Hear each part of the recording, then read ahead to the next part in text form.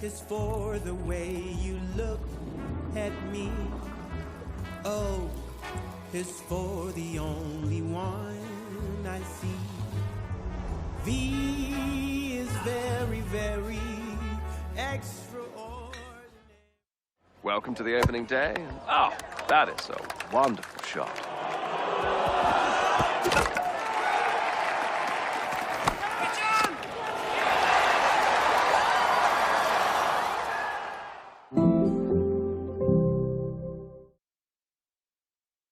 This is a call for hungry dreamers and hard-working self-believers. Success is down to more than just luck and talent. It's striving to be the best, breaking the boundaries and never giving up. Are you ready to become your best self? Are you ready to unlock your greatness? So what are you waiting for? This is Education Evolved. This is UA 92. When I was a kid, there was no professional women's cricket. I didn't even think that women could be professional sports people.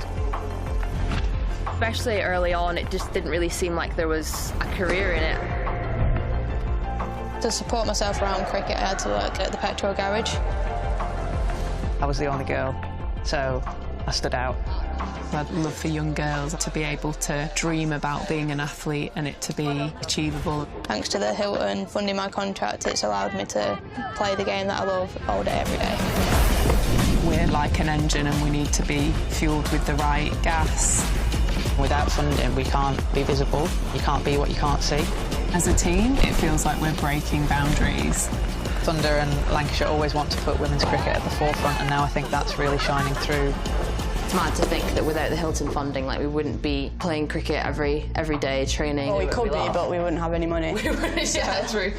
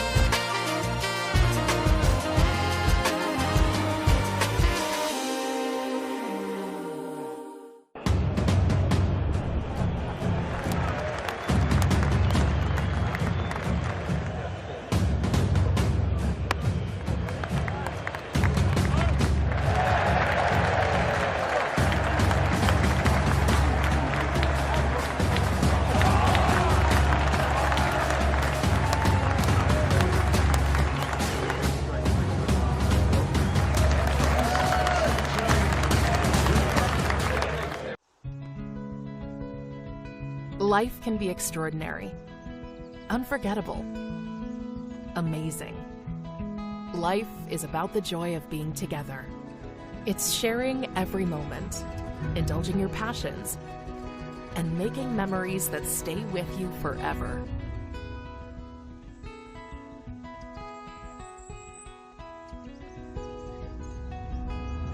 Life is live. The thrill of the game. The buzz of a network, the enrichment and fascination of a cultural soiree. And we feel every sensation because we're right there with you, always on, always fully engaged to help provide that extra spark, heighten emotions, and make every occasion simply unforgettable. Because the best live events don't just happen to us, they become a part of us, forever associating your brand with life itself. Live can be extraordinary, and we're ready to help you make the most of every inspired, delicious moment. Welcome to Sodexo Live.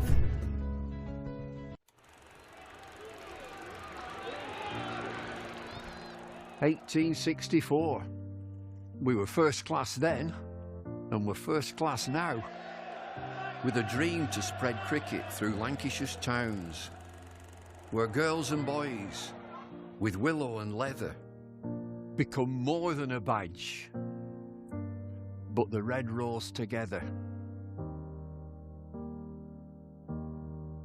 A club where more than legends are made, but friendships obsessions, moments replayed on our screens, in our minds, in our hearts forever. Because it's who we are, our DNA, the Red Rose together. Statham, Briggs, Jimmy, Freddie and Joss, Chappie, Sir Clive Lloyd, Carol Hodges, Kate Cross. What a roll call. It's a hard one to measure, with future names still to be written on the Red Rose together. We're all about people. It's what the Red Rose really means.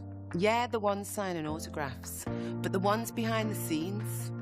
Our community, grassroots, the ones that feel tethered. Whether you're from here or belong here, we're the Red Rose together. And what about this place? Talk about world-class venues, internationals, gigs, events. You can choose from a menu of triumph, of disaster, of pain, or pleasure. We've seen it all at Emirates Old Trafford, with the Red Rose together. Red ball, white ball, lightning and thunder. Have you ever sat back? Have you ever just wondered how far we've come? The storms we've weathered, or how far we'll go as the Red Rose together.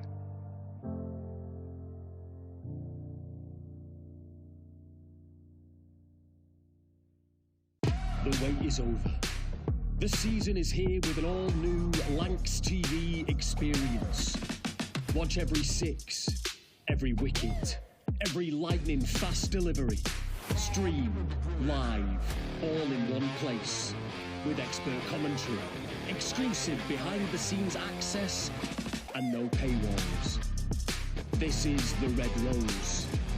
This is Lancs TV. This is cricket.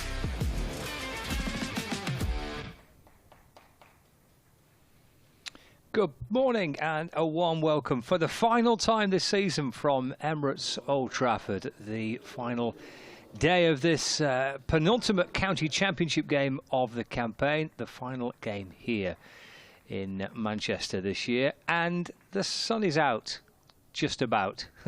We'll take what we've got, which is certainly dry. And there's a bit of blue sky and there's a little bit of sunshine knocking around. We had a brief shower maybe half an hour ago. I mean, it wasn't particularly heavy, but it was enough for the ground staff to get the covers back on. But even with that, they've got rid of the covers pretty quickly, and everything's nice and dry. And yeah, we're all good to start pretty much on time. We're basically like a minute or two late, but nothing more than that. And we've got 96 overs to be bowled today. So a full day's cricket, all being well, if we manage to avoid any showers. Lancashire resuming their first innings on 105 without loss. Salute Wells on 60 and Keaton Jennings on 36. The two not-out batsmen. We'll hear from Callum Flynn in about half an hour's time. Scott Reed and Kevin Hand to kick-start this final day here. What's happening out there? I know, it's quite nice, isn't it? Yeah, they're playing cricket. I know. That's taken you by surprise a bit, hasn't it? Are we going to get a full day today? I think so. 96 overs. Who'd have thought it? There's a possibility that, as ever, in keeping with the trends of the week, there's a possibility of a shower, but it looks all right. Looks lovely out there, doesn't it? It does at the minute, yeah. I honestly didn't give it much of a chance to be underway on time this morning. Is that's the reason behind your Hey, you saw me working over there at 8 o'clock this morning, actually, so don't start that. Yeah, wandering out on the outfield. I'd have ejected you from the ground. Here we go, then Toby Rowland-Jones to get us going from the Brian Statham end around the wicket, bowling to Jennings.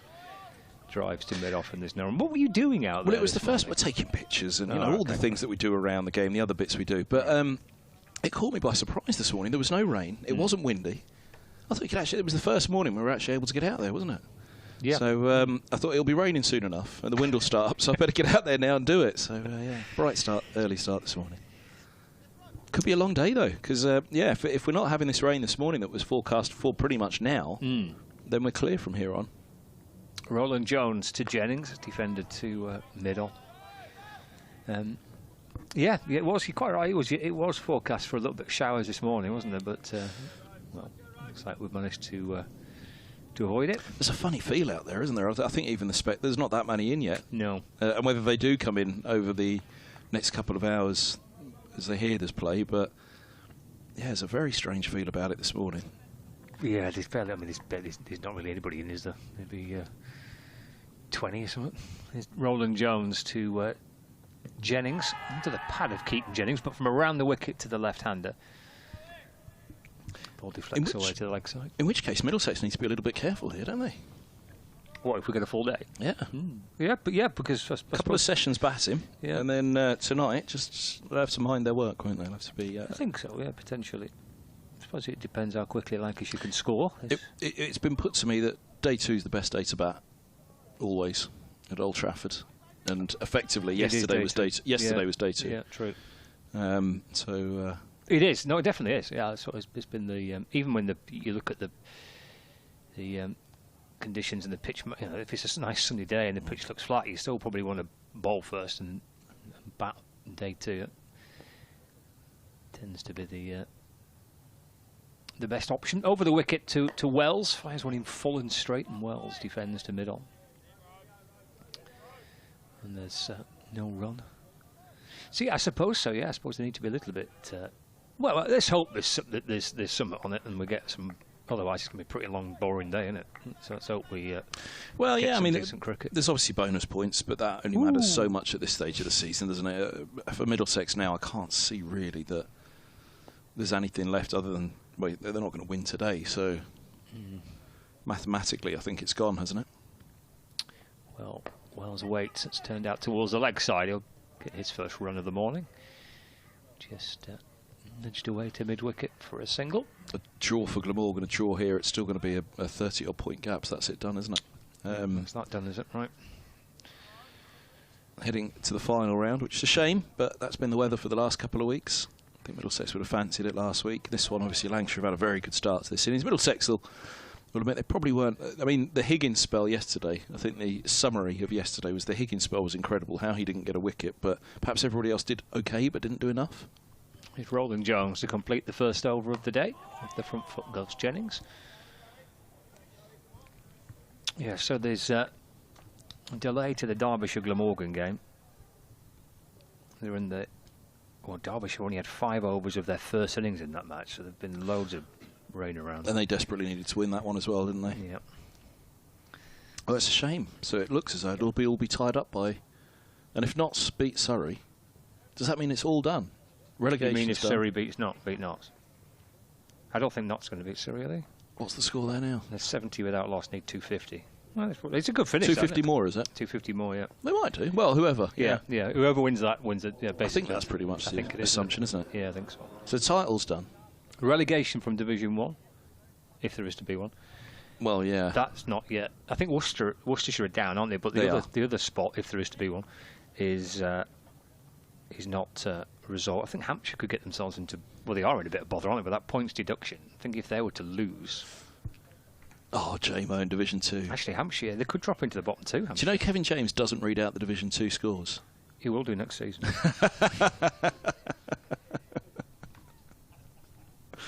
Former Middlesexans, Hampshire all-rounder, of course. Here's Higgins, right arm around the wicket to get us going. From the far end today, bowls full wide outside the off stump, and Jennings slaps him to the sweeper at cover. Just a single take, and then Jennings is on to 38, 77 bowls, 77 faced for him. Yeah, Hampshire 109 without loss. Sorry, Kev. Hampshire 35 for 1 in their second innings. They need a further 200. And actually, they trail still, don't they? Goodness, Somerset declared, so Hampshire is still 247 runs behind, with 9 wickets remaining. So they're in a bit of trouble there, aren't they? And if Durham and Worcestershire ends in a draw, which is likely. Higgins bowls full outside the off stump. Through it goes to the keeper. Then, yeah, Hampshire could be in the bottom 2. They're not that far clear, are they? With that point, I wonder which way they'll vote then. They're 8 points above Durham, so yeah, that would keep them. Oh, so it's a trip to Southampton or a trip to Durham next year. How do you feel about that? I mean, clearly, from from Lords to Southampton or Lords to Durham. I know which way I'm hoping that one goes. Hampshire have got Surrey next week, haven't they? So they're down. Although Surrey, they might be. Yeah, could be on the beach, couldn't they? Yeah. Durham Is it in Southampton? It is. It's not much of a beach, but here's Higgins in bowls, and that's driven away out to the deep cover boundary, and they'll take a single on 110 for no wicket. And Durham are at the Yorkies next week. You skipped that question. Well, sorry, what was Durham or Hampshire next year for you? Which do you prefer? Oh, I'm happy with either. Yeah, not too. How long does it take to get to Durham from here for you? Oh, a couple of hours. 2.5 on the train, roughly. Yeah, I'd probably drive it, but probably 2 hours. 2 hour drive. How long does it take to drive to Southampton? I never drive to Southampton. Jump on the train. Changed in London? No, direct. Is it? Yeah. I was about to say, you never call. Stop off overnight in London on the way. Can't afford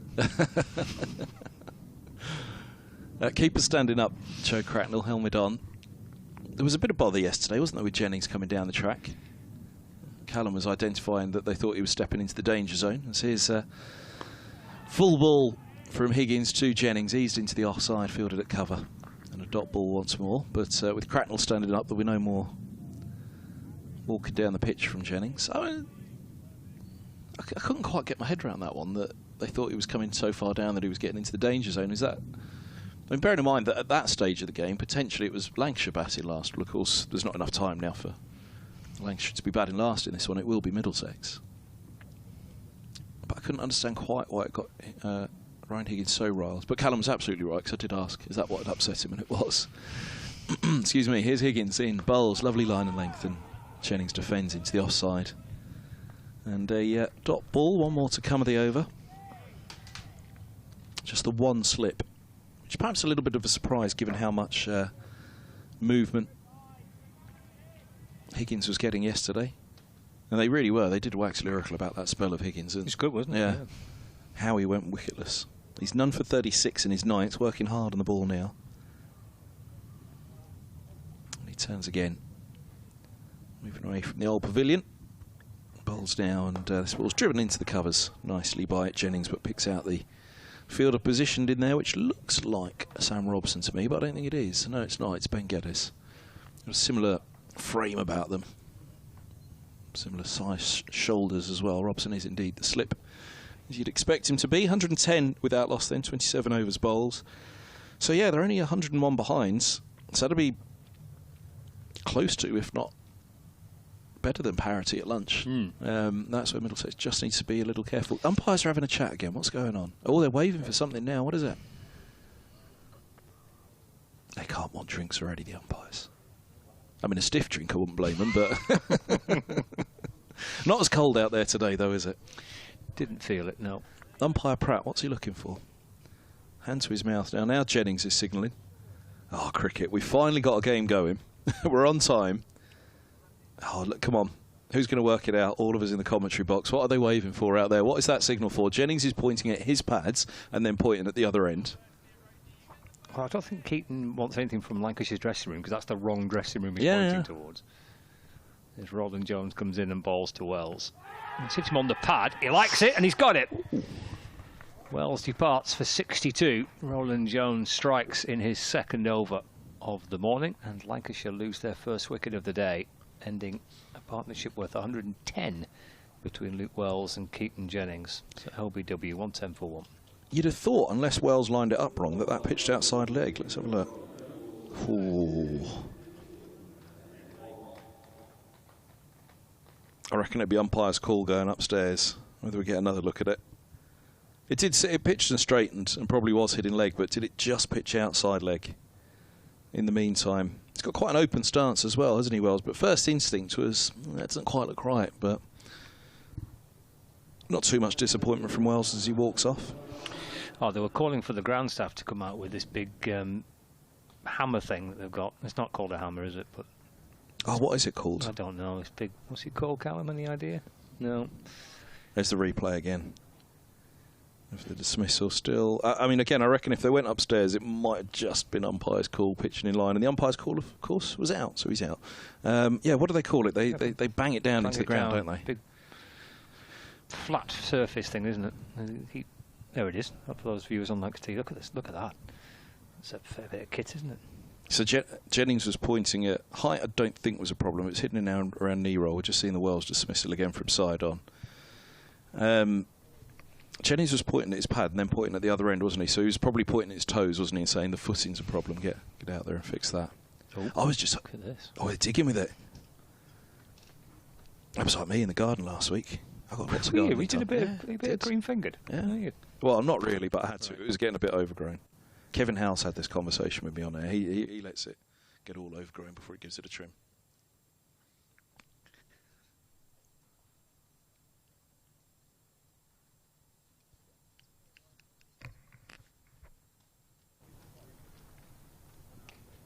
$110 for one.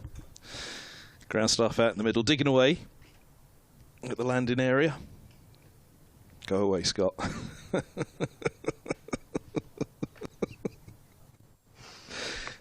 Stop it. No, he was all Alan Titchmarsh. He was very serious point. You have to, for the birds and the bees now. Yeah. Again, I don't feel like I'm starting this sentence very well, No, but you have to. think you probably are. You have to let the garden overgrow now, don't you? So that they've got places to do their thing. The birds and the bees. 110 for one. Is he down at the Oval today? Is he, Kevin House? He must be. Well, of course, it could be the title. Well, it is. It's the big game, isn't it? Yeah. Will it be mathematically secured today? Well, going into it, there's 1 point difference between the two. So, I don't know. I think basically it would be, wouldn't it? Could it be like the other team? Well, one would need a maximum point win and the other take no points, wouldn't they? Points, so no, it wouldn't be mathematically sealed, would it? But pretty much. Yeah. Pretty much done. Yeah. Because you'd have to go 20. The one who was one ahead would have to go 25 clear, wouldn't they? But that would mean the other one getting no points. They're still digging up the pitch out there, and so there's going to be a bit of cement going in. This is so cricket, isn't it? We've waited all these days for it to stop, the wind and the rain, and now the pitch isn't. When we're going to get that big hammer thing out and start walloping it? Well, they're going to have to put the cement in first, aren't they? So. Oh, goodness, right. Well, that needs to dry a bit, doesn't it? Yeah. It'll be interesting to see the mixture that comes out of that bucket that they brought out there. So they've taken away the top. So the top's obviously loose, so they've got the top off. But it does mean there's going to be a bit of a divot as you land there, isn't it? Here we go. In fact, they're not going to put anything into it. They've just dug the divot and... Giving it, get that big You're thing. on with it. Here we go. This is where it all happens. Oh, no. Oh, I thought it was. Start sweeping up. It's a right mess, isn't it? The work's never done, is it? They're always on duty. Oh, no, they're not going to have to dig so there's the landing foot, and then there's also... Well, the foot you bowl off. It's a good brush, that, isn't it? It's quite a good brush. I could do that in the back garden. Have you been out gardening this summer? No, just get rid of some of the leaf. Oh, they don't use the big... They didn't need it in the end. Thing. Well, I guess that was for if there was a chance of repairing it, but there wasn't really a chance of repairing it, so they just dug it up. Just dug it up. Fair old divot. There's the fans. We've got a shot as well now. The fans, and they're slowly moving in, but there's an eerie, quiet feel about it today, which I don't like. It's a shame. It's end of season. You want a bit of a buzz, don't you? But the weather, of course, has put everybody off. Oh, it was put right on the flag on the hotel balcony. It was a Middlesex flag. Oh, is it? It was, yeah. It just looks like an Essex flag. It just looks like they are very similar, but one has a crown and the other one doesn't. Right, okay. And one is swords and the other one is sea axes. So. Right. Yeah, it looks very, very similar, but there are a couple of small differences. This was information you found out last night, was it? It was, yeah. Very good, productive night for you, wasn't it? Yeah. And you were working as well, weren't you? I was a busy man. You were. Busy man. Did the interview with Dane in the hotel last night because it was too wet and windy out here, so we had to go inside and do it. Did you? Yeah. What, by the bar? Was he supping on a pint of Guinness? 110 for one. Here comes Roland Jones to Josh Bohannan. 2 slips and a gully. Roland Jones in. Balls and left. And through to the keeper. No run. I can neither confirm nor deny. But if you watch the video, you'll find out. Well, you won't find out on the Guinness, but... 110 for one. Well, that was quite nice. We actually thought it was the first chance I got to really have a chat with Dane, actually, because we did it inside in the hotel because of the conditions yesterday. So afterwards we did stop and have a good chat for a wee while. And yeah, first time I'd really got to know him. He's a lovely man. I mean, unbelievably popular here, isn't he? Oh, yes, absolutely is. Roland Jones to Bohannan. Playing forward, the ball slides past the edge of the bat. Yeah, very popular with the fans. I mean, it seems like he gave his heart and soul to every part of it. I'd imagine all elements of the county. He did. That would be the perfect definition of how he captained the club. Yeah. And I did say to him, actually, which was a little bit cheeky because there are other ears around, i.e. his colleagues, I said, you know, the lads there really gave you credit as being the man who was the driving force to get Lancashire constantly challenging. What was the secret? What was the, you know, if there was one thing that you did? With Roland Jones in to Bohannan, defends to mid-on, no run. It was pretty much, he said it was simple, just a focus and a determination, you know, focus and, you know, do right what you're supposed to be doing, get right the things that you're supposed to be doing, whatever it is. But yeah, he didn't elaborate too much on it. I might get him another time, and when he's had a second pint again. Yeah. We'll chat a bit more after 2. Yeah. 1-10 for 1. Roland Jones back in to Bohannan. Yeah, he was fantastic here for a long time. Dane Villas. It was good to see, actually. There was both head coach, interim head coach, was Stephen Croft and Dane Villas were out chatting in the middle again before play today. I mean, those two. Thick as thieves? Yeah, pretty much, yeah. They were kind of the beating heart of Lancashire's middle order for so many seasons, pushing them towards those title challenges. Relegating Middlesex. And in Dane's case, relegating Middlesex. Roland Jones to Bohannan, playing and missing. And again through to Cracknell, cracking over that from Toby Roland Jones. Started with a wicket, and we had to wait for a bit while the ground staff did some repairs. And then he sent down 5 very good deliveries. That's a lovely ball to Josh Bohannan to end the over. 1-10 for 1. Bohannan on 0, Jennings on 38.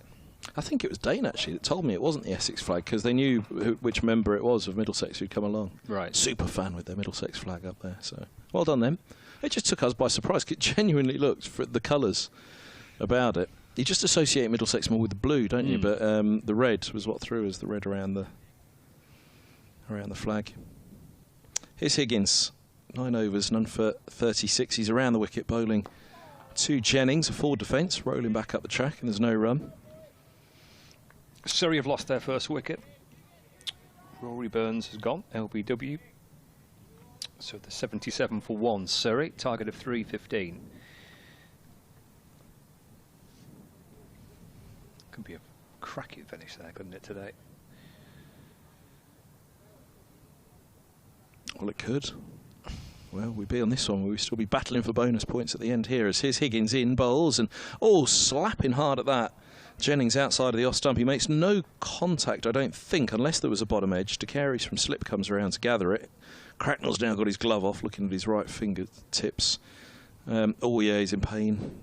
I don't know whether it beat the bottom, whether it took the bottom edge at the back, that one. It felt like it kept low, but maybe it was just the bottom edge into the ground. And did it bounce up on poor old Cracknell standing up? Yeah, he's wincing in pain, but he's going to get on with it for now. Higgins in bowls, and this one's driven up to mid-on by Jennings. 110 for 1. Midway through the 29th over here. So you'd imagine this ball would still have a little bit in it. They talk about the lacquer coming off and it starts to swing, but then the 30th over, around that time, one side really starts to get rough, doesn't it? So that's, if it hasn't been swinging, this is the point when it really can start to go as well. But it was doing a bit last night for Higgins. He's having a good look at it now, working hard on it. And away he goes. Mound of sawdust behind him. He bowls and full straight and turn to mid-wicket this one. Just watchfully so by Jennings, having lost his partner just a moment ago, Wells. Henry Brooks in there fielding it. Mustachioed Henry Brooks. A little early for Movember. But he's got a moustache on at the moment. It's a proper 1920s moustache as well. He might think it's Magnum PA, but it's proper 1920s.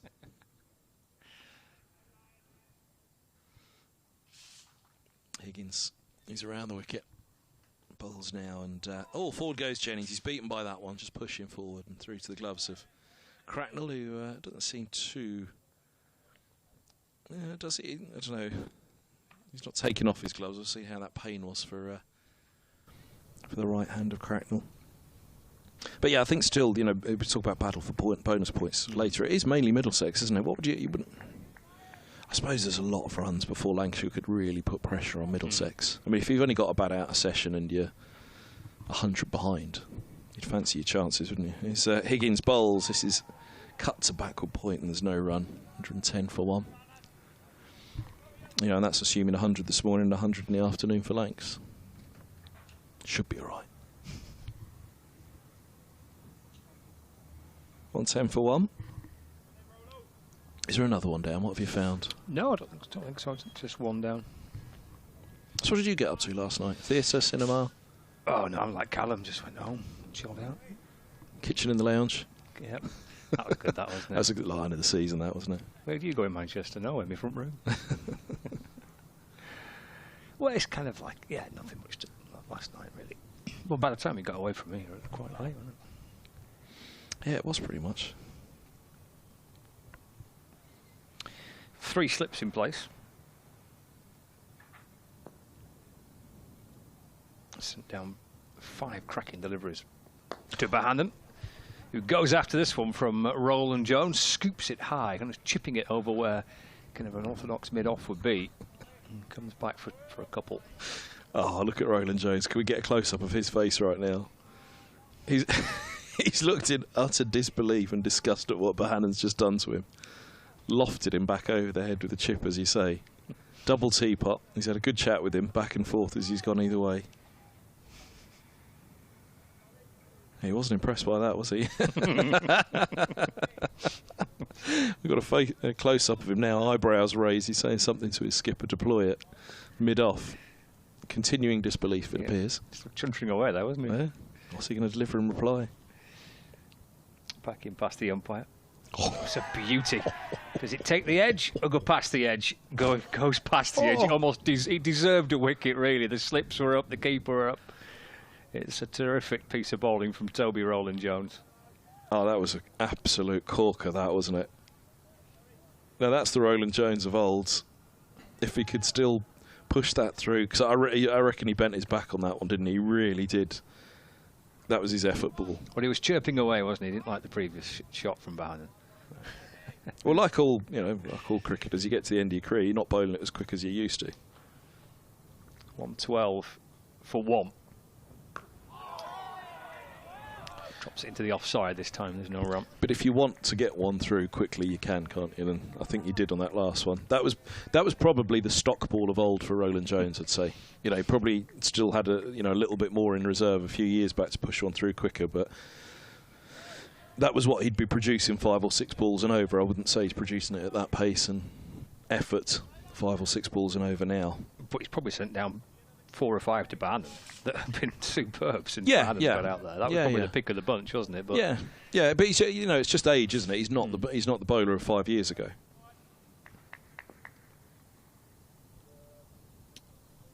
Three slips waiting. Tucked away for no run. And I should say, when I say he's not the bowler of 5 years ago, of course, the bowler of 5 years ago would have been in the England side, but for he's still a fantastic bowler, but the bowler of 5 years ago would have got in the England side. This Toby Rowland-Jones isn't getting in the England side. He's still a brilliant, brilliant bowler because he's the one that's shouldering the workload, the wickets column each season. He's a leading wicket taker, so without him the last couple of years would have been pretty tough, bearing in mind that they lost Mercer as well to retirement, so boy, they've needed him. He's flashed that one out towards the leg side this time as Bohannan. And again, Toby Rowland-Jones, double teapot, glaring back down towards Bohannan. There we go. We've got the close-up. Yep. Chat, chat, chat. We won't even try to lip read, because even if we could, we wouldn't be able to repeat it. We were all looking for the close-up straight away. Never mind where the ball ended up. Let's just see where Rowland-Jones ends up at the end of his follow-through. And fair play to Bohannan. Bohannan pretty much played the shot. His momentum taking him forward, and he stepped that couple of steps forward out of the crease, and which meant he was meeting Rowland-Jones at the end of his follow-through. You know, without deliberately stepping towards him. Let's put it this way, he wasn't making sure that his momentum wasn't taking him that way. Final ball of the over. Guided away to backward point But a bit of extra bounce from Roland Jones, who started beautifully this morning from this Brighton Statham end. He's right on the money. 116 for 1, Lancashire, with Bohannan on 6 and Jennings on 38. I'm trying to think where we were, because it was an out-ground game, because you were down at ground level and you could hear what they were saying. Cracknell, meantime, is taking on a painkiller here. The keeper, that's after wearing that one on his right hand, the right fingertips, I think it was, a couple of overs back when Jennings was driving. The physio out there now, Pete Waxman. He's having a look at it as well. Yeah, we were down at ground level, so it was an out-ground game somewhere, and Middlesex really needed something from somewhere. And I just remember the cry in the field from somebody as Roland Jones was about to turn a bowl. One of his colleagues says, "Find something to get angry about, Toby. Come on, Toby, find something to get angry about." And you've just seen it in that over with Bohannan. There was an extra little gear that shifted up there, wasn't there? After being hit back over his head. Swish into the onside as well. I mean, if you still, as I say, he's not the bowler of 5 years ago, but if you still wanted somebody to be bowling for your life, Roland Jones is up there. He's one of those bowlers, isn't he? This man's not far off, Higgins. Mr. Reliable. Done for 36 from 10. How he hasn't got a wicket. Bewildered his teammates yesterday as forward goes Jennings, pushing to cover. Dot ball it is. Feels like we're into the day now after that Bohannan shot. It was a quiet start, wasn't it? Wasn't it? Yeah. We need somebody in the crowd to get something to get angry about, don't we? We had a few yesterday, didn't we, that were... Do we need the ground staff to go and just stand around the covers to make the shouter think they might be coming on? Get on with it. Higgins. Round the wicket he bowls, and forward goes Jennings over the top of this one. It's pushed away just in front of point. Singles taken, 117 for 1. Have you clipped up that little bit and sent it to Hals yet from a couple of overs back? No, I'll find it. Have you got Lancs TV on the job for you? I'll find it in a minute. Yeah, I've got to go and do an update at 11 o'clock, so I'll find it. Bizarrely, when we had that conversation, we got through it quite sensibly and serenely, Hals and I, a few weeks ago. And you know me, I will try and wind hands up at every single opportunity.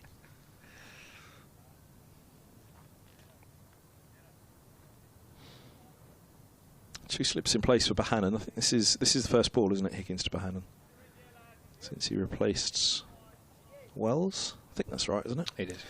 Two slips, backward point cover and a mid-off, mid-on, mid-wicket. There's a deep square and a long leg as well. If Higgins were to drop on him, but also a little bit of protection because he'll be bowling a straight line. He'll be fully targeting that off stump as he's in now. Bowls and right up there, and it's clipped away beautifully by Bohannan. And it's 4 runs. The deep square won't get around. A fair bit of positivity from the Lancashire number 3. Scott Reed's off. Updates to do. Callum will come and join us for a bit. And then Scott might kindly replace me after his update. What's that? 2 minutes, Scott? 2 slips. Crouching down. Higgins is ready to go again. Midway through his run-up, he bowls now, and this ball's just full of a length and easing forwards that one, Bohannan. He opens the face and gently defends into the offside towards cover. Did you find it a little bit eerie and quiet this morning? But it feels as though we're into the game now. That wicket and the tussle between Roland Jones and Bohannan feels like it's got me going anyway. Yeah, it's certainly changed a little bit with floodlights on as well. Seems like it's now all of a sudden a nice little time to bowl. Well, yes, there is that as well, isn't there? Here's Higgins in bowls, and this ball's eased to backward point by Jennings. No run. Bonus points for what they're worth at play. Doesn't feel like they're worth much at the moment, unless I'm missing something. No. Don't think they'll be too fussed, do they? If they miss out on 1 or 2 here and there. Well, but the difference between finishing 3rd and 4th for Middlesex in Division 2, I can't imagine there's a huge financial reward for that, but equally seedings for next year. Higgins in again, bowls, and up on his toes. Bohannan defends. Fielded at mid-wicket by Brooks, and a dot ball. It is to finish the over. Scoreboard's frozen on us for a moment in the commentary box, but on the big screen out there, 1-2-1 for 1, Bohannan 10. Jennings has 39. Yeah, I can't think. I mean, we don't know what next season's going to look like next, do we? But even if it were to be this proposed 2 Division 1s and 1 Division 2, I don't see how finishing 3rd or 4th changes much in the split of it in terms of the seedings. Yeah. But if you're to play 3 sides 3 times next year, 2 of those games will be at home or 2 of them will be away. Roland Jones to continue round the wicket to Jennings, who advances and pushes it nicely to mid-off, but there's no run. Then theoretically, I suppose, the side that finishes 3rd this season in Division 2, does that mean they'd be the top seed for a proposed 6-team Division 2 next year? Yeah. So then they'd get 2 home games and maybe they'd be seeded against 2 of the teams that finished bottom this year. Don't know. There's something going on. I got a whisper of it that Middlesex are interested in bonus points today for placings. Slipping a gully away for Jones. In on a length, and Jennings push it into the offside. Gets a single. Beats the cover fielder who comes round, tries to cut that single off. This is the battle we want to see. Roland Jones and Josh Bohannan. A little bit of spice in this. This is what we came for. Yeah, a little bit of spice in this day 4 here at Emirates Old Trafford. Josh Bohannan likes to feel bat and ball. He'll certainly play his shots. 3 slips away. Just a long leg on the boundary. Roland Jones in. And it's aerial. Oh, it's gone over the head of mid-on. He's going to pick up a couple. They'll think about a 3rd. No, it doesn't get back. Loose shot from Josh Bohannan. Well, it's toe-to-toe stuff, isn't it, between these 2 now? I like it. I mean, the chipped out over the bowler's head, that was why Roland Jones was...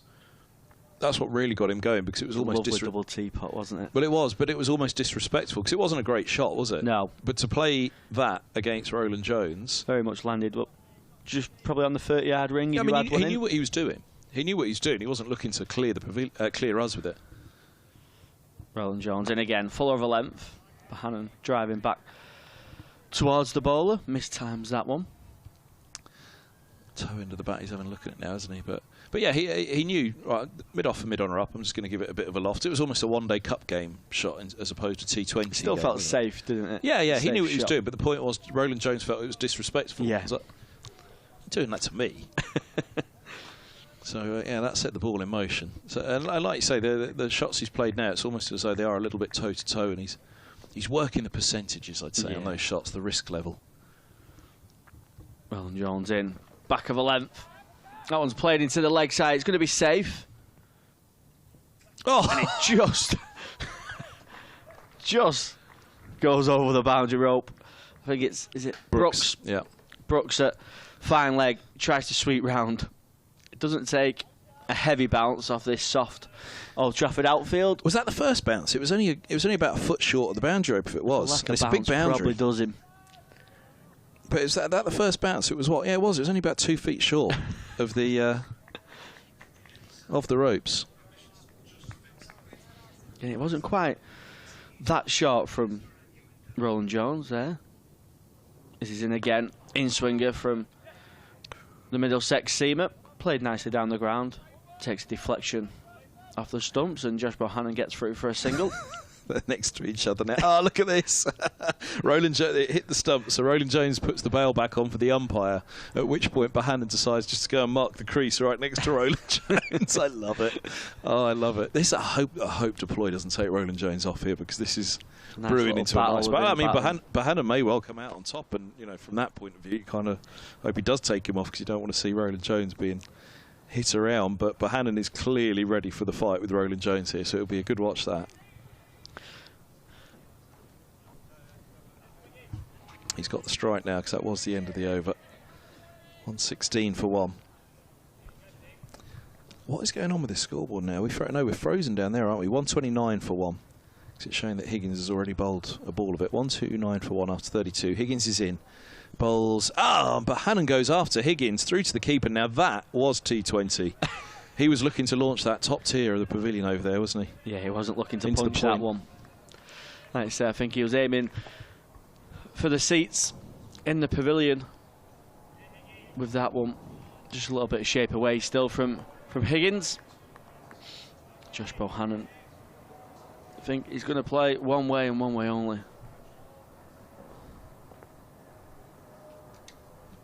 Higgins is in, bowls, and forward goes Bohannan. Defends this one into the offside. No run again.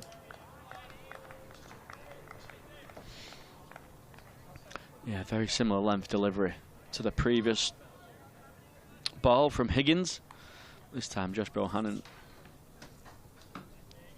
not going for that wild drive. Instead, just sits behind the bat defensively.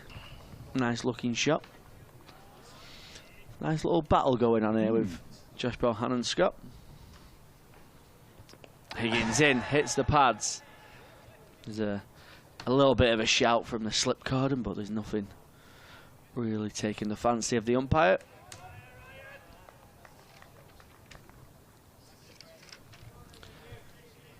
You know what Josh Bohannan likes to feel bat on ball. It's been a bit of an up and down season for the Lancashire number 3. He's got some big scores, but there are a lot of, as he would probably suggest himself, failures in between from his own standards. Higgins in, and that's played nicely off the face. Just Bohannan opening it up, but doesn't beat the point fielder. Yeah, a couple of centuries, isn't it? Top score 155. Averaging just under 40.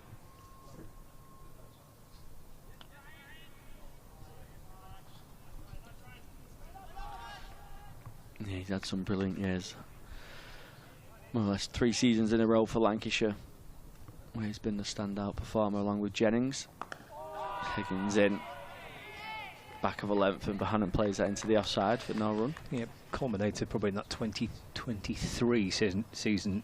I think that's when he finished with 1,000 runs that year. It was his first season having breached 1,000 runs in the campaign, and that was probably a season that capped off this kind of upward trajectory for Bohannan since he came into the side. A little bit down last year, but he wasn't on his own with that for Lancashire. 2 slips, and that's a nice looking shot from Josh Bohannan, and he beats the mid-on fielder who takes a dive and it hits the boundary rope. That's a nice shot from Josh Bohannan, picks up 4 runs. You like this way of playing from Barton? Yeah, I do. I think it favours Josh Bohannan. He's a bat and ball type of cricketer, isn't he? He likes to be busy. You know, there's been the odd reckless shot, but you know, it's day 4 and they're trying to. You know, we don't know what the discussions are in the change room. I'm sure Lancashire will be trying their best for some kind of possible, even though it looks possibility is very low. They're still at least trying to, you know, show intent and trying to force something and make a little bit of a game out of it in this day 4. Yeah, I like it too. Yeah, because you say you don't quite know what we might be up to a little bit later on if Lancashire can get themselves in front reasonably quickly. As Rutland Jones sets off again, balls to Jennings, who drives to mid-off. And there's a chance a little bit later in the day, trying to put Middlesex under a bit of pressure. There'll be a bowler light, of course. I don't think we're going to be seeing Jimmy Anderson. I mean, I don't know what the result of the scan was, but the fact he went for a scan in itself would suggest that certainly something. Yeah, you'd think, wouldn't there? Fingers crossed for Jimmy. It's been excellent seeing him in the whites for Lancashire again this year, and the Reds enjoying his T20 campaign. Rothesay Jones to Jennings, chipped up to mid-on, bouncing just in front of Sebastian Morgan at mid-on. It was a bit of an awkward catch in the end. I think one of those where it could have bounced in front and almost hit him in the mush. Oh, that could have been pretty horrible, that, couldn't it? He'd be lucky to have got away without too much damage done there. But, young Morgan. Loves to just be in the mind of Toby Roland Jones right now, and just he looks a very frustrated character. Another one off his bowling that's just falling short of the fielder. Another miscue off the bat.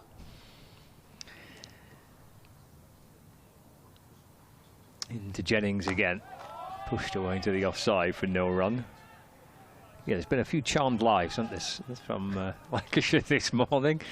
Certainly of Roland Jones' bowling, but it's added to the enjoyment of a decent little passage of play, this. 133 for 1. Jennings on 40. That dismissal of Luke Wells means his search to get to 1,000 runs this season will go to next week. Not far away from that target.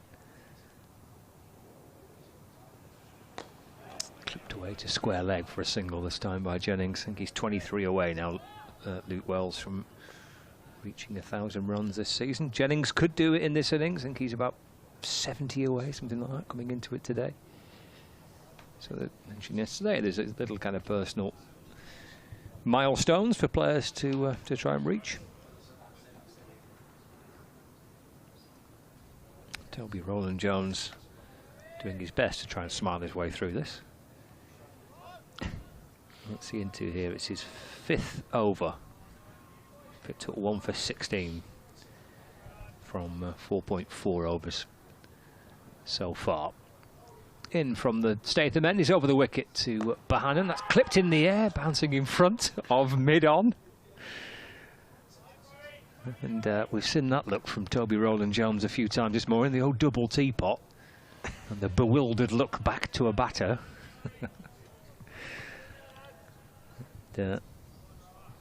Josh Bohannan enjoying his little tussle at the minute. 134 for 1. Like I say, Lancashire could have 3 batters who actually go on to get 1,000 runs within this county championship season, which is, you know, crazy to think of in terms of the league standings, and then putting that in comparison with having three of the top 4 going on getting 1,000 runs. Roland Jones to Bohannan, that nips back in, deflects out into the offside. End of the over, just a single coming off it. 134 for 1. I mean, that will not have happened too many times for Lancashire. I'm thinking, we were chatting before with Kevin about that. Well, the nearest they've come to winning the title was the season where they finished second in 2022. I'm not so sure they've had 3 players scoring 1,000 runs that season. So Yeah, was that the year they finished second in more or less everything? In all 3, yeah. So it would be quirky, wouldn't it, to have 3, as you say, of your top 4 or 5 batters getting 1,000 runs, and the team potentially finishing 3rd bottom in Division 2. Yeah, it's more the sort of wickets that Lancashire have struggled this year in terms of forcing results away, not just at home as well. Higgins to continue round the wicket to Jennings, who beats the outside edge straight away with a nice delivery that just straightens off this Emirates Old Trafford surface. Still got a nice covering of grass. I suppose a good performance again here today, seeing no matter what happens, if it turns out to be a draw, or if Lancashire can get in front and put Middlesex under a bit of pressure, whatever it might be, you're just ending with a sense of kind of positivity. Oh, Jennings tries to play a scoop. He steps away to the offside, tries to scoop it towards the direction of fine leg. He kind of got the delivery for it. It was a back of a length from Higgins. Maybe he's just gone a little bit too early. Higgins has gone into the pitch, but I think it's probably took everyone by surprise on the ground as that one. But it will continue what has been an uptick in performances in red ball cricket for Lancashire. Higgins round the wicket. Jennings, more traditional, solid in defence, into the offside for no run. What is the comparison, Scott? Have you got the table up there with batting and bowling bonus points for Lancashire? Is there a big difference? Oh, so bowling's actually batting points is 20, and bowling bonus points 31. I'll come back to that. Higgins in. Jennings tucks that off his hip, gets a single into the leg side. So to compare that to others in Division 2, there's only a couple of teams that have got more bowling bonus points than Lancashire, but not by many, by one. Gloucestershire 32, Middlesex 32, Leicestershire 32. Batting bonus points, Lancashire have got 20. And you compare that to the top two, that's Glamorgan with 10 points more, they've got 30, and Gloucestershire almost 20 batting points more than Lancashire at the top. Higgins to Bohannan, pushing forward. It's no run again. Yeah, it's interesting reading, isn't it? Because like you say, it's probably, you feel, if you're just looking at it from generic point of view, maybe Lancashire have struggled in the bowling department this year, but then, you know, the bowling points are saying that it's in favour of Lancashire in terms of the batting. Yeah, it feels this season as it was last season. Was the issue was his first innings runs. Yeah. Higgins in, Bohannan plays that nicely off his legs. He's pick up a couple as he beats the wide mid-on fielder. Oh, he gets a couple more as well. The Middlesex fielder, I don't know if it's Sam Robson, maybe out there, takes a dive. He dives a little bit too early, and the ball carries on past him, and it goes for 4. Nice shot though from Josh Bohannan. Any Lancs TV viewers will just be chuckling at that. The Cricket AM was still around. I think that'll be shown as a highlight reel on the weekend.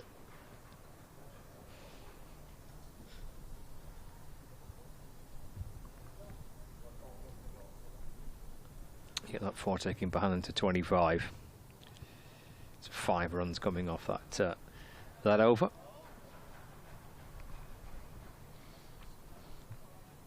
On 39 for 1. He's going to go again, Toby Rowland-Jones. And bowling to Keaton Jennings, that's left.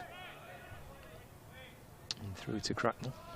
This is 5th over this morning? It is, yeah. Yeah. Yeah, 5 overs, 1 maiden, 1 for 17 this morning for Toby Rowland-Jones. Maybe his last over in this spell.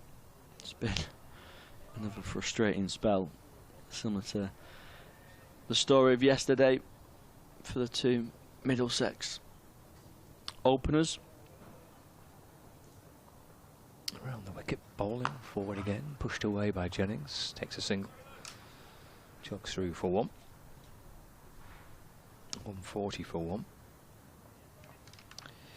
Yeah, they've since Stephen Croft was appointed as interim head coach, they've won 2, they've lost 1 against Glamorgan, 1-2, lost 1 and drawn 2, I think. Drew against Kent in his first game in charge. They come over the wicket to Bohannan. He's managed to work it out through the leg side, actually. Flashed away through mid-wicket for a couple. Takes him to 27 not out, 142 for 1. So certainly a noticeable kind of uptick for Lancashire, not just in results, but in performances, I think, across red ball cricket. Certainly felt more positive, hasn't it? A bit more energy. You know, I'm sure Stephen Croft demands very high standards in his changing rooms. And balls to Bohannan, trying to carve that ball away. Thick under edge. It'll bounce away to cover, and he looks a little bit frustrated towards the skies there, Josh Bohannan. He's not had too much width on offer from Toby Rowland-Jones, but there's a chance there.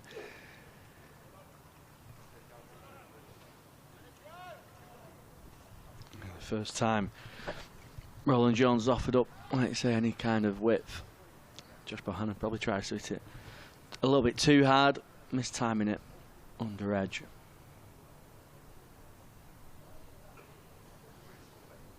And again to Bohannan, plays off the front foot and defends calmly towards mid-off where there's no run.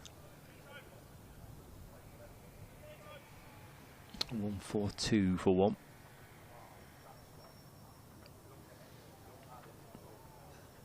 Obviously, Marcus Harris is returning, isn't he, in 2026? Yep. Did they say if he's going to continue captaincy? Is there anything?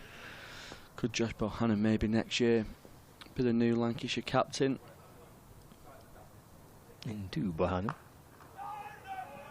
As Jennings back as it's fielded at cover point. Yeah, it's a good question, isn't it? And it's end of the over, that 3 coming off at 142 for 1. Harris will return. I don't think there was any reference to him when that was announced that he'd come back for a second season, that there's any reference to him coming back as captain for a second season. So that was left open.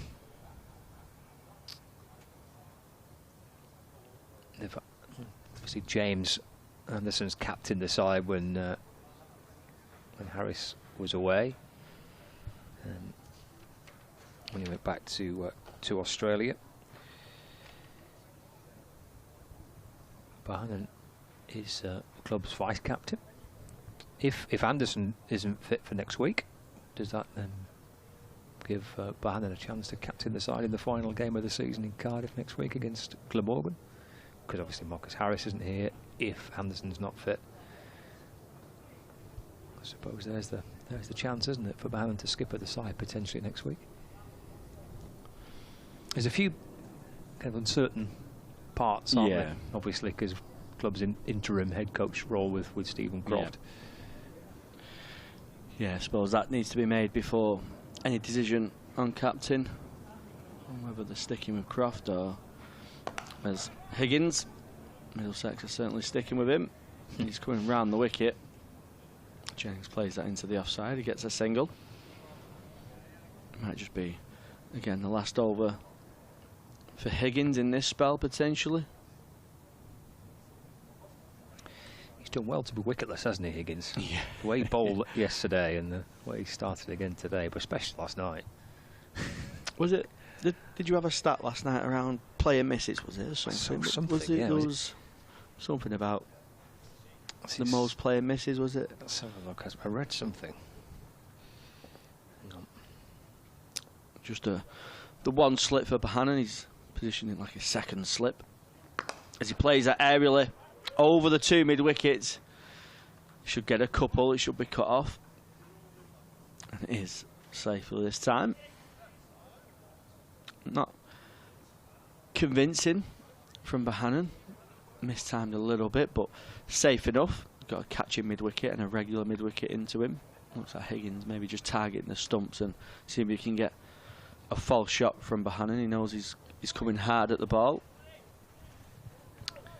16 player misses in the first 10 overs yesterday, which obviously can happen and did happen yesterday. There was some good bowling and maybe a touch of good fortune going the way of some of the opening batters. Virtually 3 overs worth in them 10. Oh, the umpire's having a look at the ball here. So it's going to pass through the gauge, is it the Carl? Yeah.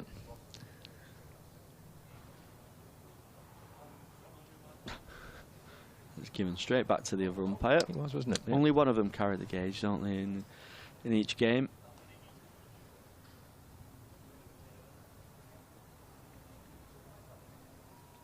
Middlesex tried that yesterday as well. The same result, no change in ball. The umpire is quite happy with the shape. Higgins just pushing that regular mid-wicket out just a little bit as in he comes on a length. Bohannan playing forward into the offside for no run. It's a constant theme through the Test series, wasn't it? Checking the ball, that it passed through the gauge. It's been a constant theme again this summer, hasn't it? Yeah, it's been a couple of years now. It feels. It's maybe since COVID they've had these conversations about the Duke's ball and the shape of them and how long they're lasting. Higgins in, just the outside edge of Josh Bohannan. It goes into the offside along the floor. There's no run. Yeah, I presume we'll get that again next year. Another, at least some rounds of Kookaburra ball cricket. We had, I think it's 4 rounds, wasn't it, this year? Will they do it with, obviously, the Ashes tour to Australia would have obviously concluded. Do you think it's kind of prep for the Ashes, or do you think it's more making them adaptable? It's Higgins in, Bohannan on the back foot, into the offside again, but no run. It's a good shout, that, but they have done it now for at least 3 seasons.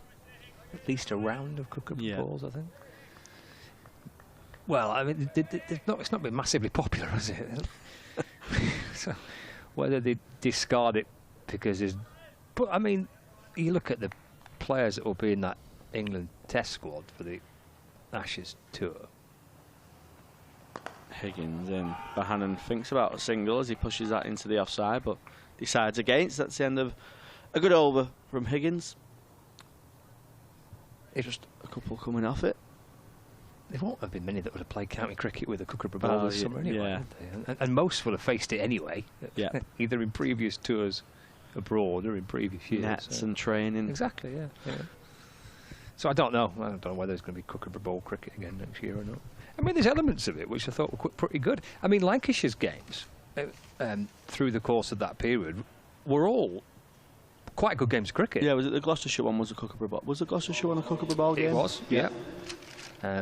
The game against Derbyshire at Queen's Park, Lancashire won that game. That was Kookaburra ball. It's not just Lancashire won, but that was Kookaburra ball cricket. The game at Blackpool, which finished in a draw, was a belting game of cricket across 4 days. That was the Kookaburra ball as well. So I think with teams and the way they set up as well, there was trying to produce more result pitches as well, wasn't there? Some pitches would be a little bit used and spin would get introduced early. So, like you say, sometimes it was good viewing as much as, you know, runs were scored, you know, freely and at a decent rate.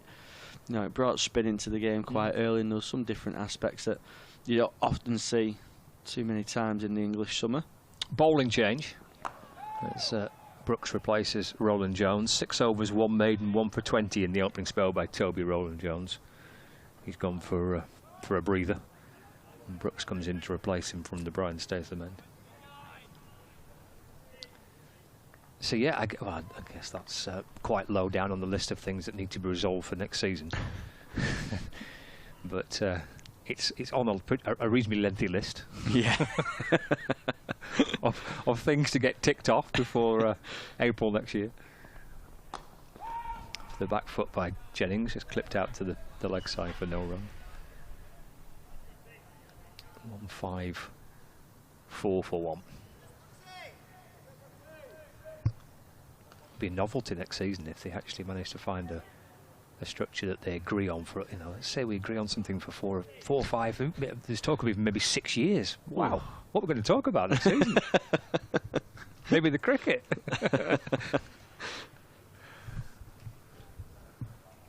Brooks to Jennings. He's run that down to third man. That'll be 4 between gully and slip down towards the boundary below the hotel. 4 to Jennings, and he's closing in on the half century. 48 not out. Yeah, very clever shot from Keaton. Jennings advances down the track. Brooks drags his length back, and it just allows Jennings to open the face of his bat. He's just got the slip fielder and the gully to beat. And it's very safely runs along the floor, goes for 4. That brings up the 150 for Lancashire. 151 for 1, so 60 behind. And Brooks to Jennings, off his hip. Just turn it out towards the leg side for a single, takes him to 49. An hour of cricket before the lunch break. 59 runs behind. Scoring at a good pace here, aren't they? Lancashire moving the game forward nicely. Might be something that could lead to an interesting evening session. Yeah, it'd be interesting to see what's been said in the discussions between the captains and the coaches, the leadership groups. Lancashire in the controlling seat at the moment. Brooks over the wicket to Bohannan. Thought about one as he just leans into it, working the ball towards mid-on.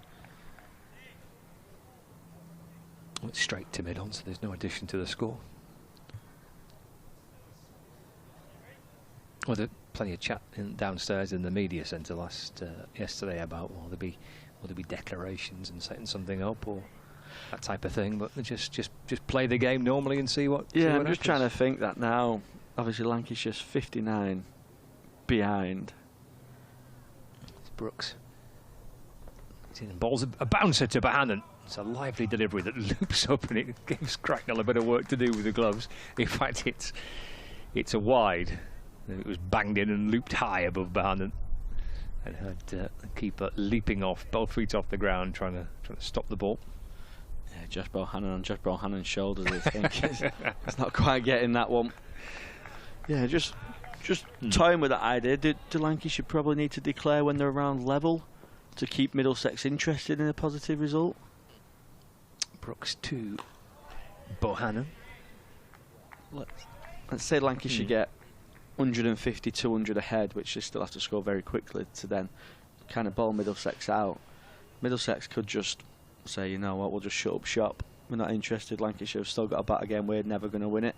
Do you have to say to Middlesex, right, we'll declare around level, and we'll play, what, a 40-over game kind of between us, and let's see how we go? Maybe something like that. See, that sounds quite good fun. As Brooks comes in to complete the over. Bohannan wallops it over mid-on this time. That'll be 4. Sat back in the crease and hammered it up and over mid-on. Takes Lancashire to 157 for 1 at the end of the over. Yeah, never mind a 40-over game. I think Bohannan's playing a 20-20 game with that one. Clears the front leg. He gets a length for it as well, nicely. Back of a length, and he just slaps that over mid-on. It's a good shot from Josh Bohannan. 33 or 41 deliveries. Yeah, well, I mean, it'd be quite. See, I think that'd be quite good fun, but it's easy to say that when you're sat up here, isn't it? And you're not out there with a victory or a defeat on the line. And I guess it would be easy to say, well, what does it really matter? Well, going back to the points we were just saying, for both sides, Middlesex don't want to be squandering what has been a good end to the season for them. Yeah.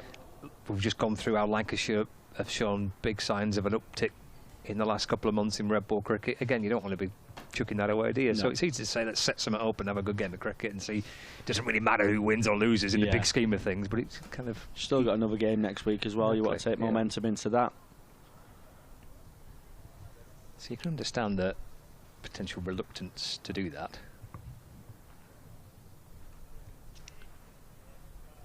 But it'd still be quite good fun. Yeah, it certainly would. Give us some entertainment, but so far Jennings and Bohannan are doing that. They are. Anyway, Keaton Jennings, 49 of 105 deliveries. Josh Bohannan, 33 of 41. We're going to see some spin for the first time today. Staff go up into the attack. And this could be quite good fun, couldn't it, too, as well? It's like a shot. Quite fancying having a go at the spinner here. Yeah, these are two good players of spin as well. Two totally different players, but both positive. As goes in, and that'll be Keaton Jennings 50. He punches that down the ground, gets an easy single to the long on fielder. He raises his bat in acknowledgement to the small crowd that we've got in here towards the pavilion and the point, towards his teammates at the dressing room as well. It's been a good knock from Lancashire's opener. It has. It's been a very, very, you know, in the when you factor in everything around the season, it's been another really good season, hasn't it, for Keaton Jennings? He's knocking on the door of 1,000 runs. He's averaging over 40 as an opening bat. Captained the team in that first half of the season. It's been for him personally, in a difficult season for the team. He's had a good year. Yeah, I think that's the key to it as well. Like you say, he had that difficulty of the captaincy at the start of the year, and then captaincy changed hands to go on and keep still performing at a good level. Goal has in. Josh Bohannan advancing down the track. It misses everything, goes through Cracknell, and it's going to be 4 byes. Oh, is it his runs, I think? Must have been a little inside edge. There's a small chance of a stumping there. It's gone through Josh Bohannan. It's also gone through the Middlesex wicketkeeper. Josh Bohannan's intent shown at the first ball.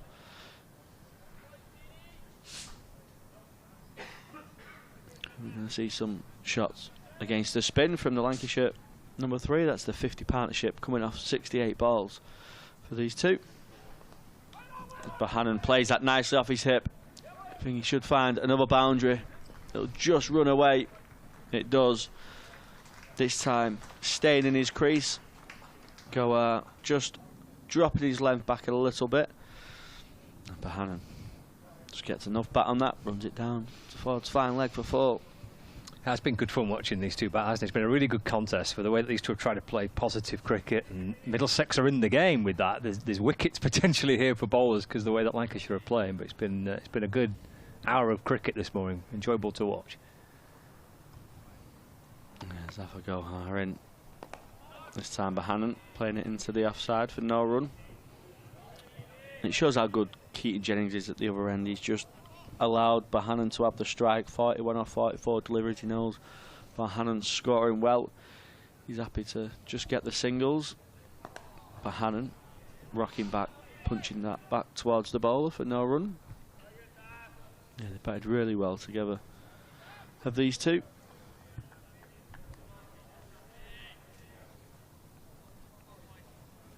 Mid on and mid off. Up. It'll certainly be tempting. Josh Bohannan. Go hard. Back of a length. Offering some width. Josh Bohannan cuts that one away into the offside. Gets a single. 10 off the first over of spin this morning.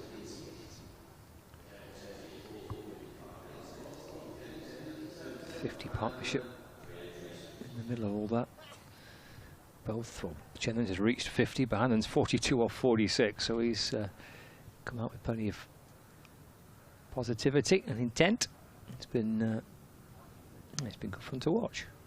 Pushed the game forward, only 44 behind, been a good hour this for Lancashire. Been a good fortune, but hey, you need a bit of that. It's been a good couple of sessions, with yesterday included, wrapping up the Middlesex innings pretty quickly, and then overnight, without losing a wicket, Wells and Jennings putting 100 partnership on. Here's Brooks to Bohannan, 2 slips in place, pulls it out towards the leg side, all the way for 6. Oh, Bohannan pushing towards 50. Couple of runs away from that, and a big shot for 6 from Bohannan. Pulled high over square leg. There's a fielder out on the rope. Never for a second looked like he was concerned by that. All the way for 6. That's a serious hit from Josh Bohannan. That boundary, we spoke about the boundary sizes yesterday. There's one that's small, and there's one that's, you know, still a decent, substantial hit that you see here at Old Trafford, you know, throughout the summer.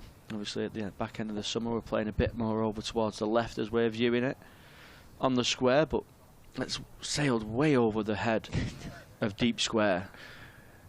Didn't it? By some distance. It's right on the boundary rope there. It's Safagar, isn't it, out on that square leg boundary. But that must have gone 20 yards over him. Big hit for 6. 173 for 1. Brooks to Bohannan. Bohannan goes again, pulls it out towards the leg side. It bounces over the rope for 4 this time. What a terrific 50 this has been by Josh Bohannan. Very, very good fun to watch. Excellent from Josh Bohannan, 52 from 48. And he gets to his half century with a 6 and a 4. And Lancashire 177 for 1. Yeah, brilliant knock from Lancashire's number 3. Very positive. We always say he likes to feel bat on ball. He likes to keep the scoreboard ticking. And he's certainly done that. He's 50. Coming off, was it 48 deliveries, I think? Yeah, 48 deliveries. Scoring at over 1 a ball. Really good from Josh Bohannan. Just offering Middlesex some challenges here now in the field. The field's going to start spreading. Slip catchers are going to start to come out. Josh Bohannan won't mind that. Gives him more gaps to scoring. I'm sure he'll keep playing the same way. Sure he will, yeah. Third catcher out on that boundary rope. 34 behind Lancashire. 177 for 1. And Bohannan 52 from 48. Brooks in, steps to leg side, hammers it up and over mid-off this time. Out towards the boundary again. He'll come back and run too. But his intentions were pretty clear early on there, Bohannan, stepping away to the leg side and trying to clear mid-off for 4 more. In the end, it's worth 2. They've got 12 off the first 3 deliveries of the over. Yeah, clever from Bohannan. He steps away to the leg side. There's obviously them 3 catches on the pull shot, so if Brooks drops it short, just gives him more room and more time to play it, but he tries to open up that offside, gets a couple. Third man drops back to the boundary and drives through cover this time. It'll be worth a single. Takes him to 55 not out, and Lancashire to 180 for 1. There's not many inside the ground for this 4th and final day, but those who have come, and those with us via Lancs TV or with us via the BBC, have been treated to some very, very entertaining batting by these 2 Lancashire players. Here's Brooks around the wicket to Jennings. He hits it back over the bowler's head. That was hit with a bit of intent, wasn't it, from the Lancashire opener? Thumped straight down the ground, couple of bounces over the rope for 4. He moves to 54, and this has proven to be a very expensive over for Brooks. Yeah, Jennings not wanting to be left out in this boundary charge. Gets on strike. Over pitch from Brooks. Jennings, just a small stride forward. Frees up the arms and punches it nicely down the ground. Times it really well. It's a big over for Lancashire. Yeah, 1 ball remaining in the over. Brooks to Jennings. Drives it down the ground. Stopped by Brooks. Low to his right off his own bowling. And end of a pretty brutal over. That 6, 4, 2, 1 and a 4. And that's 6 ball over by Brooks. It's Bohannan reach a 50. He's 55 not out. Jennings moving to 54 not out. Lancashire now 27 behind at 184 for 1. Yeah, good from Lancashire, scoring at 4.6 and over as well in this innings so far. So clear signs of positivity from Lancashire. There's a couple of discussions between Middlesex and the umpires.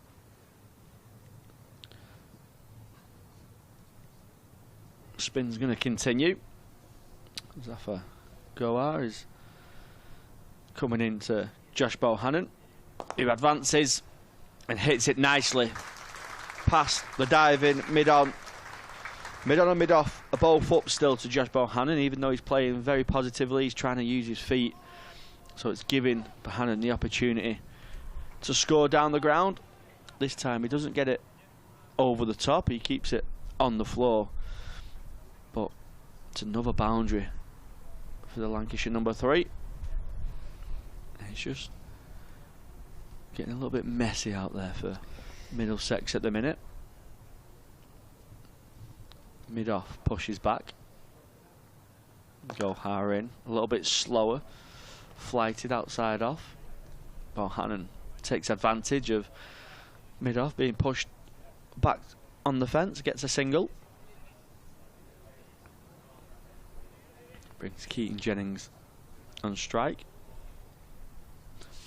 More traditionally stays in the crease and plays spin from the crease. He likes to sweep and reverse sweep. Can certainly go down the ground as well though.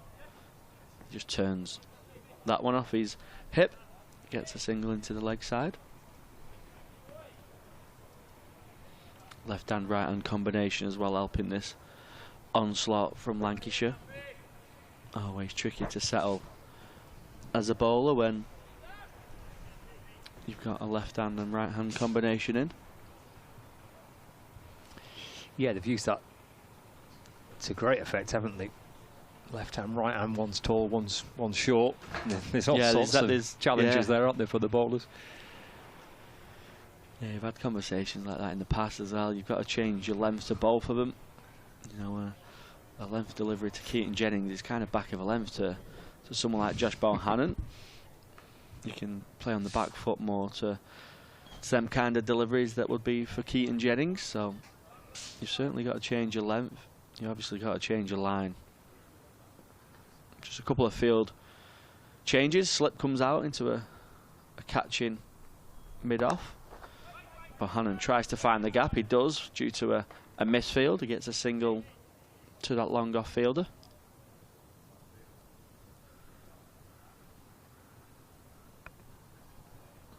Good from Goa, this, isn't it? Just slowing things down. Just a few little tweaks to the field and pushing men around and just trying to take a little bit of energy out of it, because it's been a pretty rapid kind of half an hour, that, hasn't it, for Lancashire? Yeah, it certainly has. 6-3 field for the spinner to Keaton Jennings.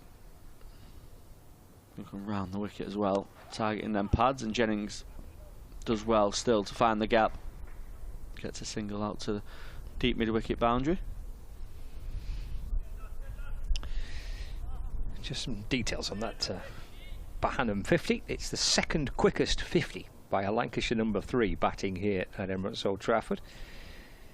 For Lancashire, after Gary Yates hit a 16-ball 50 against Glamorgan in 1993. Bohannan driving through the offside, finds a fielder. It's a dot ball to end the over.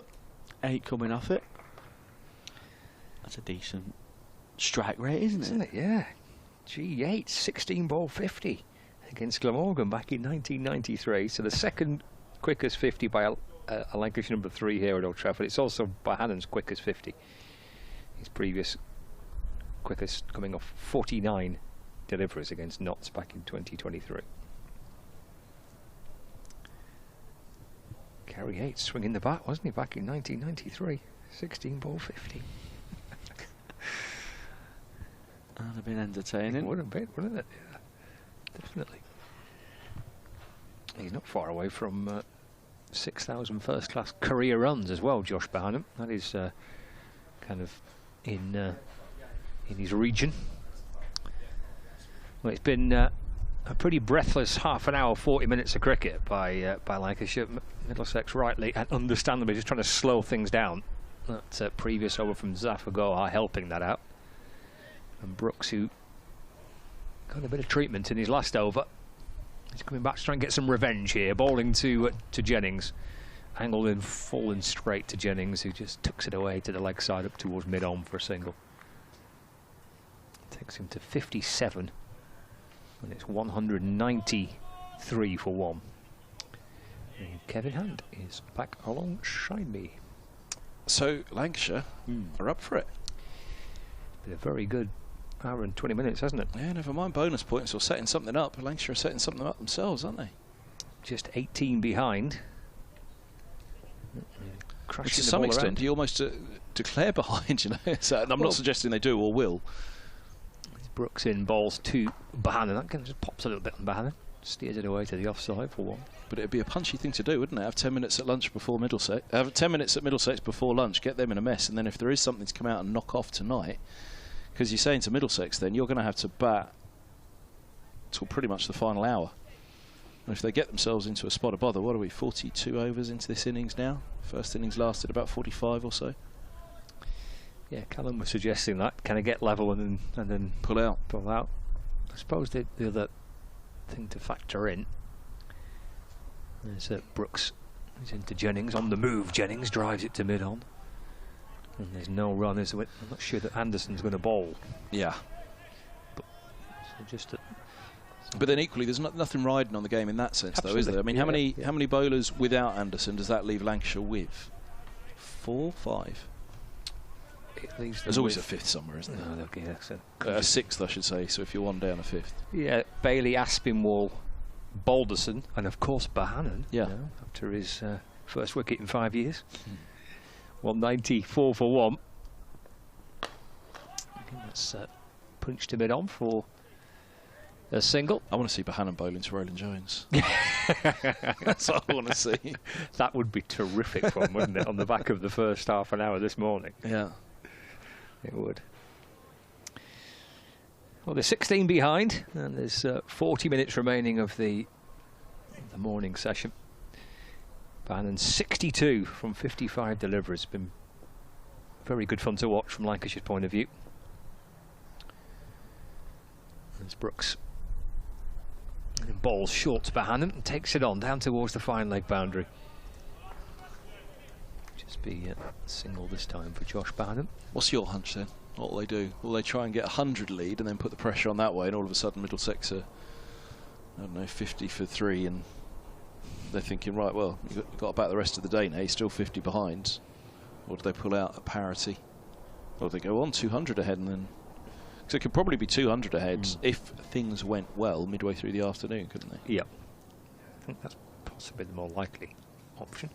Brooks to Jennings. Single off the front foot. Just easing the ball away through cover for one. The only... Sorry, go on. I was just going to say the score, but it's all right, 197 for one. Never mind that. So the the only reason that it's kind of pulling me towards declare at parity or thereabouts, or, you know, have 10 minutes before lunch, is Lancashire can't by any means lose this game with the time that's lost, because they're the side to bat last. Middle, you know, it can't happen. So were they to have 10 minutes at, if you're being really bold and really punchy, the thing would be to have a go at them 10 minutes before lunch. Get whatever you can between now and 10 past, declare, and then 10 minutes at them before lunch. Even if Jimmy only bowled those 10 minutes, wheel him out and get him to bowl 2 overs. Wheel him back. That's it. That's all he had to do for the day, just those 2. But yeah, that would be the really, really bold and punchy thing to do. Because again, this stage of the season, there's nothing to lose other than set up a win for themselves. Gohar's around the wicket, left arm around to the left-handed Jennings. Deep mid-wicket, deep backward square, long on. Deep cover point back. 5 on the single. Keeper crouching down. Gohar's in. Bowls down the track. Comes Jennings and lifts him towards long on. It was just a chip. A well-measured chip, and a single it is. Back to Bohannan, who's 63 from 56. And all of a sudden, he's bringing this game to life. Yeah, I just think, you know, for Middlesex then, you're going to have to bat a long while before you feel anywhere near safe on the final day, as here's Gohar bowls, and Bohannan, he was cutting, late cutting, but he got a thick edge on it. It flies over the keeper's gloves, and fine of the short third for 4 more, and that's the 200 up. 202 for 1. Jennings is on 60, and Bohannan now moves to scoreboard's a slight disagreement, but I think he's moved to 67. Yeah, that's it. There we go, it's on the big screen for us now. So yeah, it's 202 for 1, isn't it? And that 4 for Bohannan pushes him past 6,000 first-class runs as well. Ooh.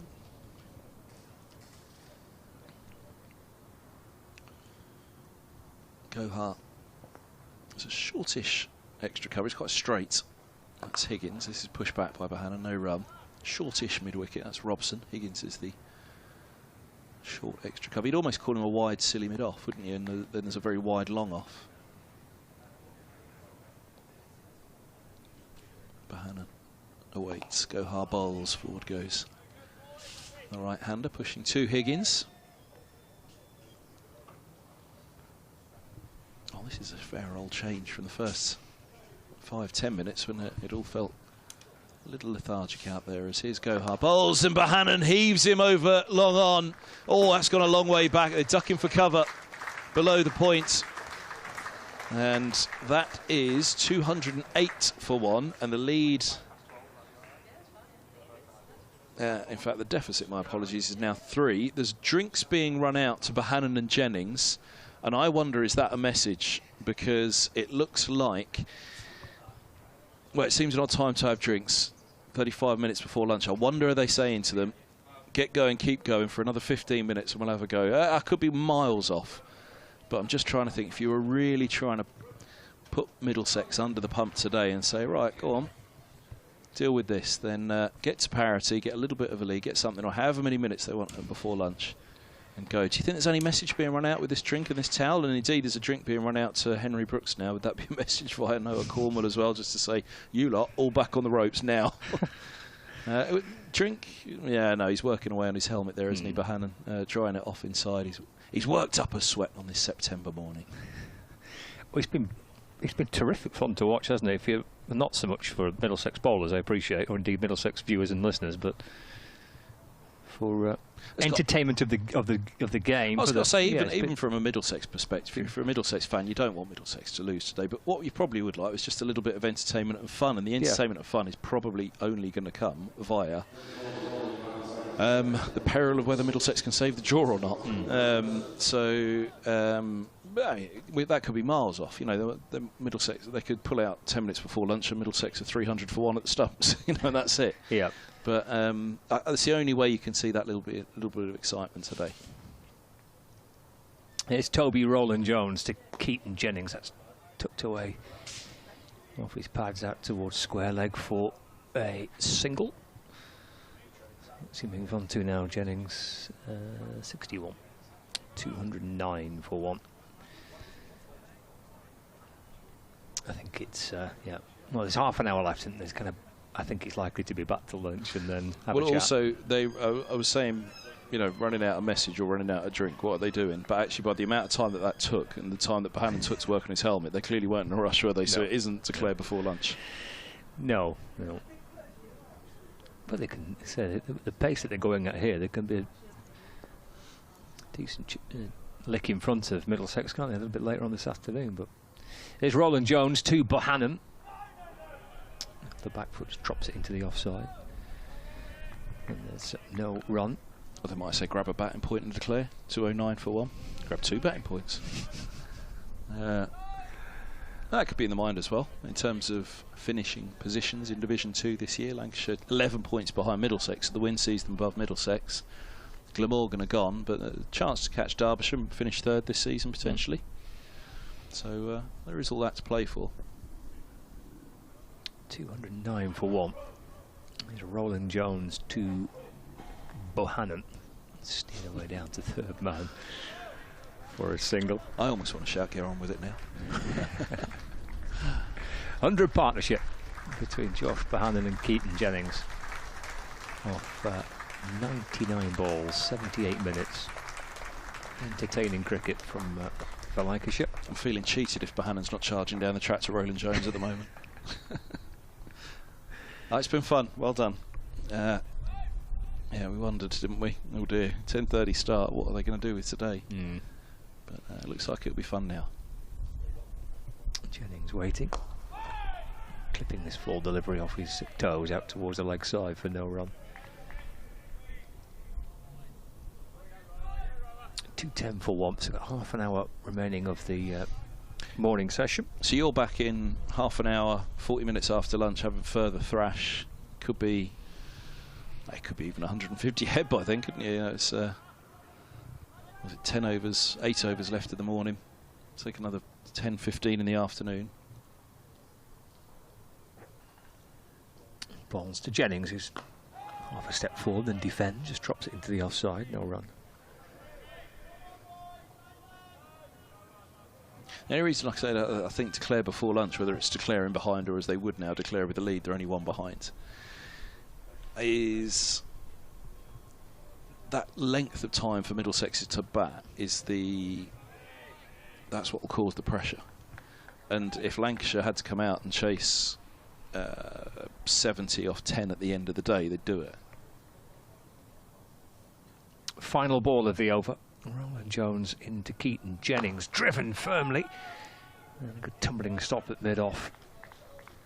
No run, end of the over, just a couple coming off it. 2:10 for 1, 44 overs gone. Bohannan's on 74, Jennings on 61. Half an hour left until the lunch break. We're going to hear from the Lancashire women's captain, Ellie Threlkeld, before lunch. I just need to disappear and do a little update for Radio Manchester.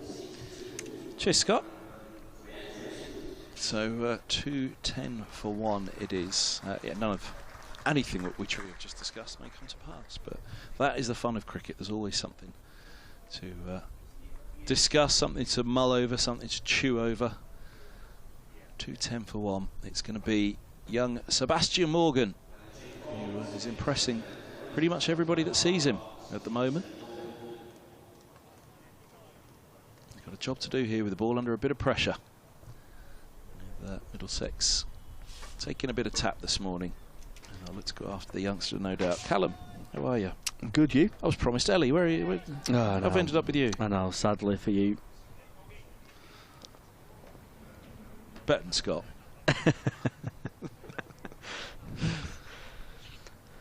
Interesting how Morgan goes. He struggled a little bit, didn't he, with his rhythm yesterday. Still bowled pretty well. Looked like he was having some foothold issues or run-up issues. It's a challenge for the youngster now with 2 experienced Lancashire lads going at it. Well, slender build, but we've seen from his shot display as well already this season that not only is he nippy with the ball, but he's powerful with the bat. He's right arm over the wicket now and bowls on a length that's defended into the offside by Bohannan, and that's a very nice start from the youngster, and that's pretty much where he's got to leave it.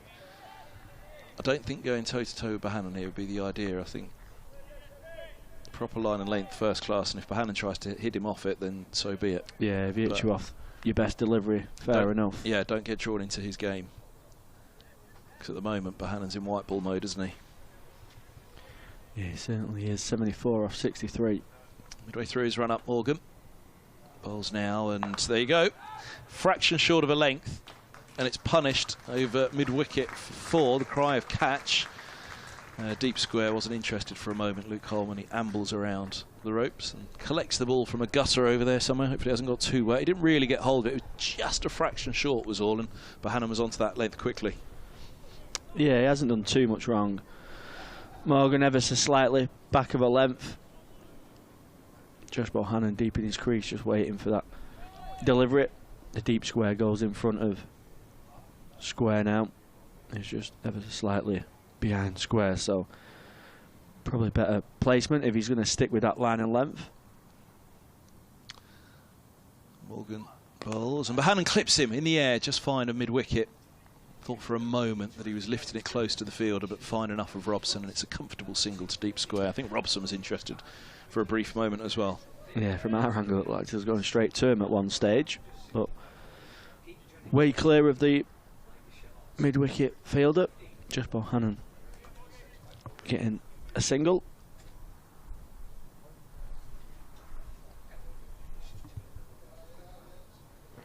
Oh, I see. Scott's got Ellie first. There we go. That's how it's working. Here's Morgan. He's pulled rank.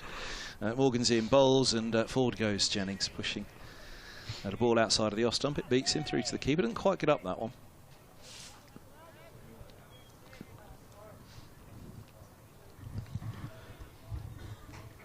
He's got a skiddiness to him, hasn't he?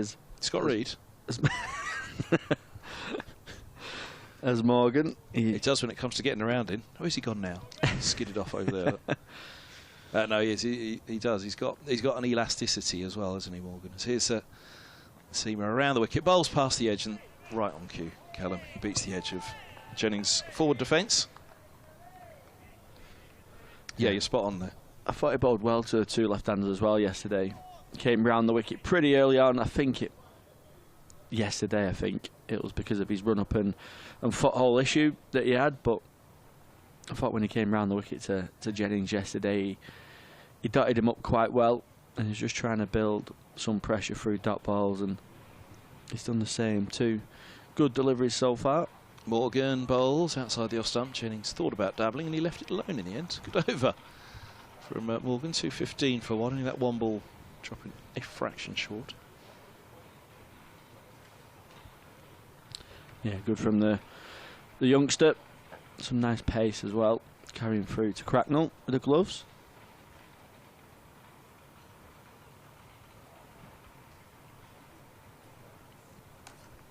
What's your fancy? If you were Lancashire captain now, what would you consider to be Lancashire's best route to victory from here?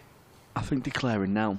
Yeah, me too. I think we had a discussion yesterday about how Lancashire are going to have to go about it in the future in terms of producing more results, and you've got to give the opposition a chance of still winning the game. to get the positive result yourself. Yeah. I think if Lancashire go on to get 150 leads from here, Middlesex can just shut up shop. The wicket's not doing, you know, there's still enough in it, but it's not a wicket where you think Middlesex are going to, you know, be 100 all out. So, Roland Jones in. Josh Bohannan pulling, swivelling back. Oh, he's dropped. Carries all the way to, I think it's Morgan out there on a deep fine leg boundary. It just goes through his hands. It wasn't easy, that. I think it's not the most difficult chance you'll ever see, but it wasn't easy either. They've also been struggling to pick it up, I think, some of the boundary fielders out there on the square boundaries. He's done well to carry that far. He's only just swiveled on that as Josh Bohannan. Well, he nearly landed a 6 out there earlier, didn't he? He was just a couple of feet short.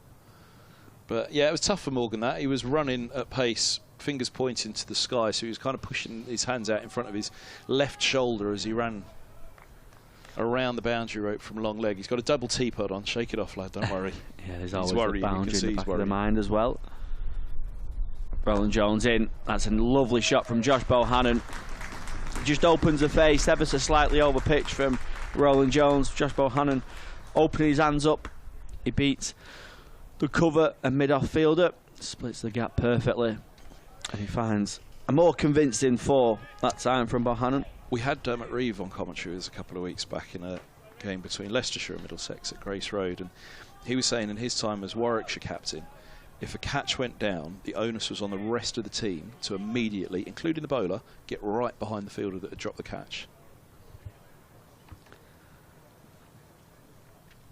Roland Jones into Bohannan, who just has to sit on his shot a little bit, just a little bit slower from the Middlesex seamer. And I think this is a perfect example of what Dermot Reeve was striving for there. And he said he was watching a test where Boucher put down, I think it might have been Atherton off Donald in that famous test. And you could see Donald was there clapping probably through gritted teeth, and he was saying the right things as much as he might not have meant it. But, you know, the point was, visually, the body language. Boucher more likely to take the catch the next ball if the body language has gone down? Roland Jones in, and that's bowled. Josh Bohannan playing an audacious swipe across the line. Any viewers on Lanc TV will see the stumps absolutely clattered, but it's been a fabulous knock from Lancashire's number 3. 87 off 69 deliveries, falling short of 100, but very much playing for the side in that innings. I'm not sure that ball got up, did it? Which, from a Middlesex perspective, is something they'll have to be, you know, if you're getting pushed back by Bailey or a few, and then one doesn't quite get up. And he swung it, I think he's probably swung at the right length there, but the ball's passed below the bat and clattered middle and off. But you say, brilliant innings by Bohannan. It's potentially, let's have a look now, it hits top and middle and off, but I reckon the length of it, he fancies that's a little shorter than that it shouldn't as such have been hitting. But back he goes, and a brilliant innings that has entertained and enlivened the morning and may well open up this final day here. Yeah, good from Josh Bohannan. It's a nice little battle from early on in the innings with Roland Jones. Roland Jones eventually gets his wicket. There wasn't a great deal of celebration there, was there? I think he'd taken a little bit too much tap in the meantime to give him a send-off. Poor old Morgan, he barely walked in, did he, out at long leg. He just head down and, you know, and that's what I mean. I like that from Reeves. I'm not sure I particularly had ever heard it before. Yeah, I think it's good, especially with the youngsters like Morgan. But even Boucher behind the stumps with the gloves on. Because if you think about it, what's more likely outcome? The next ball, he gets another edge through to Boucher. Is he more likely to hold that catch or less likely to hold that catch based upon the entire team's response to the drop catch previous? It's fine, drop catches happen. We know drop catches are going to happen. And in general, the team are more likely to take those catches and certainly take the next one thereafter if the energy is turned on its head. Okay, a negative moment, we're going to turn it into a positive. Don't forget, we're a team. You know, this is what we're doing. And easier said than done, obviously, but you can't do anything about it. It's already gone. Roland Jones into Bell, who finds the outside edge straight away. Falls short of the slip catcher.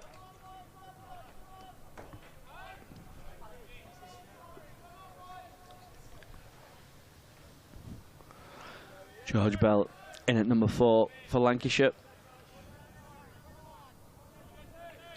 Opportunities have been limited in the county championship for him this season. He's had a very good campaign with Lancashire's second 11. He scored some good runs in the Metro Bank One Day Cup. There's Roland Jones in, and Bell on the back foot plays that into the onside for no run. That's the end of the 46 over. Lancashire 223 for 2. Cheers, Callum. Yeah, not too far away from the lunch break. About 20 minutes to go of the morning session.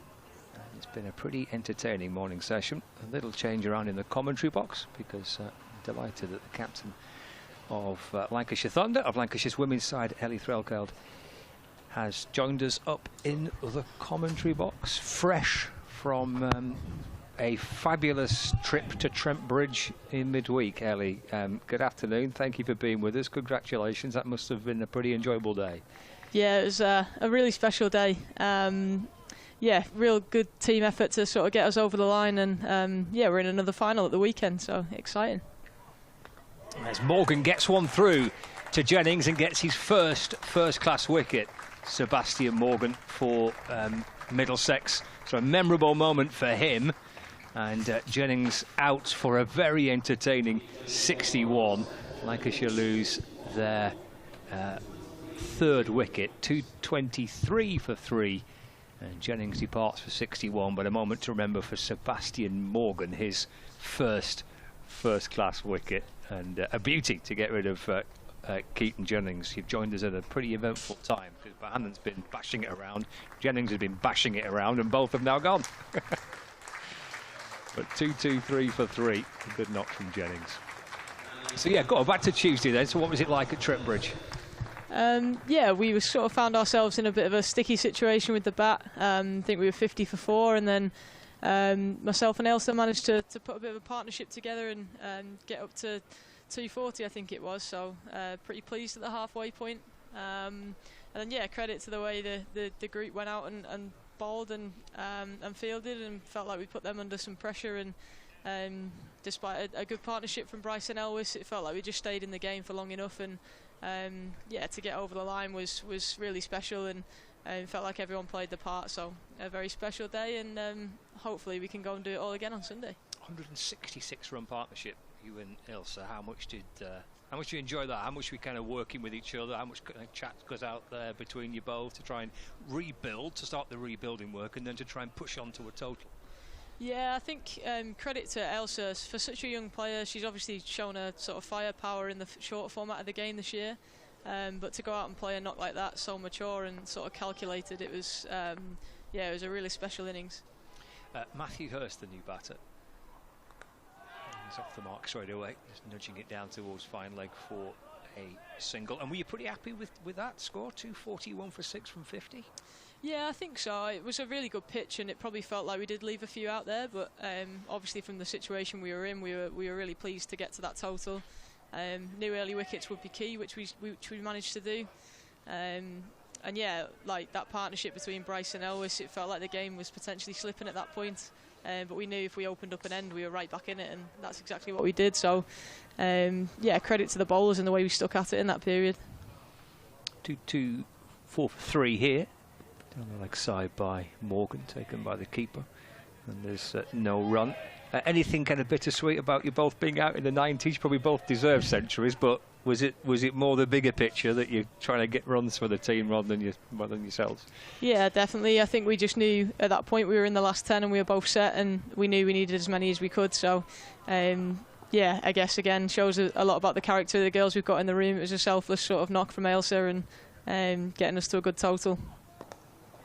Single for Bell, his first run. Off a no ball, actually. In fact, more than the single, he glanced it away just in front of the fielder on the boundary at square leg. And he gets 4. Nice shot by Bell to get him up and running. Clipped away off the pads out to square leg, and he's just overstepped there as Sebastian Morgan as well. So, no ball signalled by the umpire. The score moves on to 230 for 3. It was a bit of a shaky start, wasn't it? It was 29 for 3, 52 for 4, as you mentioned, but with it being 50 over cricket, and you weren't even at the 20 over mark, at the fourth wicket. Is it one of those where you knew that you could rebuild? Yeah, I think there's just so much time left in the game. It was just probably crucial that we didn't lose any more wickets, which I guess is a tough situation as a batter, because you don't want to go into your shell and not score any runs. So it's how you can sort of keep it really low risk but keep the scoreboard ticking over. And yeah, we just knew it was about building a partnership. So yeah, really good fun with Ailsa, and it was nice that we were both then in and set for the last 10 and could make use of that. 2 balls left of the over. Yeah, Ailsa Lister finishing on 96. You finished on 92, so 241 for 6 was the Lancashire score. 242 to win, and with the ball, you made a cracking start. You had them at 37 for 3 as well, so you must have been thrilled with how you started in those first 10 overs in that power play. Yeah, definitely. It was a great start, but equally knew they had some dangerous players in their middle order, and Bryce and Elwes have done that to us before. Final ball of the over here. Down the leg side, 230 for 3. And yeah, they played really well and managed the chase really well, but equally it didn't feel like at any point they got above the run rate. So the run rate was still in our control, and once we opened up an end, it then felt like the run rate was sort of climbing and climbing.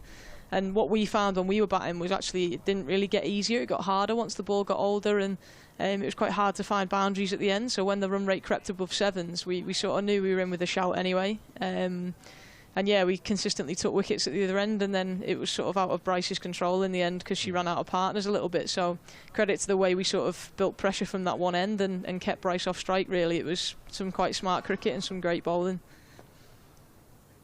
Toby Rowland-Jones for Middlesex. So when you got Elwes out, was there a little sense of, I know the job was far from being done, but when you got Elwes out and broke that partnership, was there, in your team huddle, is there a sense of, right, we've kind of, this is what we needed to get right back in it? Yeah, definitely, and then it sort of made the job a little bit clearer that we just needed to get Bryce off strike and bowl at the other end, whereas when you've got 2 people who are both in and set and just knocking the ball around, it can be really hard to build pressure and sneak dot balls. So yeah, that wicket was really crucial and a really big moment in the game, and credit to Fee Morris the way she came in and did that. Rowland-Jones in to Hurst. That's turned away to square leg for a single. There's always someone stepping up for you this season, isn't there? I mean, you mentioned Fee Morris there. Perhaps not been, the best season with the bat, for example, for Fee, but there's someone along the line at some point this season kind of stood up and managed to contribute somewhere for you. Yeah, definitely. I think it's been a sort of a real team effort, and we've struggled with England players being missing, injuries, and people are taking the chance when they get it, and it feels like it's someone else's day every single time we play, which is brilliant. 231 for 3. And Bell tucks this one away behind square leg for 1 run. And it builds belief that as well when different players can step up, because you're not then relying on 1 or 2 players, and if it doesn't go your way, you don't know how to win games of cricket. So yeah, it's been really good to see that different players have stepped up at different times, and yeah, we've got a lot of confidence and belief taken from the last few games as well. We had a really good chase at Sale the other day in a rain-affected game, and again, different players stepped up. Gabby Lewis, Seren Smale were excellent, so shows that we've got good sort of squad depth to get us over the line, hopefully on Sunday. 10 to play here until the lunch break. It's defended to mid-wicket, there's no run. You mentioned that run chase at Sale. You mentioned defending a score. Obviously, we're chatting about the score that you defended at Trent Bridge on Tuesday. The fact that you've won games in different ways, is that pretty good to know going into Sunday? Yeah, definitely, and we've won rain-affected games, shortened games, and yeah, I think it just builds that belief that we can sort of win from anywhere, really. So yeah, I've got loads of confidence, and again, it is a big game, but I think I've mentioned this before, it's probably the team that's going to do the basics well on the day, so that'll be the messaging on Sunday, I think. Just off the front foot, drives to cover. There's no run. 1 ball left of the over here, and then about 10 to go till we get to the lunch break. Lancashire 232 for 3. It's a lead in Middlesex by 21 runs. Just chatting to Lancashire women's captain Ellie Threlkeld on the back of the semi-final victory against the Blaze on Tuesday, and then throwing ahead to Sunday's final, which is at the Utilita Bowl against Hampshire. Final ball of the over. Couple coming off it. Lancashire 21 in front of 232 for 3. So when you're travelling down, then what's the preparations like ahead of Sunday? Yes, I think we train here in the morning and then travel to Hampshire in the afternoon, and then there's a training slot on Saturday in Hampshire, and then play Sunday. So yeah, busy few days, but last little push of the season now to hopefully bring home another trophy. So it's really exciting. We had on BBC Radio Lancashire last night, Kate Cross was on the cricket programme, and she said about how it's been a season like no other because of the amount of cricket that's been played. She said she felt a bit goosed herself, but it's like kind of one last push before the season's done. Is that the general feeling amongst the players? Yeah, definitely. Crossy made a joke after the semi-final, obviously buzzing to get through to the final, but we've got to go and do this all again now. Everyone was exhausted. Yeah, it's been a real busy season, but ultimately as a player, like, you learn by playing the game, and I think that's been sort of a missing piece in the women's game over the last few years. It doesn't feel like we've played enough. So yeah, at this point of the season, bodies and minds are tired, but yeah, one last push, and I feel like everyone will be well up for the final on Sunday. It's Morgan to Bell. It's a lovely straight drive by Bell, down the ground, up towards the boundary, below the pavilion. Lovely shot for 4. Bell moves on to 9. Lancashire 2, 3, 6 for 3, lead by 25 runs as we watch this shot back. Excellent on drive from Bell. That difference of not just training. You kind of training and then playing every now and again previously. Now you're playing more than you're training. Yeah, definitely. But that's again what you want. I feel like players get sick of training, especially in the summer. You just want to play. So yeah, the amount of games, it's been more than ever. But it's been a really busy season. But it's been brilliant. You sort of build momentum when you're playing more as well. When you're winning, it's the best thing ever. Bell's on 9. Defends this delivery from Morgan. No addition to the score. So yeah, you dig deep and go again for one last hurrah then to end the season. But what a way to end it will be for you if you can beat Hampshire. Yeah, definitely. I think it'll be a really nice way to finish off what's been a really good year for us. We've played some brilliant cricket, been really consistent, and I think if we can take that into Sunday, there's no doubt we'll be on the better side of the result, which is really exciting. Single for Bell down towards fine leg. 10:30 start on Sunday at the Utility Bowl. I know it's a long way to go, but if you fancy a weekend away down in Southampton, then 10:30 on Sunday for that final. They finished top of the group, didn't they? They were top of the pile, Hampshire. They were pushed out by Surrey in the semi-final yesterday. Do you view it as being going down there and trying to upset things because it's effectively a Hampshire home game? Yeah, I think so, and I think we spoke a lot about all year that actually every team in this competition is a good team, and it's more about us than them. And if we play our best cricket, we'll come out on top on the day. Yeah, just kind of not too much concern about the opposition, then just kind of concentrate on yourselves. A little bit, yeah. And every team's got some dangerous players, and no doubt we'll do our analysis before the game and try and put us in the best preparation possible to go into that game. But yeah, look, I think it's more about us and how we play. I think, yeah, they finished top of the group. Yeah, they've won a lot of games, but I was watching that semi-final yesterday, and there's definite room for they were in a position to where it was Surrey's game to win. So.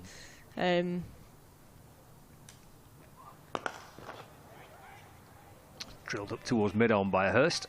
No run. End of the over. 237 for 3. And I think mad stuff happens in finals, doesn't it? It's obviously a high-pressure game. Anything can happen. Just hope the mad stuff happens to them, not us, really. Mad stuff happens in 50-over cricket, doesn't it, as well? It does, it does. And I think that game the other day was a great example. It just ebbed and flowed all day. You felt like you were in a winning position, and then they get back into it. And equally, the opposite happened at times for us. So it's a long time to play cricket for, and it just feels like there's a lot of moments in the game where if you can win them little moments, you're right in the game and you're right on top. So yeah, that'll be the messaging. Go in, try and do the basics better than them, and try and hold our nerve on the big day. Lancashire here, 26 in front, edging towards the lunch break as Roland Jones continues to bell. There's no addition to the score. Do you feel like this season has been a bit of a potential kind of turning point? I know you still feel that there's loads of progression to do and development to do, but does it feel like a bit of a shift forward in the right direction for the women's side? Yeah, definitely. I think there's been a number of games this year where the semi-final being one of them, I don't think we'd have got ourselves back into that game in previous years, and I think we've all developed as individuals, but we've developed as a team as well. It feels like we're finding ways to win now, whereas previous years potentially finding ways to lose. And yeah, we're finding ways to win games when we're not at our best as well, and I think that's the sign of a really good team. So yeah, it's been really good to see. Obviously hoping we can come out on top on Sunday, but yeah, hopefully this is just sort of the start of some success for this group. And for you as skipper as well, that must be really satisfying to kind of see that team evolving in that direction. Yeah, definitely. It's been sort of quite a journey from year 1 to year 5.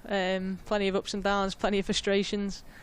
But yeah, it's been so good to see the development of not just individuals but us as a group, and sort of the same core group of players who've been through that process as well. And yeah, it's amazing to see where we are now. And yeah, like I said, hopefully it's just the start of some success. And whatever happens on Sunday, I'm sure we'll take some time to reflect and enjoy what's been a really successful season. But it'll be about how we can go and do it all again next year. Well, halfway through this over, probably time for one more before the lunch break. Potentially 2-3-7 for 3. Roland Jones to Bell, driven to mid-off, and there's no run.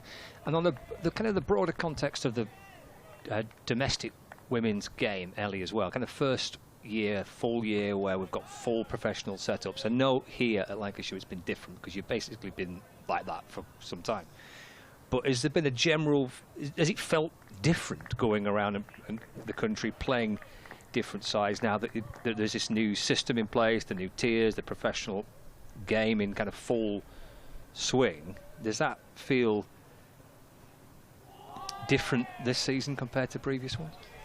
Yeah, I think, like you said, I think we've always, like obviously with the new Tier 1 system, we've always been Lancashire, so there's not been loads of change for us here, which has been a really good thing. It's been a really smooth transition. Not sure what that's been like in other teams, but I think the one thing I've noticed is the standards really increased this year. And I think that's probably, yeah, down to more professionals, more time on task, development of younger players coming through. But yeah, the standards been really high this year, which is really good to see.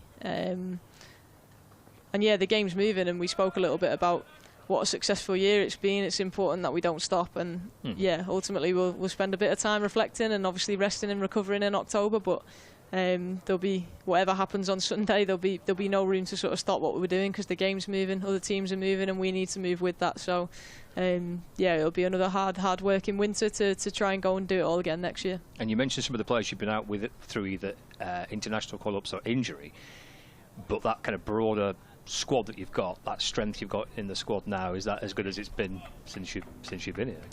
Yeah, definitely. I think previous years, obviously losing our opening partnership at the top for the back end, business end of the season wasn't ideal, but yeah, there's plenty of players who can come in and do that job, which is really exciting. And yeah, like we're using our squad depth, and I've just got full belief that anyone in that dressing room can come out and do the job. And it's been nice to see girls come in and take their opportunity. And the girls who aren't playing, I know it's always tough, and they're working as hard as anyone, and for them they want that opportunity, and it's nice for them to be able to get it and take it. This will be the final over of the morning session. It'll be Sebastian Morgan to bowl it from the James Anderson end. There is already a trophy in the bag this season, Ellie. Does it feel like a long time ago, the T20 County Cup? We can see the trophy on the table next year. Does that feel like a long time ago when you were yeah, it does feel a while ago, but equally it feels like I'm really glad we've had that experience leading into Sunday, because I think people say the first trophy is always the hardest one to win because you're trying to work out how to win. But yeah, we've done that now. We've had an experience of playing in high pressure games, semi-finals, finals. And what I was really impressed with on that day was how well we just did the really simple things. And yeah, like that'll be the messaging going into Sunday, that if we can do those things really well, hopefully we can come out on top. So yeah, really grateful for that experience, and obviously one in the bag, but sort of trying to put that to the back of my mind and making this the most important day on Sunday, really. Lead by 26, Lancashire. As Morgan sends one in full towards Hurst. It's pushed away into the offside, and there is no run. Well, we wish you all the very best on Sunday, Ellie. Congratulations on the win against the Blaze on Tuesday. Thank you. And safe travels to Southampton, and let's hope that the trophy there is joined by another one come Sunday night. That'd be quite nice, wouldn't it? It would, yeah. Happy days. Top of the season off nicely, that, wouldn't it? Yeah, you get used to lifting trophies. 2-3-7 for 3. We've got 3 balls left of the morning session. There's Sebastian Morgan to Matthew Hurst, who's just advancing towards the ball and pushing up towards mid-on, and there's no run. Thank you, Ellie. Thank you. Good luck on Sunday. Ellie Threlkeld, the Lancashire women's captain, on the back of a very good semi-final win against the Blaze at Trent Bridge on Tuesday, and then heading down to Southampton tomorrow for the game, which starts on Sunday against Hampshire. There will be coverage of that, live stream pictures from Southampton as Morgan sends us down the leg side to Hurst, and there's also commentary via the BBC Sport website and app of that fixture. 10:30 start on Sunday morning, so looking forward to that. Here, that was a no ball up from Morgan, so here we've got 2 balls left of the morning. 2:39 for 3, lead by 28. Lancashire knocking on the door of lunch. Knocking on the door of a declaration, I reckon. Do you reckon? Pull out at lunch. There's Morgan to Hurst down the leg side, taken by the keeper. Well, as we were chatting to Ellie, when she first came and joined us, Morgan got rid of Jennings. That's his first-class wicket. Yeah, he looks a real talent, doesn't he? Real fine, Morgan. None for in the match against Derbyshire. Bowled well, bowled nicely. He's impressed, and he's had a white ball in hand so far. This is his debut season, but as you saw with the bat in that one-day cup game, and even the 10 yesterday downstairs, it was one of the finest 10s you'll ever see. It was a lovely stroke of the ball here, there, and everywhere. Right, here we go. Final ball of the morning. It's been a busy one. It's down the leg side to Hurst, taken by the keeper. End of the over, and that is lunch. Never quite sure what to expect with the game. It would seem inevitably heading towards a draw because of so much rain lost. But what we've seen from 2 hours of cricket this morning, Kevin, has been quite good fun to watch. 2:39 for 3, lead by 28. I just think 70 overs, declare now. All right, if they didn't have the 10 minutes at them before lunch, declare at lunch. You don't lose the 2 overs. If you gain something in those 2 overs, great. If you don't, like that last over, there was only the no ball off it. So be it. I mean, the ball slipped out a bit there for Morgan, didn't it, down the leg side. Nice to see Roland Jones walking off with Morgan. He dropped the catch off him, and he's having a chat to him about his bowling after the drop catch. It's nice to see the former skipper having a chat with young Morgan, who looks very much the future of Middlesex. But, yeah, I think, well, there is only one side that can lose this game, and that pressure, I think, leads to me to say Lancashire pull out at lunch, and Middlesex then have got to bat until pretty much the last hour to save it. Otherwise, even with 16 overs left tonight, Lancashire would say we'll come out and hit whatever and win it. They're the 3 batsmen to lose their wickets today. Luke Wells for 62, Keaton Jennings for 81, Bohannan for 87. A couple of wickets for Toby Roland Jones, and that first-class wicket for Sebastian Morgan. The bowling figures for Middlesex. Higgins and Roland Jones at the top with a new ball. Higgins unlucky not to get a wicket from his 14 overs. But Roland Jones has picked up 2 for 49 and Morgan 1 for 34. So lunch on the final day, and Lancashire are 239 for 3, and they lead by 28 runs. So we just take a look at those partnership scores as well before we get to lunch. Century partnerships for the first and second wicket for Lancashire. So that's where we're at. Lunch on this final day. We will be back with you in around about 40 minutes.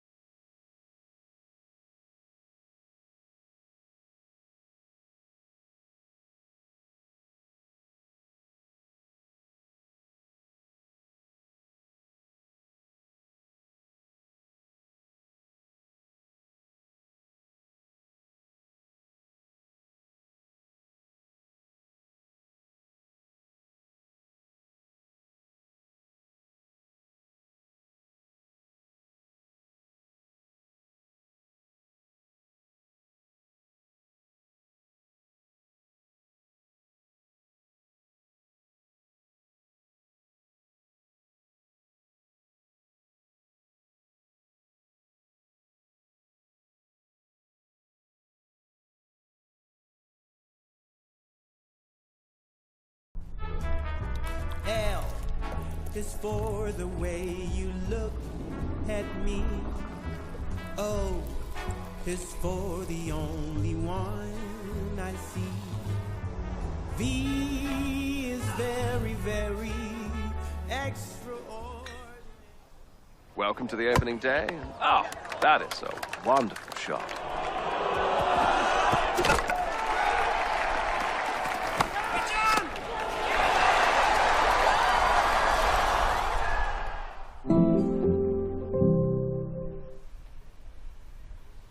This is a call for hungry dreamers and hard-working self-believers.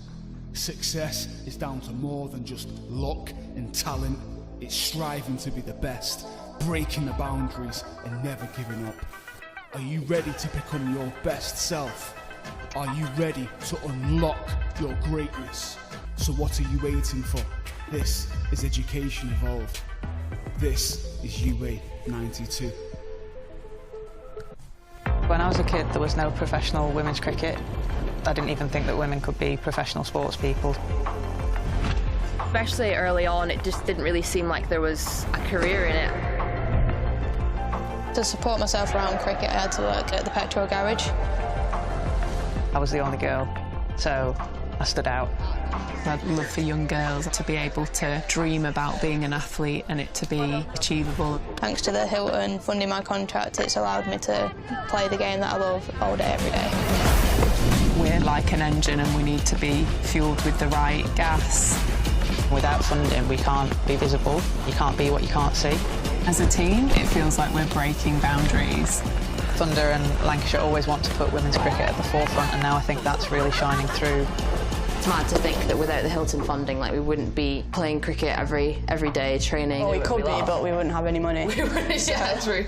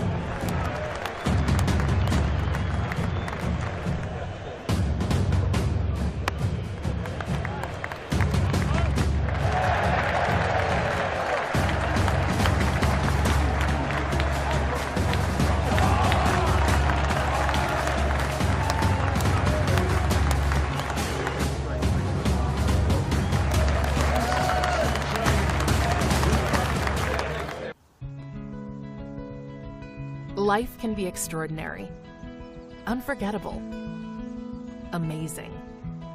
Life is about the joy of being together. It's sharing every moment, indulging your passions, and making memories that stay with you forever.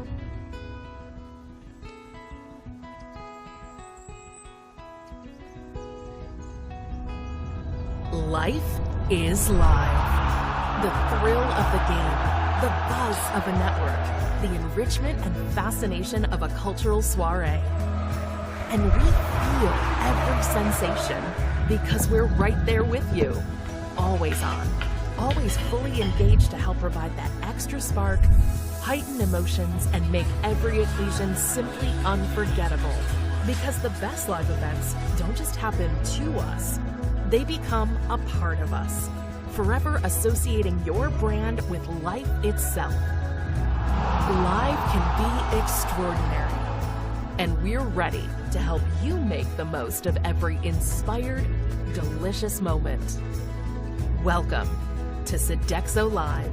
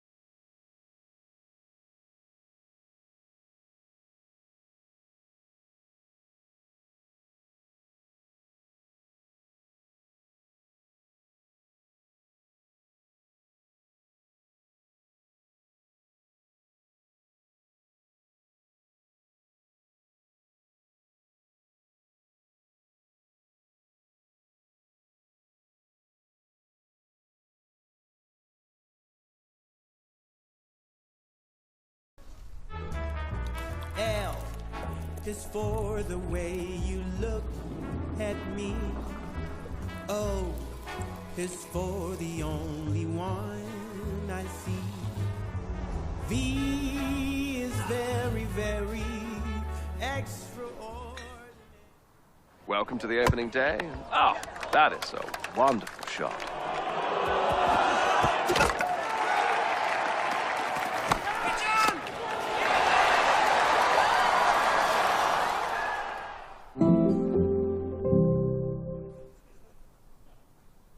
This is a call for hungry dreamers and hard-working self-believers.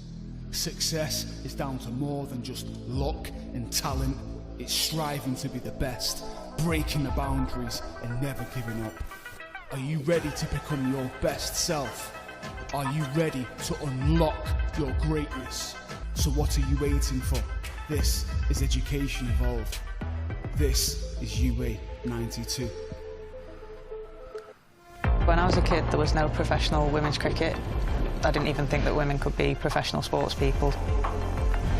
Especially early on, it just didn't really seem like there was a career in it. To support myself around cricket, I had to work at the petrol garage. I was the only girl, so I stood out.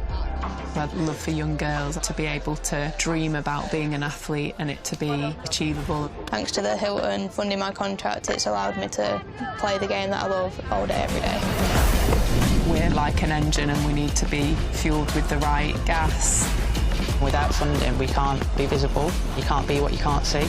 As a team, it feels like we're breaking boundaries. Thunder and Lancashire always want to put women's cricket at the forefront, and now I think that's really shining through. It's mad to think that without the Hilton funding, like, we wouldn't be playing cricket every day, training. Well, we could be, but we wouldn't have any money. We wouldn't, yeah, true.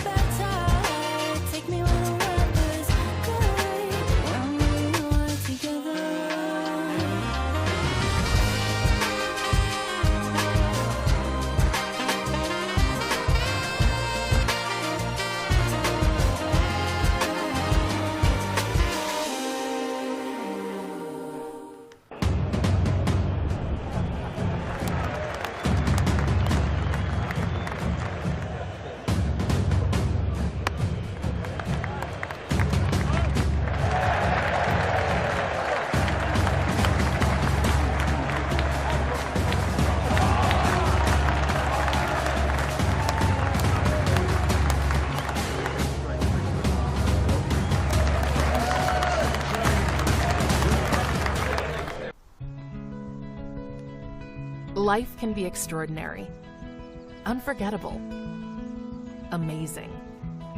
Life is about the joy of being together. It's sharing every moment, indulging your passions, and making memories that stay with you forever.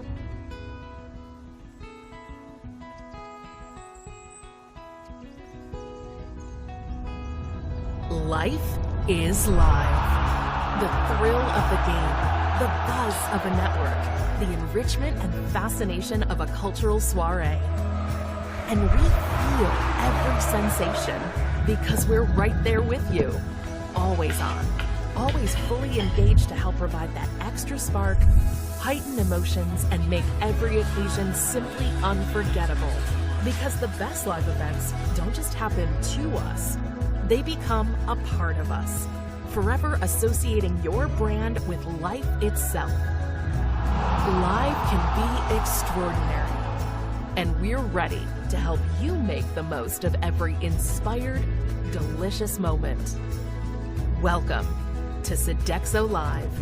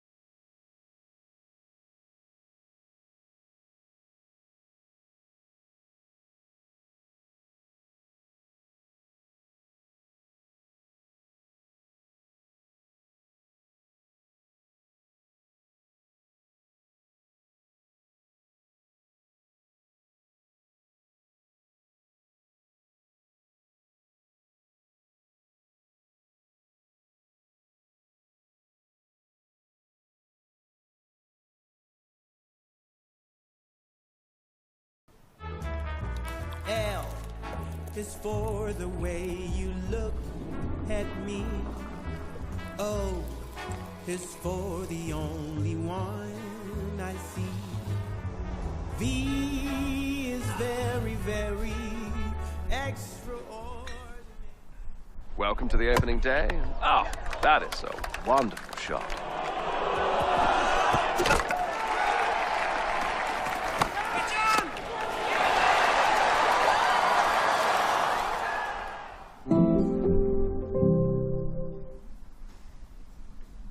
This is a call for hungry dreamers and hard-working self-believers. Success is down to more than just luck and talent. It's striving to be the best, breaking the boundaries and never giving up. Are you ready to become your best self? Are you ready to unlock your greatness? So what are you waiting for? This is Education Evolved. This is UA 92. When I was a kid, there was no professional women's cricket. I didn't even think that women could be professional sports people. Especially early on, it just didn't really seem like there was a career in it. To support myself around cricket, I had to work at the petrol garage. I was the only girl, so I stood out.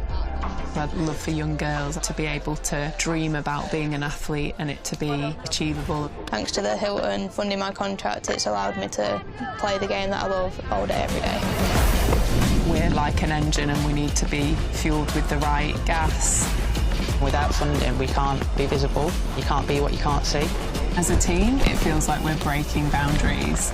Thunder and Lancashire always want to put women's cricket at the forefront, and now I think that's really shining through. It's mad to think that without the Hilton funding, like, we wouldn't be playing cricket every day, training. Well, we could be, but we wouldn't have any money. We wouldn't, yeah, true.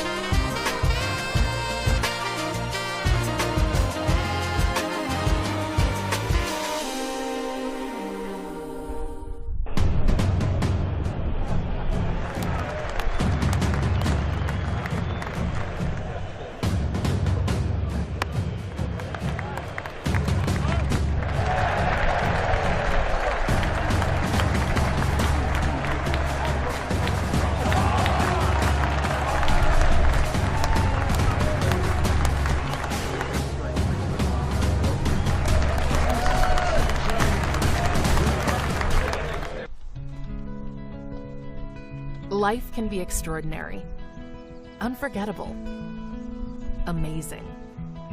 Life is about the joy of being together. It's sharing every moment, indulging your passions, and making memories that stay with you forever.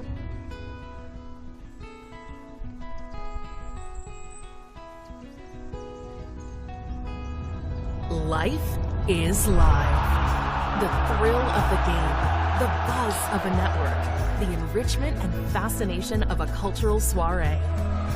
And we feel every sensation because we're right there with you. Always on, always fully engaged to help provide that extra spark, heighten emotions, and make every occasion simply unforgettable. Because the best live events don't just happen to us, they become a part of us. Forever associating your brand with life itself. Live can be extraordinary, and we're ready to help you make the most of every inspired, delicious moment. Welcome to Sodexo Live.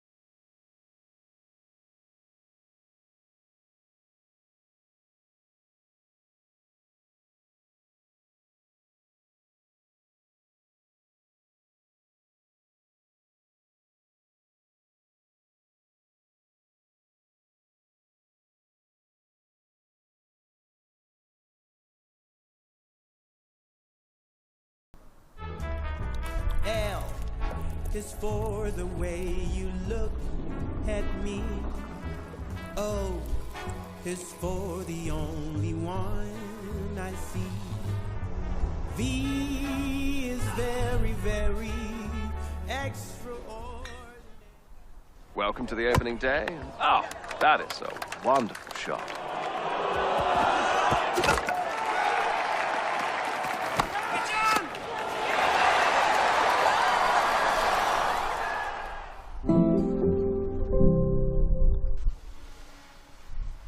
This is a call for hungry dreamers and hard-working self-believers. Success is down to more than just luck and talent. It's striving to be the best, breaking the boundaries and never giving up. Are you ready to become your best self? Are you ready to unlock your greatness? So what are you waiting for? This is Education Evolved. This is UA 92.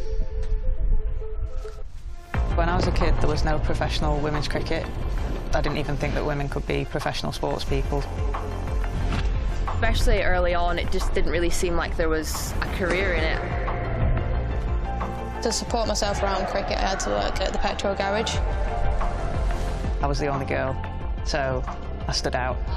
I'd love for young girls to be able to dream about being an athlete and it to be achievable. Thanks to the Hilton funding my contract, it's allowed me to play the game that I love all day, every day. We're like an engine and we need to be fueled with the right gas. Without funding, we can't be visible. You can't be what you can't see. As a team, it feels like we're breaking boundaries. Thunder and Lancashire always want to put women's cricket at the forefront, and now I think that's really shining through. It's mad to think that without the Hilton funding, like, we wouldn't be playing cricket every day, training. Well, we could be, but we wouldn't have any money. We wouldn't, yeah, true.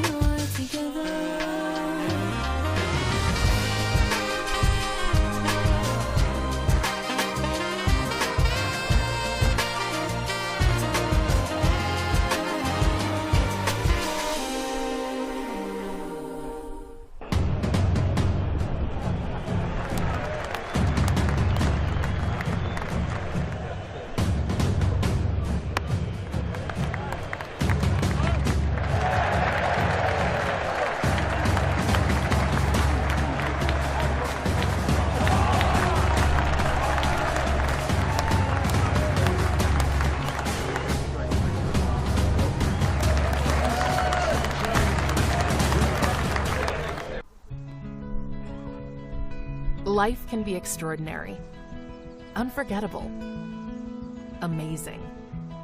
Life is about the joy of being together. It's sharing every moment, indulging your passions, and making memories that stay with you forever.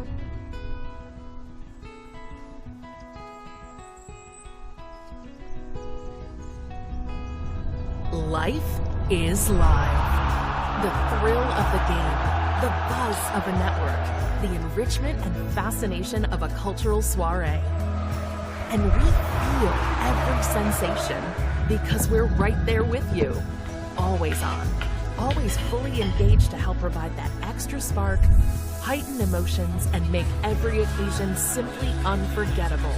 Because the best live events don't just happen to us, they become a part of us, forever associating your brand with life itself. Live can be extraordinary, and we're ready to help you make the most of every inspired, delicious moment. Welcome to Sodexo Live.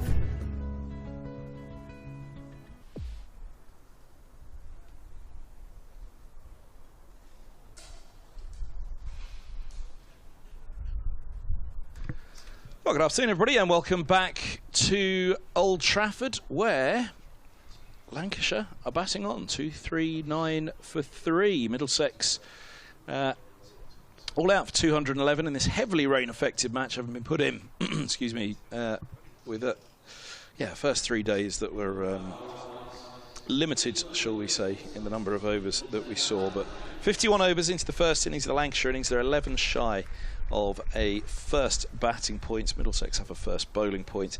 A lead of 28. There was quite the aggression this morning from Lancashire. Maybe it is just a charge for batting points. I suspected that it might have been a charge for a declaration, possibly before lunch, if not then at lunch. But neither of those came to pass. Callum, a little surprised they haven't pulled out, to be honest. But maybe they'll just think, let's try and push it 100, 150 on and then put the pressure on Middlesex in the second half of the day. We shall see. Zafar Gohar has the ball in hand. BBC Radio Lancashire, BBC Radio London, 5 Sports Extra. 3 here at Old Trafford, and a forward defence from Bell from Gohar to start the afternoon session.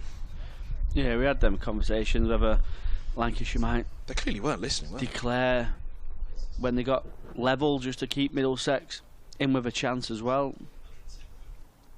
Gohar bowls, dabbed away into the offside, and there's no run. I can't see any way in the world that Middlesex can win this game today. Definitely not now. Which means Glamorgan are up. Yeah, definitely not now. Lancashire continuing to bat.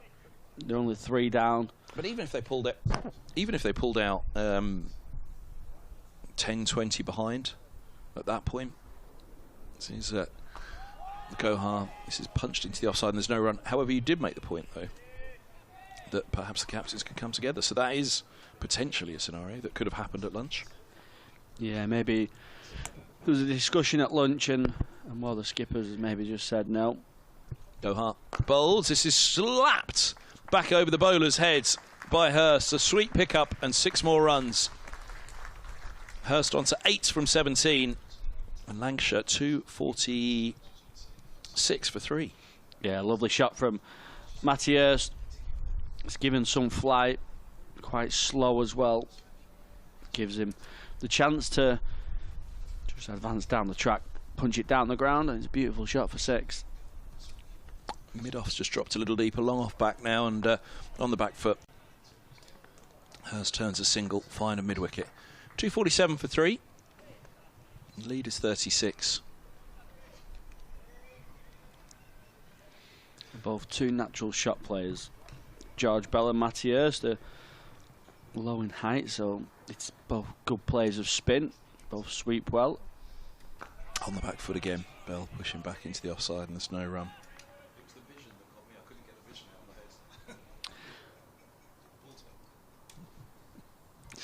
We're being mischievous. Yeah, turn it off. Like CV could tell we were being mischievous in the background. Scott Reed. Be back with us in a little while. Nearly getting myself in trouble. They nearly caught me on camera. Behaving myself again now. Higgins it's going to be from the far end. So a show of intent again there from Hurst and from Lancashire in general. Yeah, Higgins to continue from Sir James Anderson end after lunch. Slipping a gullet away.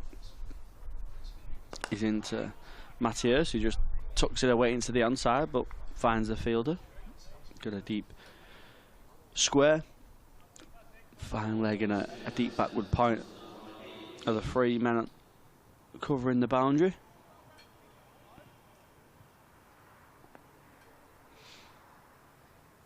In comes Higgins, back of a length, and Hurst just plays that back towards the Middlesex bowler.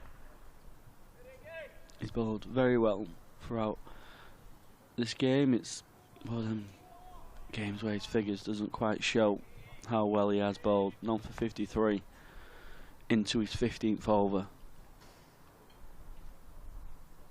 Higgins in, just onto the pads of Hurst, who tucks it away into the onside for a single. Bowled a brilliant spell yesterday with a new ball to Wells and Jennings, beating the outside edge on numerous occasions.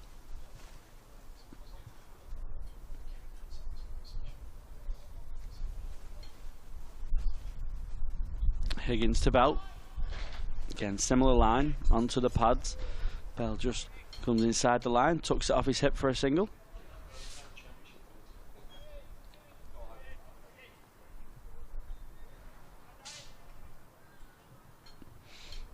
to think with Lancashire continuing to bat, I'd look to maybe get a lead of 150 as quick as they can, would they? Or, like you say, is it just a bonus point? Mindset now as Hurst opens the face and allows that one to run off the bat to point, where there's a big open space as Zafar go out. Is it deep backward point? Finds another single. Gully comes out now into a sort of a backward point. That's driven nicely from George Bell into the offside. 4 singles in that over. That takes Lancashire's score over 250. 205. 251 for 3 off 53. I've just realised they might have actually come to us on Lancashire TV, not because they saw me up to mischief over your shoulder there with Reedy, but they might have been trying to get me finishing my lunch. Did you go for the meat and potato, or did you go for the steak? First time or second time? One of each then. Gohar, he's left arm around, 251 for 3 bowls, and this is swept to short fine leg, a tumbling stop by Morgan. Good effort there. Aggression again from the Red Rose County, which is what we want to see. Final day of cricket of the season here at Old Trafford. A trip to Glamorgan next week. Be nice to see something happening here today, wouldn't it? And again, you're right that the captains could come together, but that's the only way I think that Middlesex could win it. And of course, to some extent, Middlesex should be trying to win it just to try and mathematically keep it alive to next week. But a long shot that, I'm afraid, as here's Gohar. This ball swept away handsomely by Bell for 4. He moves to 17, 255 for 3, 54th over of the innings, and the lead creeps up, ever up for Lancashire, and in fact it passes. No, it doesn't. It's a what is it? 44 now. There we go. Got there in the end. Yeah, really nice shot from George Bell. As a deep square and a long leg. Oh, as well, he just steps right across his stumps and creates that from his movement. Full one. Bat trapped down by... Oh, now there could be a run out that on strikes and he would have gone. Bat trapped down on it by Bell. Gohar went up for a huge appeal that the Yorked, or the ball into the block hole that was dug out, was actually off the boot. I think he jabbed the ball down onto his boot. Then he was called through for the single, Bell, and he had to get a scurry on because he was short of his ground, but the throw from Ryan Higgins at short third missed the throw to the non-striker's end. It's Hurst on to strike an 11. The lead now 45, and Gohar's in, bowls in a forward defence. Push back up the track. Yeah, Bell was just looking for that sweep shot again. Bit of premeditation.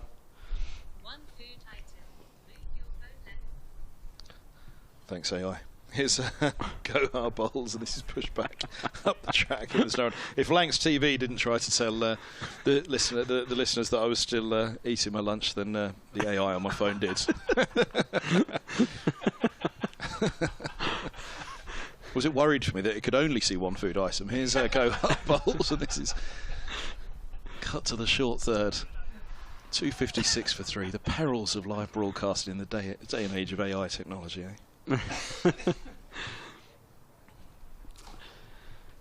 256 for 3, Lancashire. Bell on 17, Hurst on 11. There you go, the pie. It's the wrong way round, it's flipped over, isn't it? Oh, I'm going to make a right mess now, aren't I? No, it's going to splash everywhere, that gravy all over a white top. Yeah, it's a bit runny as well, isn't it, the gravy? Was it a bit runny for you? Yeah. Not thick enough? No, not quite. Did you have the mushy peas yesterday? Yeah. Were they a bit too runny? No, they were alright. Higgins in onto the pad of George Bell. It's a big appeal and it's out.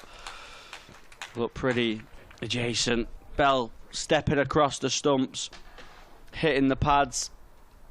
And it didn't take long for the finger to raise. That's the 4th wicket for Middlesex. And it's George Bell departing. 17 off 27 for George Bell. LBW to Ryan Higgins. All eyes on the Lancashire balcony. The lead scrambling towards 50. Do you think, as you say, is it get to 300, a second batting point, get to a 150 lead maybe? at 350 in the third batting point? Or is it just bat? End of season, enjoy a bit of batting at Old Trafford before the season's done? Or maybe a late bowl? Jones charges out. Yeah, it'll be interesting to see what they do. You don't want to. Do you want to pile on too many runs and just make Middlesex go into too much of a defensive mindset where, you know, it's not doing absolutely all sorts out there. It's not a minefield at all. So you're going to still have to work very hard for your wickets. There's no James Anderson either.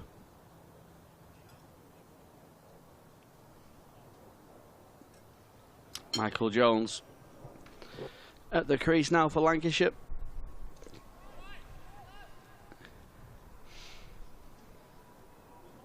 It's been a bit of a struggling red ball cricket for Jones. He's had more success in the white ball game this season. Higgins in. Again, attacking them stumps. Jones just taking a step down, playing it back towards the bowler for no run.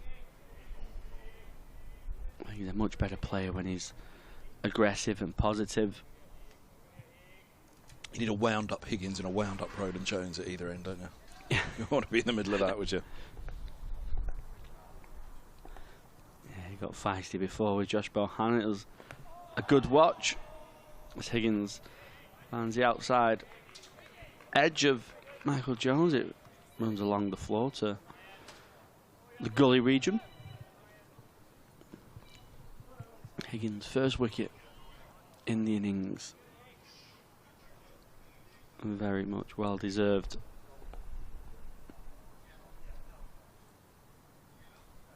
He's in again to Jones, who this time the inside half of the bat into the onside for no run. Lancashire lead by 45 currently.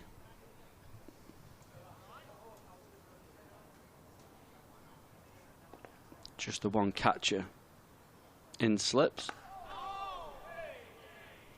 Jones forward, playing back towards the bowler. And a good over from Higgins. Yeah, as you say, it's mad that this is his first wicket. He's bowled so well in this innings. Oh, short run up, here we go. Are you ready, Callum? Oh. Higgins in onto the pads of Michael Jones, who tucks that away into the leg side, gets off the mark with a single.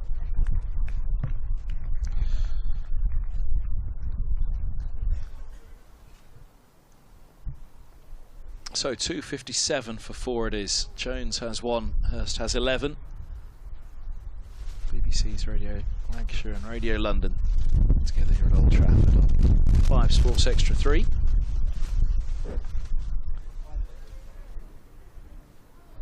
BBC Radio with it all covered for you, live on the BBC Sport website and app. And if you've got your feet up at home not doing much, or if you're far away enough from the boss's glare, you can have us on the screen on Lancashire TV as well. Here's Gohar, left arm round. Deep square, deep point and long off back. He bowls now, and a lot of flight. That's driven away for a single down too long off by Jones. 2 from 6. 258 for 4. Flag's flustering again. It's windy. The wind's got up. It was pretty gentle this morning. Quite calm out there as his Gohar bowls, and he's turned away into the onside and there's no run. I was out there early. I couldn't believe it. There was no rain. There was no wind. Go outside and take advantage. Yeah. Thought it was in Chesterley Street. That's what he tells us. Never rains up there. His short ball cut away down to deep backward points, and that's a lovely bit of placement from Hurst. He moves to 15, 262 for 4. And the lead creeps ever onwards, and it is now 51. There we go. The lead is over 50. How much further? It's quite quiet out there at the moment. Middlesex now playing that waiting game of some sort of realisation, you'd imagine. But I suppose 4 down, a couple more wickets, and it probably is in Middlesex's control to keep it down, but I guess they're as much keeping the runs down at the moment, so they're not having to bat too long today to save the game. As this is Tickle back with a square on the leg side for a single. Hurst moves 216, 263 for 4. Does the indication of Higgins doing that short run up as well, a bit like that, or does he do that quite often? Yeah, every now and again. Well, it's the batter's job to be in position when the bowler turns to bowl, isn't it? So Murty used to do that in latter years as well. Gohar, lovely bit of flight. The ball's eased to point, and there's no run. Speaking of Chesterley Street, how are they going up there? It's Worcester up there at the moment, isn't it? With our dear friend Marcy Emerson, who often bemoans that every other ground in the country is too far south to play cricket. Gohar's in, bowls, and this ball's driven down to long off. 264 for 4. And in all fairness to them, it's Glamorgan that loses the most number of days cricket each year, isn't it? The Wet Whales at Cardiff. I'm pretty sure it's Glamorgan who lose the most number of days, sessions, overs, however you want to phrase it, per year to the weather. As much as we chip away at Marty in the or as we also refer to him, Nanook of the North. It does get cold up there though, doesn't it? Middle of July once I went and bought a Parker jacket. I was that cold. Oh. Genuinely I did. There's a picture of me on there wearing it. It was freezing. Down the track. And that's hit into the leg side. Might have been a catching opportunity. Didn't quite get hold of it. The Jones is looking for that sharp leg side boundary. Showing intent again. The Lancashire batters ended up getting through for a single. Hurst on strike now, one slip away. He slashes that one wide of gully. He'll get a couple of runs. It's a good stop in the end. Took all the pace off it. Would have been flying away for 4 if not. Is it a Parker jacket? The big padded one with the furry hood? No. We used to call it an anorak back in the day, didn't we? I think Parkers are like the Liam Gallagher kind of Oasis type, aren't they? The sort of thinner, I think. Oh no, I wouldn't have worn that at Chesterley Street. Just pushed back up the track. So Higgins and there's no run have been freezing. Oh yeah. Yeah. Can you pull up the hood though? You can. Yeah. When did it stop being called an anorak? Was that ever an anorak? Is Higgins. Higgins onto Hurst, who tries to advance and swap that away into the leg side. He's mistimed it to mid-on. Doesn't get anything for his efforts.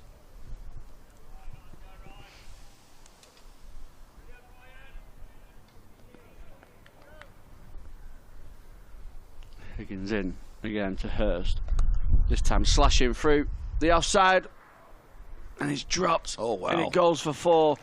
Carries all the way to the deep point boundary. He's opened the face on it as Matty Hurst is through. Everything at it. It carries all the way. And it goes through the hands of... Is it Morgan again out there? It is. Yeah, bless him. Again, that wasn't easy. No, jumping up over his head. And again, it trickles away for 4 behind him. Lifeline for Matty Hurst. Higgins in. Bit of movement away off this surface. Beats the outside edge of Matty Hurst to end the over. 7 runs coming off that over. 271 for 4. Lancashire lead by 60. Callum Flynn alongside myself, Kevin Hand on the mic. Scott Reed will be back with us in a little while here at Old Trafford. Division 2, which appears to be heading towards an inevitable close unless the captains here reach a point of discussion. A little bit of jibber jabber in the middle. Yeah, don't lose the play in the Lancashire batters then. Gohar's around the wicket bowls, and this is pushed back down to long off for a single. Middlesex, you'd have thought at some stage would have gone to Lancashire and said, what do you fancy? Should we set something up today? At some stage, surely. But I think Lancashire are in control of it. They bossed the day. Gohar bowls, and this is Works back to score on the leg side for a single by Hurst. Moves to 23. 2-7-3 for 4. 58th over of the innings. I think the door's been shut in terms of Middlesex wanting to make a game. Potentially this now 60-62 the trail by so far. Goha bowls and a dab into the offside from Jones. But yeah, Leicestershire confirmed as champions today. Glamorgan on the verge of being confirmed second spot. Going up to what? We don't yet know what. And as forward goes Jones, driving down to Laugh. 2-7-3 for 4. It may be 1 Division 1 or it may be 2 Division 1s. I can hear the chant already. There's only 2 Division 1s. Here's Gohar, he bowls, and this is pushed away into the offside. 2-7-4 for 4. I tell you what, if cricket commentators are confused as it is, we're not going to be confused next year, are we? And in Division 1B, here's Gohar. A little dab into the onside. It's Hurst defending, thinking about the sweep, which he replays afterwards. Hurst has 23, Jones has 6. 2-7-4 for 4. Have we done the not out one with Callum yet, Reedy? Have you been subjected to that? I was subjected to it live on air. Reedy was given a long run up off air, which I think is wholly unfair. Such a pie it was with us. We set the question. If every batter is out first ball, which batter is left not out? Oh, God. And it's your over. That's what they did to me. In hysterics they were. Higgins into Jones. He just steps across his stumps, advances, but can't find any bat on that one, which goes down the leg side.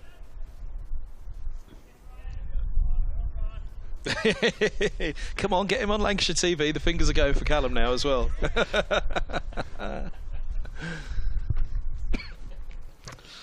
Good question, that.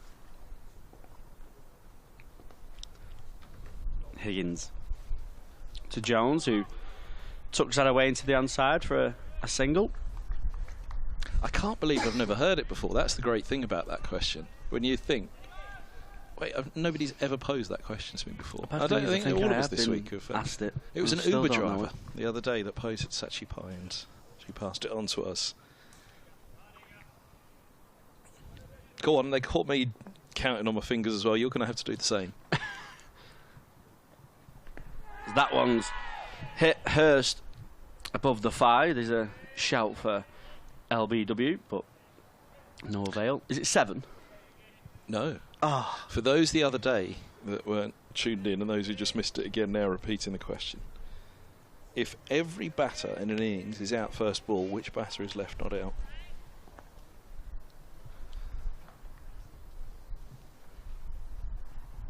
That one's down the leg side. Diving Cracknell, who stops it from going for 4 byes. Matty Hurst is asking the umpire why his arm's not spread. Well, there was a few before lunch, wasn't there, for Morgan that were drifting down the leg side, and when Lancashire at that point, it felt like were putting their foot down. It did feel a little unfortunate. They were just slipping out for Morgan, as undoubtedly that one did for Higgins.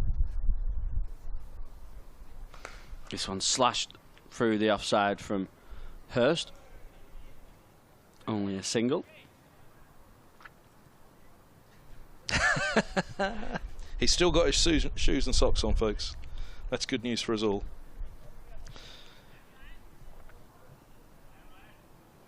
Eight. There you go. Yes. Got there in the end. Higgins into Jones, who tucks it away to mid-on. Deep enough for Jones and Hurst to scamper through for a single. Because the first 6 were all out to the top 6 were all out to the 6 balls of the first over.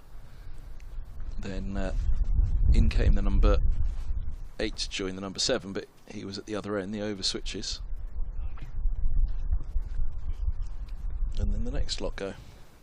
I'm going to leave it at that because I feel like I'm talking myself into an answer now. I'm talking myself out of the answer. And that's how it happened. Gohar, his left arm around, bowling to Jones. Thank goodness for the start of the over. It's pushed back by Jones down to long off. For singlers, I reveal I got the answer, but by the incorrect means. Still the right answer. 278 for 4. 60th over of the innings. Bonus points still in play. We are still in the first innings of the match. Middlesex 211 all out. Lancashire 22 away from a second batting point as Gohar's in. Bowls down the track, slamming this one in the air. It's almost up with us, that. Huge shot from Hurst back over the bowler's head, whose head dips. Chin to his chest for Gohar as he walks back.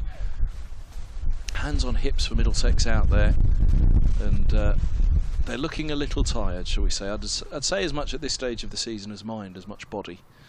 As Gohar's in. Long on has gone back as well now, and a single's pushed, dot ball's pushed a point. Thought they were going to get through, but not so. Hurst is 30 from 40. 284 for 4. The lead is 73. All of this pushes Glamorgan ever closer to Division 1, of course. As Gohar's in, bowls, and this is pushed back into the onside. What I've been pondering today, and I wonder if Lancashire are thinking it as well, is that if the championship does change next season to 1 Division 2 and 2 Division 1s, as Gohar's in, bowls, and this is pushed away to extra cover, and there's no run. Does seeding come into it next year? For if you're in Division 2 and you play 3 of the 5 teams 3 times, or you'll play 2 of those games, 2 of those teams away twice, or 2 of those teams at home twice. As forward goes. Hurst again pushing this down to long off, and there's no run. So seeding then comes into it as to who you play at home and who you play away, and how many games you play at home and how many games you play away. So is that why this is important today for Middlesex and Lancashire next year? Scott's saying no just to be Scott. Yeah, if you finish second or third, third or fourth in this group, then you're obviously seeded top 2 in terms of the draw for next season's games, and how many games you play at home and how many games you play away. I mean, listen, don't shoot the messenger. Mine's frazzled by the question before. Don't shoot the messenger, because I do not like any of this, but this is what could be coming. Higgins into Hurst, who pushes it to mid-off again. Mid-off and mid-on, deep enough for the Lancashire duo to get through for a single.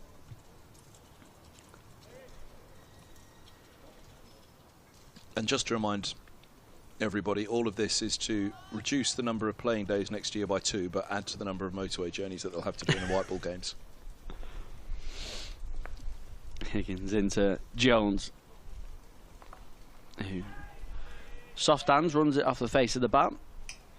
Never really any signs of a single. Slip fielder runs up to do the fielding. Actually, that said, if you are, let's assume this is seeding for next year, if you are one of the top seeds for next year and you get the two of the 3 extra games that you have to play at home, so you'll have 7 home games and 6 away games next year if you're in Division 2, one of the top seeds. Higgins into Jones. It's gone down the leg side, but called a no ball as well. That is assuming seeding is at stake, which we don't necessarily know that it is. And of course the vote may or may not go through. Still be, yep. When the vote eventually happens. Well, if the vote eventually happens, yeah. Higgins off the short run again to Jones, who advances. Smash it down to mid-off, doesn't quite time it, gets a single. And just so I've got this straight, we're waiting until we know what the outcome of the vote will be until we have the vote, right? That's why the vote hasn't taken place yet. Oh, it's delayed again, according to The Guardian. Matt Hughes' piece in The Guardian, Scott Reed showing me. Higgins in, Hurst going big. Going very big straight. Even some of the spectators didn't quite see that one. The hands go on the heads after the ball has landed 3 or 4 rows behind them. It's a brilliant shot from Matty Hurst. 6 down the ground for the Lancashire wicketkeeper. 295 for 4 now, Lancashire. As a proper journalist as he is, he's double sourced. The other source says it hasn't been delayed. That's George Lebel in The Cricketer. Higgins into Hurst, who Helps himself to a single in the offside. He'll think about 2. Tucks that one off his legs, but the deep square fielder, quite short boundary to the onside as we're looking out from the media centre.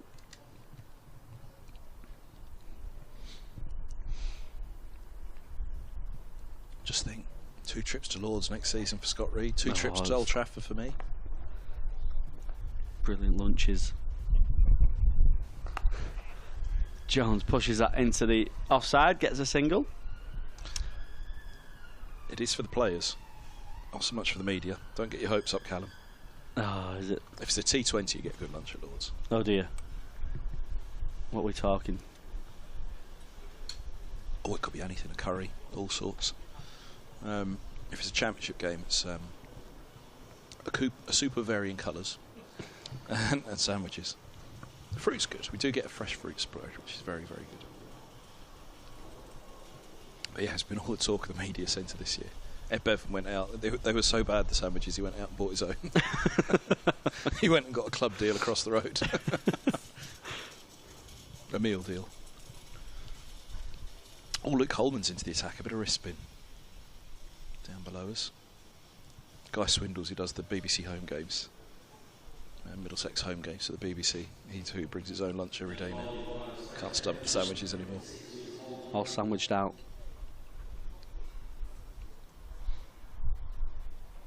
Right, Holman. Wrist spin it is. That's actually, as the season draws to the end that it is drawing to, that's probably going to be the most memorable talk of the season in the press box at Lords. Oh, these sandwiches are terrible. Here's Holman, he's in. Bowls, and this is driven down to long off for a single. 2-9-8 for 4. And I'm not revealing anything here because it is genuinely the jumping up and down of the media sense. Like, these are so bad, these sandwiches. MCC are well aware. He kindly provide us with said not very good sandwiches.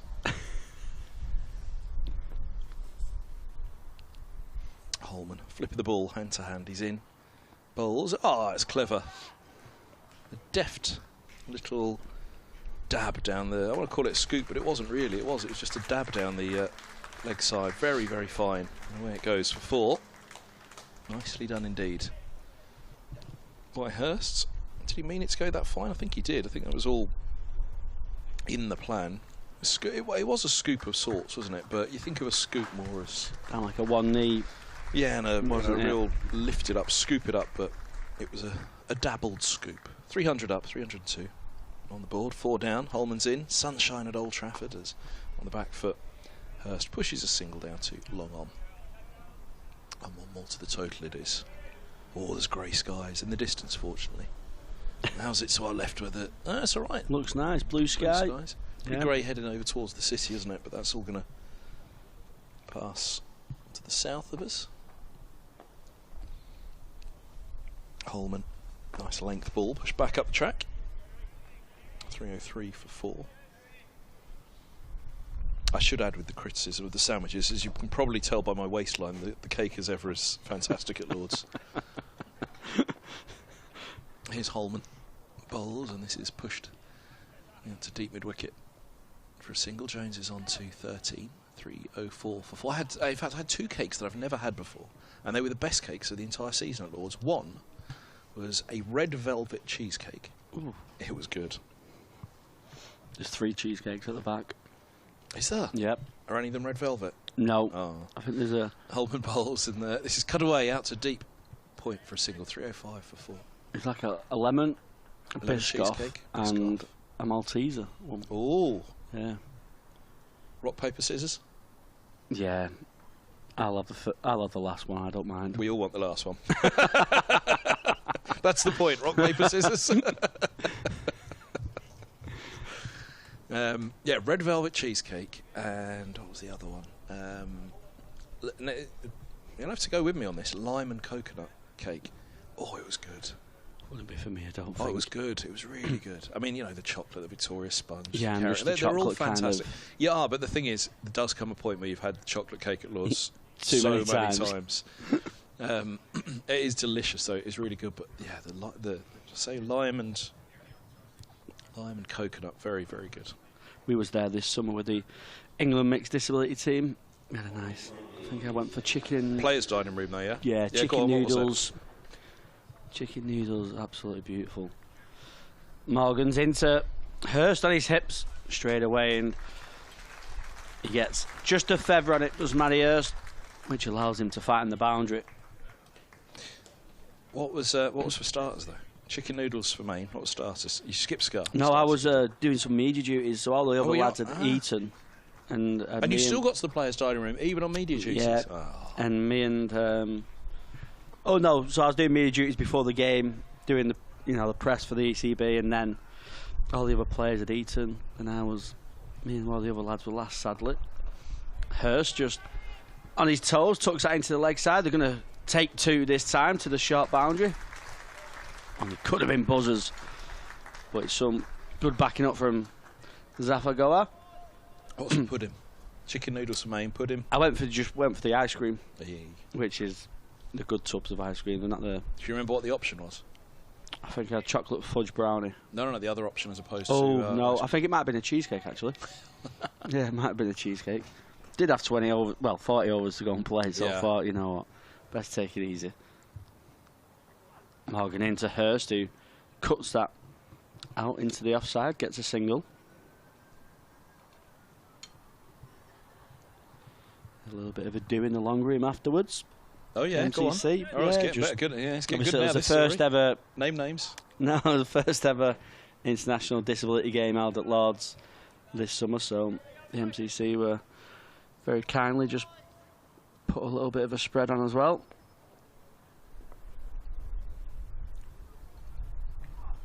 Morgan in, hitting Jones on the pads. He deflects away into the offside. They take a single. Leg by. That's some unbelievable spring rolls being brought round. In the post-match? Yeah. Yeah, they do sit there. They're good, the canopies. Everything at Lords is brilliant, apart from the sandwiches in the media centre.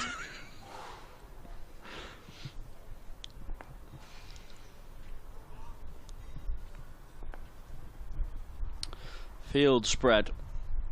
Here now, as Morgan in.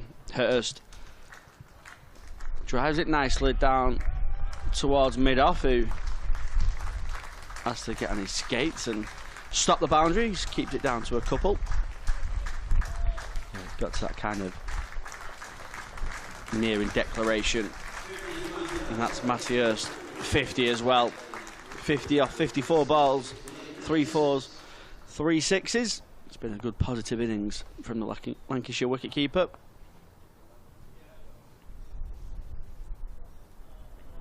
Hocking in, beating Hurst on the inside edge to carry as well through to Cracknell at this stage of the game.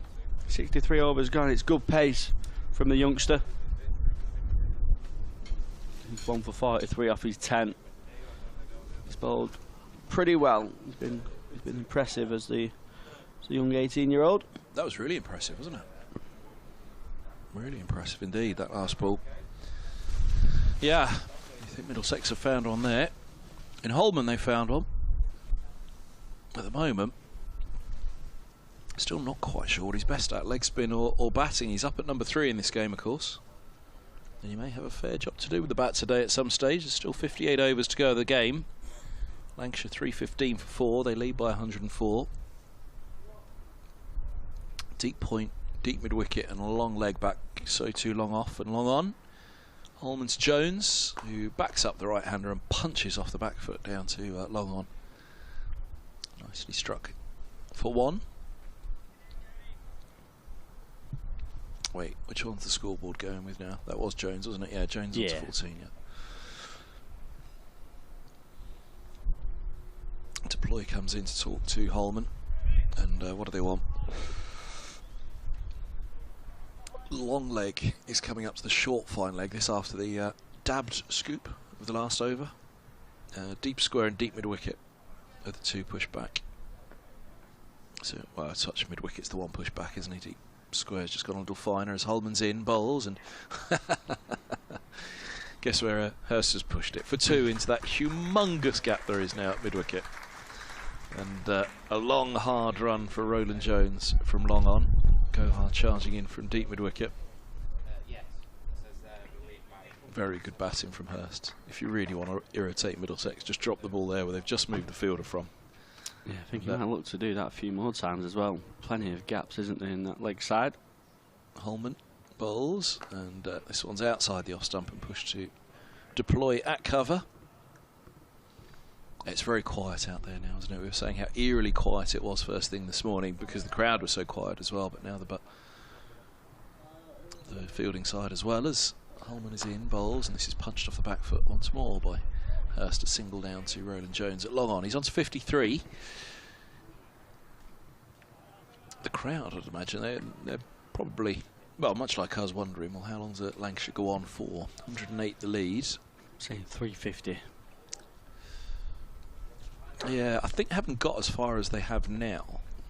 So Holman's in, bowls, and this is punched out to deep point for a single off the back foot by Jones, and he moves to 14. Having gone as far as they have now, they probably are as best advised getting that lead up as best they can. Yeah. What were you saying, 350? 30 more runs? Yeah. See, I think they probably at this stage need to absolutely go hell for leather and get that lead up to around 200 and really put them under the pump. As Holman bowls, and this is turned into the onside. They're going to take a single. They were looking for that second again through mid-wicket. It's not there. Because with the number of overs left now, we are reaching the stage somewhat where it is hard to see Lancashire bowling them out in that time and then getting back out and knocking off whatever runs are required as well, because you're losing time for the change of innings. So, yeah, I do wonder whether they just keep going now and say, all right, we'll give ourselves 40 overs, Adams, try and... Yeah. What is it left today? There's 57. 57. All right, maybe leave 45. Yeah. So another 12 overs. Hell for the leather, try and get it up around 200. Morgan into Hurst. He plays that off his pads into the onside, takes a single to mid-on, who's mid-on, mid-off, kind of 3/4 the length back. Inviting the Lancashire duo to go over the top if they would like.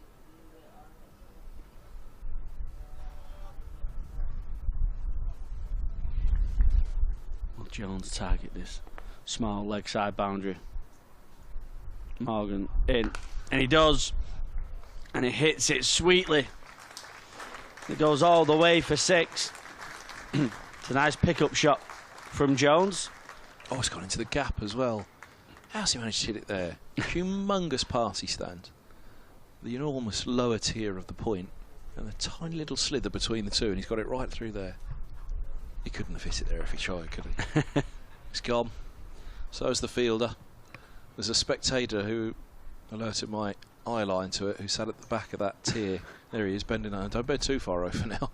He's looking over the... Just over there, pal. Yeah, exactly.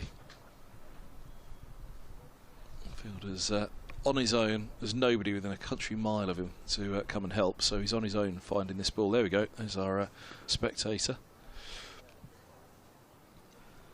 To you, to me. Left a bit. Yeah, it's lost. New balls, please.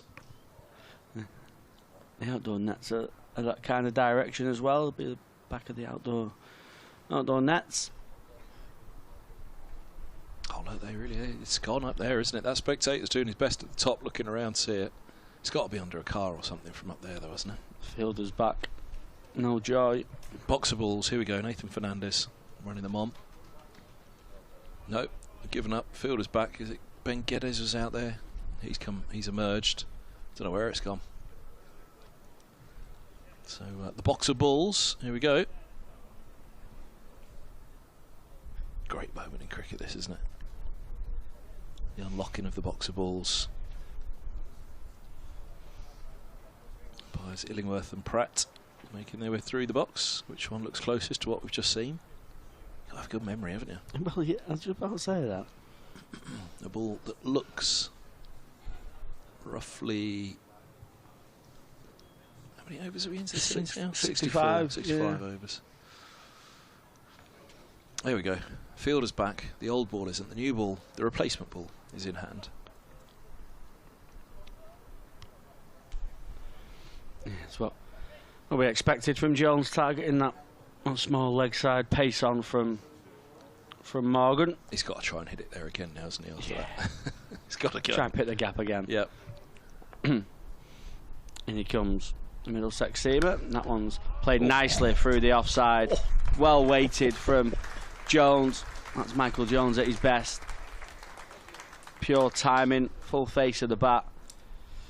Showing the ball up the stickers. Beautiful shot from Jones. Picks up 4 runs through the covers. Back-to-back boundaries for the Lancashire batter.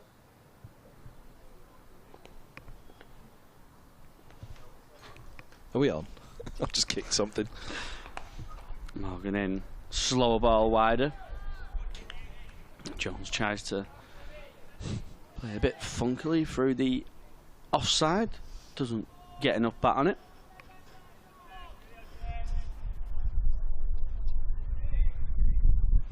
Lead by 121. Lancashire 332 for 4 in this first innings. Jones now on 25 off 29. Morgan in wide. And that one's played again nicely through the covers. Short of a length this time. He slaps it through. Straight cover. He beats the cover fielder. Again, he's timed it really nicely. He's a wonderful timer of a cricket ball, is Michael Jones, when he gets going and he plays in this positive mindset. Plays on top of the balance and with a straight bat really well.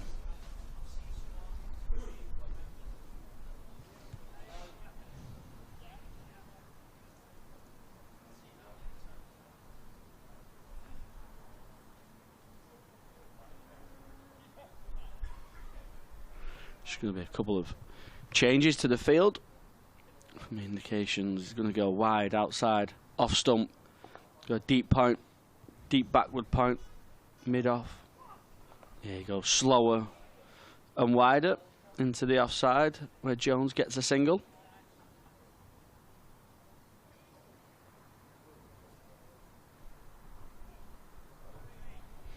It's the end of the 65th over. 337 for 4. Jones on 30 off 31 and Hurst 55.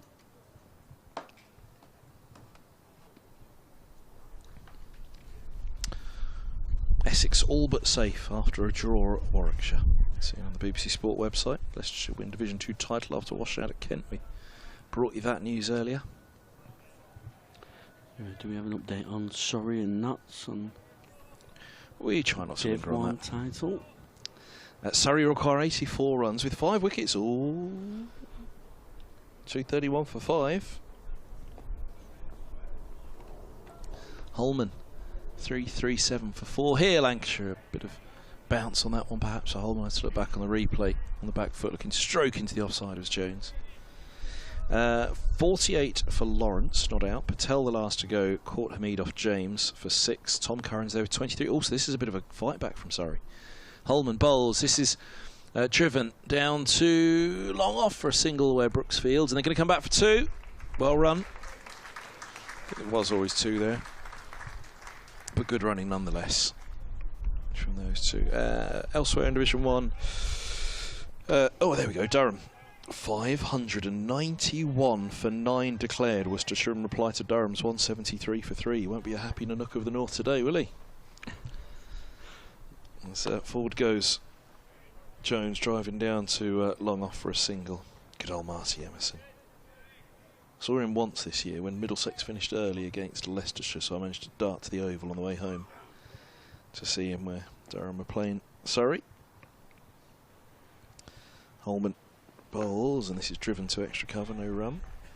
Hampshire 91 for 3. They still trail Somerset by 191 runs. Taunton.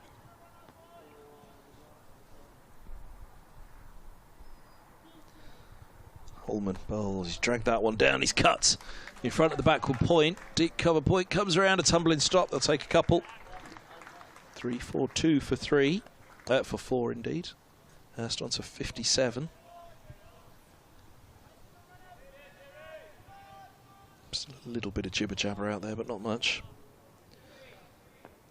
Yorkshire 18 for 3. They trail Sussex by 38 runs at Hove. As pushing back is Hurst to Holman, no run. Essex match drawn at Warwickshire. Division 2 match drawn. Glamorgan 259 all out. Derbyshire 17 without loss. That game at Derby. So 2 wet at Derby on the final day clearly.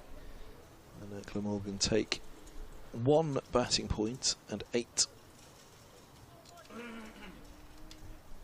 draw points. So they move 38 points, 39 points clear of Middlesex as things stand. Middlesex with just the 1 bowling point in this game so far to take away with them. Will they be taking the draw as well? It won't be enough to take the games to the final round though, even if they do secure the draw. This is Morgan starting the new over. Yeah, Morgan into Jones, wide, and that one's spooned into the offside. The catch is taken. Zafagoa on the deep point boundary. It's a big outside edge from Michael Jones, who's looking to go moreover extra cover. But it's good bowling from the youngster in the end. He knew Jones was coming hard. He's gone wider, making Jones try and hit over that offside region, which is a hard thing to do, as no matter how good of a batter you are. And that one's caught on the deep point boundary, and that's the 5th wicket for Middlesex. And it's a 2nd for Morgan. Yeah, well done, Morgan. Too many huge celebrations out there, sadly, for Morgan on his first couple of first-class wickets. Had something to say there, didn't he, for a wee while. Zaffa go hard. He was pointing up to the sky in the end. I don't know if he was saying he lost it for a moment, just didn't pick it up to begin with, or the black seats of the party stand, was it lost in the dark of those as it came out so many? Because he was late on it, wasn't he? I thought he'd not got it, but there was a few hand signals out there. So yes, that is 5 down, still 1 shy of a 2nd bowling point Middlesex, but again all of this at this stage pretty irrelevant. They need a win to keep it alive, and unfortunately for them that's not going to happen. Yeah, that wicket brings George Balderson to the crease, the left-hander. Fantastic all-rounder for Lancashire. Morgan round the wicket to the lefty. He finds the outside edge straight away. Pick up. Yeah, they come back for a couple. Good running. He's bowled well to left-handers throughout this innings as Morgan. Got a beautiful dismissal with Keaton Jennings taking his stump out the ground. Tell you those last scores before I make way for Scott Reed. Northamptonshire 97 for 4. They lead Gloucester by 62 at Bristol. That one again beaten the outside edge of George Balderson, more back of a length this time. Gloucester, who travel to Lords next week. It's a scrap for 3rd and 4th spot in Division 2 now, isn't it? Which includes Lancashire if they were to win this one here today. Leicestershire match drawn against Kent at Grace Road. 5-4-9 for 7 declared. Goodness me, there's a lot of matches abandoned on the final day. Morgan in, beating Balderson on the outside edge. Balderson just trying to cut that one into the offside. So as I'm heading off air next, does that mean I get the pick of the cheesecake? Yeah, just take your pick. We've got to slice them up, and we'll sample a little bit. Oh of no, each. it's What the. have we got? Let's get them before I go. Go on, you do this, like Paul. tub kind of. Yeah, it's not a slice. Morgan in round the wicket at the pads of Balderson, who walks across and flicks that off his leg. Gets off the mark. Ooh, sorry. He's already off the mark. He gets a single, takes him on to 3. Hey, look at these. Look at these. So what are you saying? We've got a lemon cheesecake. A Biscoff. Biscoff, that's for Reedy. And me and you are scrapping for scrapping the for the Malteser one. Yeah. I'm saying the lemon's the silver medal. Lotus biscuit is the bronze. Oh, he's going for the Lotus, is he? Morgan in. Hurst going for the scoop, full of a length. An appeal for LBW, but the umpires said Manny Hurst has got some bat on it. He gets a single. That's the end of the over. 346 for 5. Lancashire lead by 135. All right, I'll see you sometime next week, folks. So if we unravel that, if we unwrap that, I'm sure we could slice them. We could make them into a mess. No, you got to eat it with the plastic around it, I think. Oh, what? Scoop it out? Yep. I brought 3 forks up as well. There's no spoons downstairs. So. I'm not double dipping with Reed.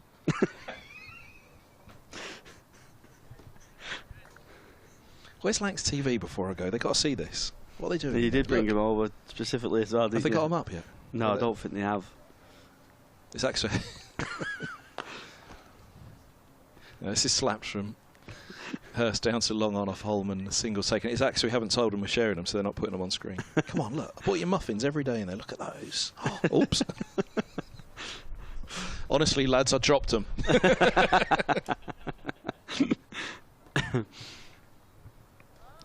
347 for 5. Lancashire. Hurst and Balderson at the crease. But Hurst 59 off 65. Balderson's just joined him 3 off 4. Facing the leg spin of Holman. That's back of a length. Balderson slashes it out into the offside. It's cut off. No run. Afternoon, Captain. Afternoon, Scott. Wherever Kevin goes, there's some food around, isn't there, somewhere? There's half-eaten pie on the table here. Holman in. Balderson tucks that away into the onside where everyone is on the boundary rope. There's no one saving a single, so he helps himself to a run.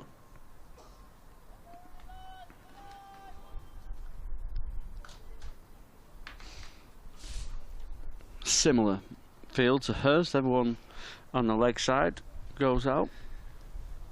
Holman in. Hurst advancing over the top of the bowler. Does it carry for 6? It does. All the way for 6. Targeting the side screen. Matty Hurst, he's used his feet pretty well to both spinners in this innings. It's been a good aggressive knock from the Lancashire wicket-keeper. It has, yeah. It's been a fantastic approach this by Lancashire today. They've got a real chance, haven't they, of maximum batting bonus points. If you put that onto the bowling bonus points, you bolt that onto a draw, then that's a pretty good return. Yeah. And Lancashire move above Middlesex. Holman in. That one's played into the offside. Everyone deep enough allows him to get a single. Yeah, it'll feel like, obviously it won't feel like a win, but it'll feel as close as you can get with the weather that's been around. Yeah, high scoring draw with your maximum return of bonus points. That's it's going to pretty much be a good what, week. 2 days of effective cricket if you add it all up. Exactly, yeah.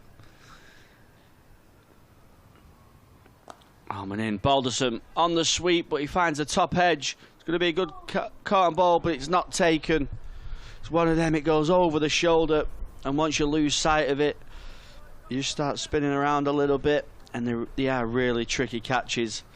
Holman can take the catch, and that's 356 for 5 now, Lancashire, and lead by 145. Yeah, I think that's probably about all that Lancs could really have looked to get from today. I think they've come out with a fantastic approach today, and a great chance of, you know, if they miss out on 450, still 100 runs away, of course, there's a lot to get with only 5 wickets remaining, but try and even if they get to 400, take those batting points plus your bowling points and your 8 points, and that's a pretty good return. They'd move above Middlesex in the table with that, and chance to finish the season, you know, continuing as we mentioned before, that's flicked down to fine leg by Balderson. A pretty good second half of their county championship season. After 7 games, they were all over the shop, weren't they, really, in truth? So they made their changes, and if they can get through this week and next week with some positive cricket and a couple of positive results, it's a good end to the season. Yeah, it's definitely been more positivity throughout. Just waiting, hammering that ball out towards long off, and scoppering quickly through for 1, wanting to come back for 2. Yeah, I think there's been a more positive outlook since Stephen Croft's been in charge, been at the helm. He's someone who I'm sure will get the respect of the players straight away. He's been there, done it, and he's been in the dressing room with a few of these players as well. He's someone who always set the standards in the field. He's Morgan around the wicket to Balderson, shuffled away out towards the leg side. And a couple of bouncers, it skips over the rope, and 4 brings Balderson on to 10, and Lancashire to 362 for 5. I hope one doesn't go pretty quick to Zafagoa there on the deep square boundary. His arms were in the air again. Didn't have a clue where that one went either. Thankfully, it went nowhere near him. I'm finding it quite tricky to pick out. I lost that ball. I imagine it's not easy out the party stand with the darker seats and a Duke's ball, which is, you know, they are dark. They are, you know, not exactly red. 362 for 5. Balderson waits for Morgan, who's in and bowling. Out again, leg side. Has he cleared the man? Oh, he has! What a shot from George Balderson. Terrific. He moves on to 16. Lovely, lovely pickup from Balderson. Almost nonchalant, really. Off his hip, out towards the leg side boundary for 6. 368 for 5. Yeah, he's timed that so well, hasn't he? Never really a chance of the boundary fielder getting it. He thought he was, but then it landed about 10 yards behind him still. It's a brilliant shot from George Balderson. Morgan might just have to go wider, similar to what he did to Michael Jones here.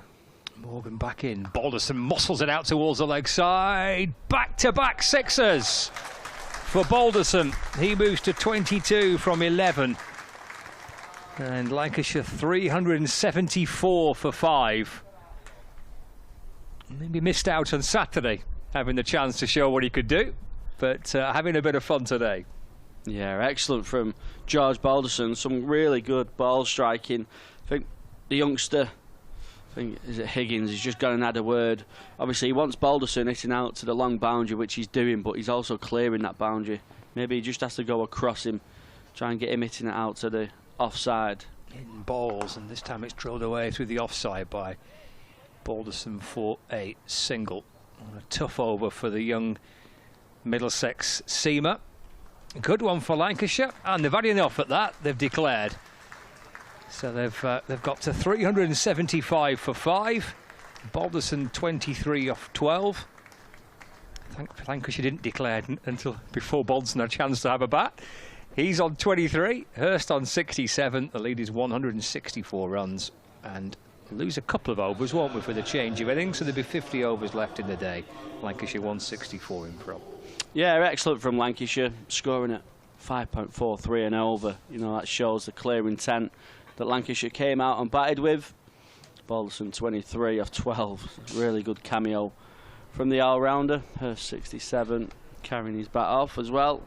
Excellent from Lancashire. They've got 164 runs now, so they can be aggressive, they can be attacking. Middlesex will be in no real rush to score runs. They'll just look to survive. I'm sure they won't go too defensive, but it gives Lancashire an opportunity to be aggressive with the ball and the fields that they set as well. So you never know. Roughly 50 overs Lancashire are going to have to bowl Middlesex out.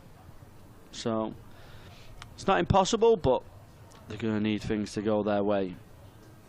They are indeed. So 164 in front, 50 overs remaining in the day. 375 for 5 declared. And we'll take a 10-minute break and catch you soon.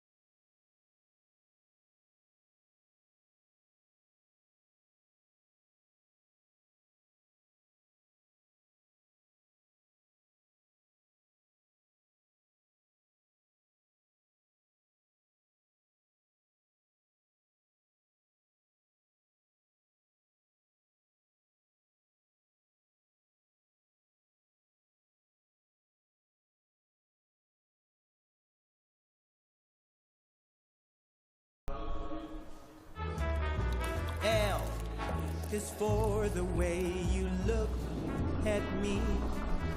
O is for the only one I see. V is very, very extraordinary. Welcome to the opening day. Oh, that is a wonderful shot.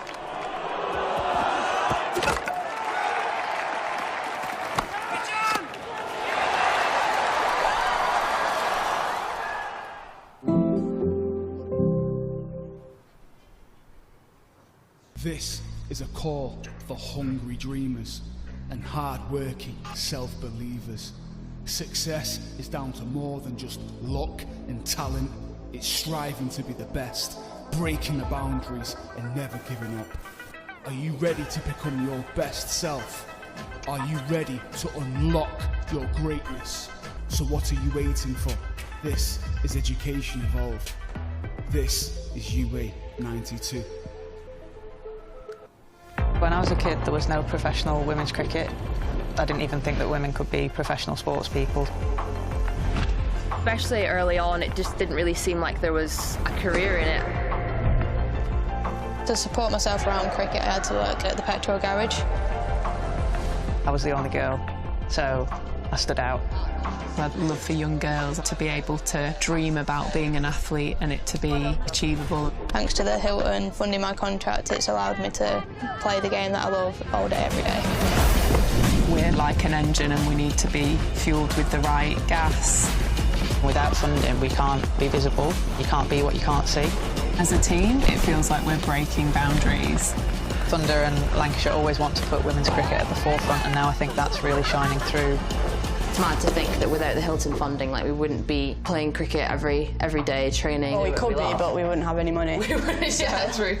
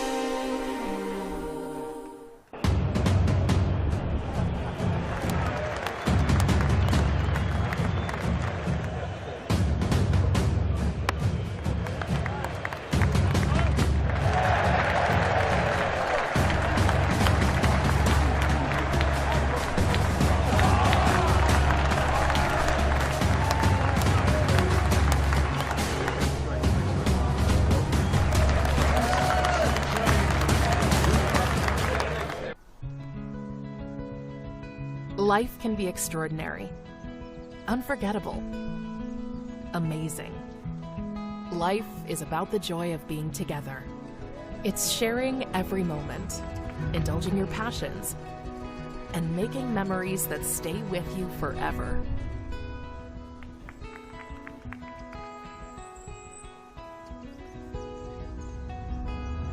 Life is live. The thrill of the game, the buzz of a network, the enrichment and fascination of a cultural soiree. And we feel every sensation because we're right there with you, always on, always fully engaged to help provide that extra spark, heighten emotions, and make every occasion simply unforgettable. Because the best live events don't just happen to us, they become a part of us, forever associating your brand with life itself. Live can be extraordinary, and we're ready to help you make the most of every inspired, delicious moment. Welcome to Sodexo Live.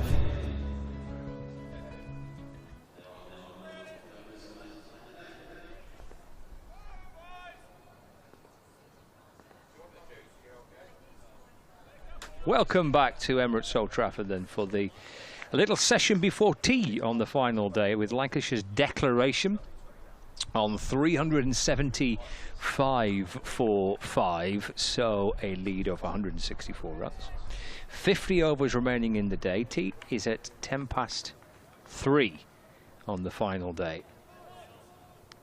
he said, with not a great deal of confidence. But no, I'm sure it is. 10 past 3.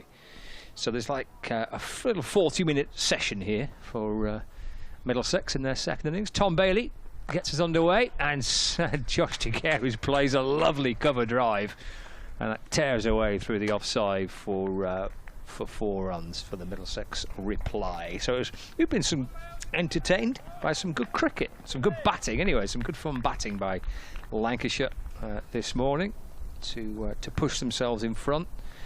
Half centuries for Luke Wells, Keaton Jennings, Josh Bohannan, Matthew Hurst. In that score of 375 for 5. Here's Bailey back in over the wicket, balls again, left by DeGarry. And through to the keeper. And for Middlesex now, 50 overs of batting. Get to tea without too much damage done, and then an hour or so after tea, and that should be that, I suppose. Unless Lancashire can get in and amongst this Middlesex batting lineup and create a few jitters for Middlesex. 3 slips and a gully. Bailey bowling and turned away towards the leg side. Jack Blatherwick is out there as a substitute fielder. There is no James Anderson for Lancashire. Blatherwick fielding, coming around from mid-wicket to square leg. And a run takes DeGarry onto 5, and it brings Robson on strike for the first time. Scott Reed, Callum Flynn and Kevin Hand with you at Emirates Old Trafford for this final day. I thought you were about to apologise there. Scott Reed, Callum Flynn and... Apologies, but Kevin Hand. We couldn't find anybody else. Dragged Hand in. There was a moment's hesitation there, Reed. I noted it. Was it? Bailey in, balls to Robson, playing and missing through to the keeper. I was in the green room at the back, listening to you two when they were hitting those last 6s before the declaration, and just mulling it over, because obviously I think Callum and I are both in agreement. We'd have pulled out before lunch and had that elongated day.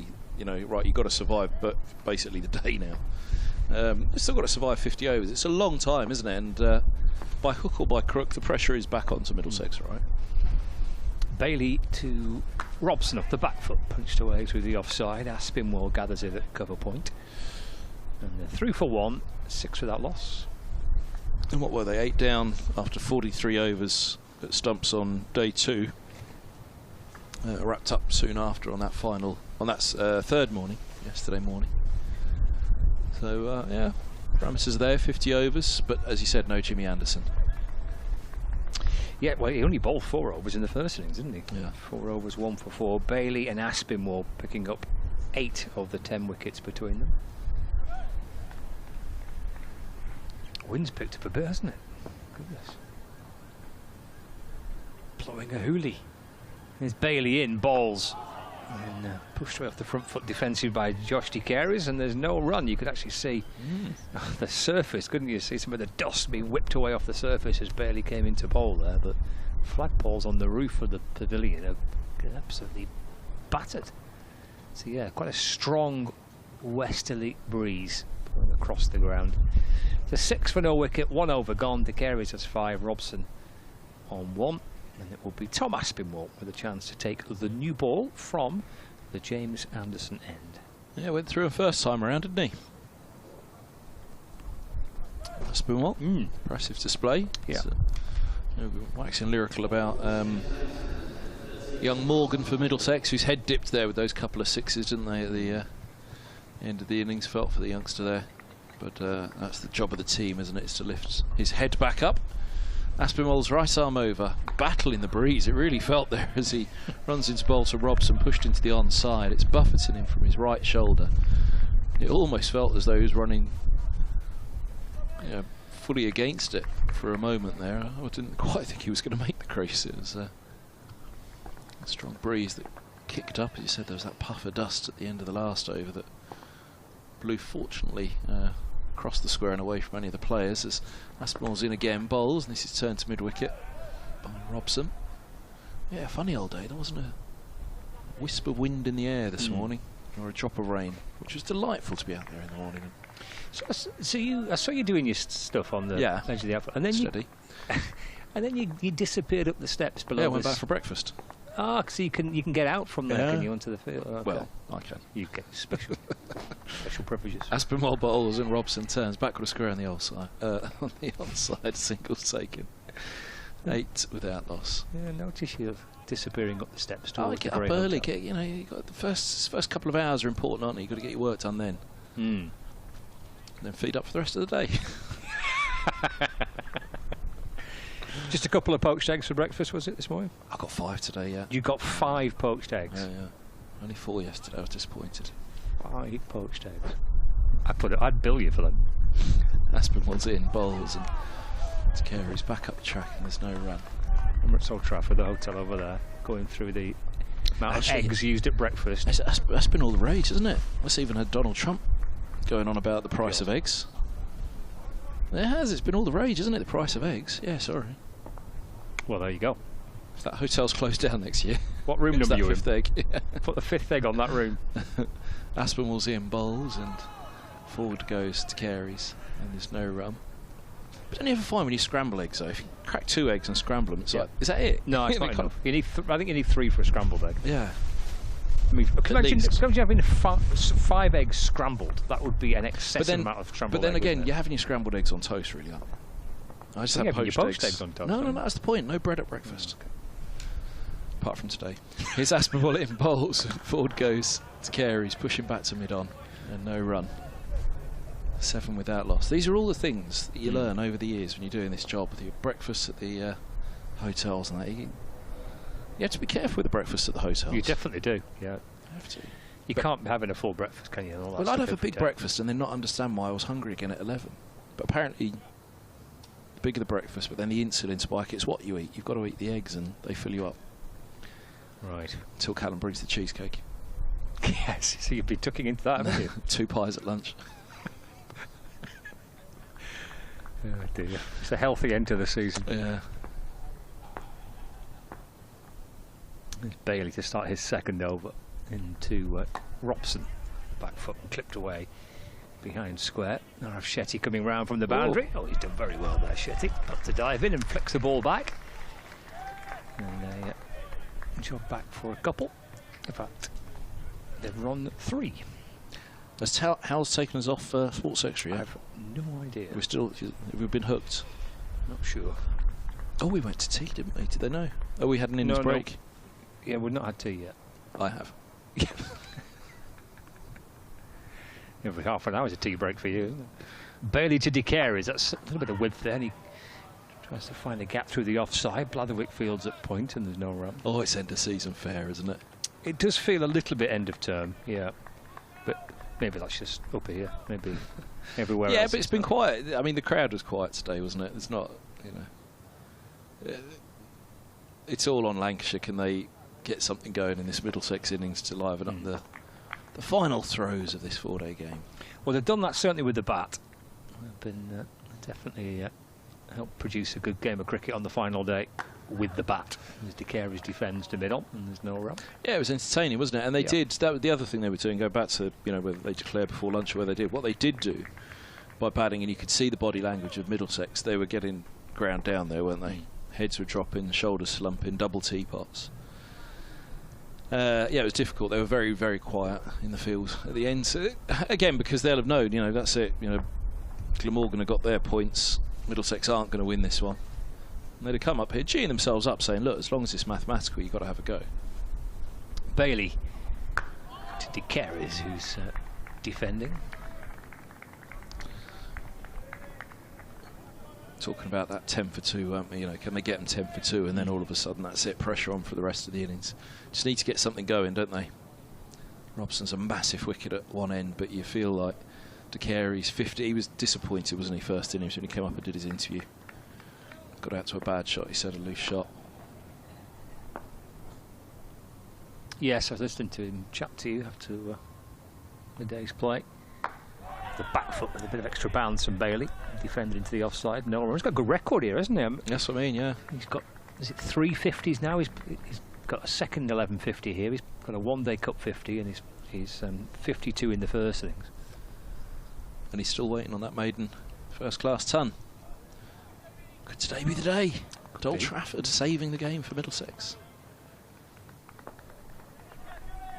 Waits for Bailey to loop her back round at the top of his mark and sets off again. There's Lancashire right arm seamer bowling, pushing it fuller, wide of off stump and left. Taken by Hurst. It's not quite going to be Donald to Atherton saving the game, is it? But it's but it could get dicey later. As I say, 50 overs, it's a fair while if they could pick up just a couple before tea. Build that bit of pressure. I mean, really, they probably want 4 before tea, don't they? Certainly 3, I think. 2 down at tea, and Middlesex will be thinking, come on, you're not losing 8 wickets in a session when your one job is to survive. Aspinwall, 3 slips, crouch down. He runs in, bowls, and Robson works him off his pads to square leg. There's no run. Elsewhere, Surrey are 267 for 7. Oh. So they need 48 to win with, and Notts need 3 wickets. Kevin Howes, he'll be beside. He'll have no hair left, will he? Tom Laws and Gus Atkinson, the 2 batters. Aspinwall bowls outside of the off stump. Through to the keeper it goes. You're going to clip that and send it to him as well. Biting his nails, that's what I'm looking for, not pulling his hair out. No, he'll have a job on doing that, but he could definitely bite his nails.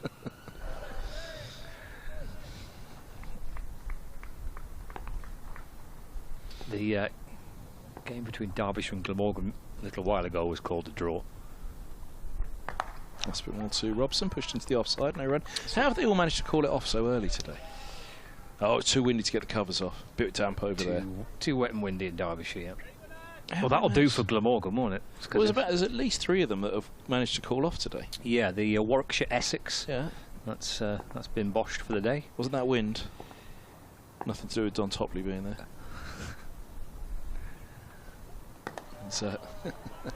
Aspinwall bowls to Robson. It's pushed back up the track. And he sent me a clip last night. They did come to him on the news. And we're here to Edgbaston, where we understand Don Topley, you're having a few problems with the wind. A huge pause. Well, not me personally, but did he not send it to you? No, I'll play it to you in a minute. No, I didn't. The pause was the great bit.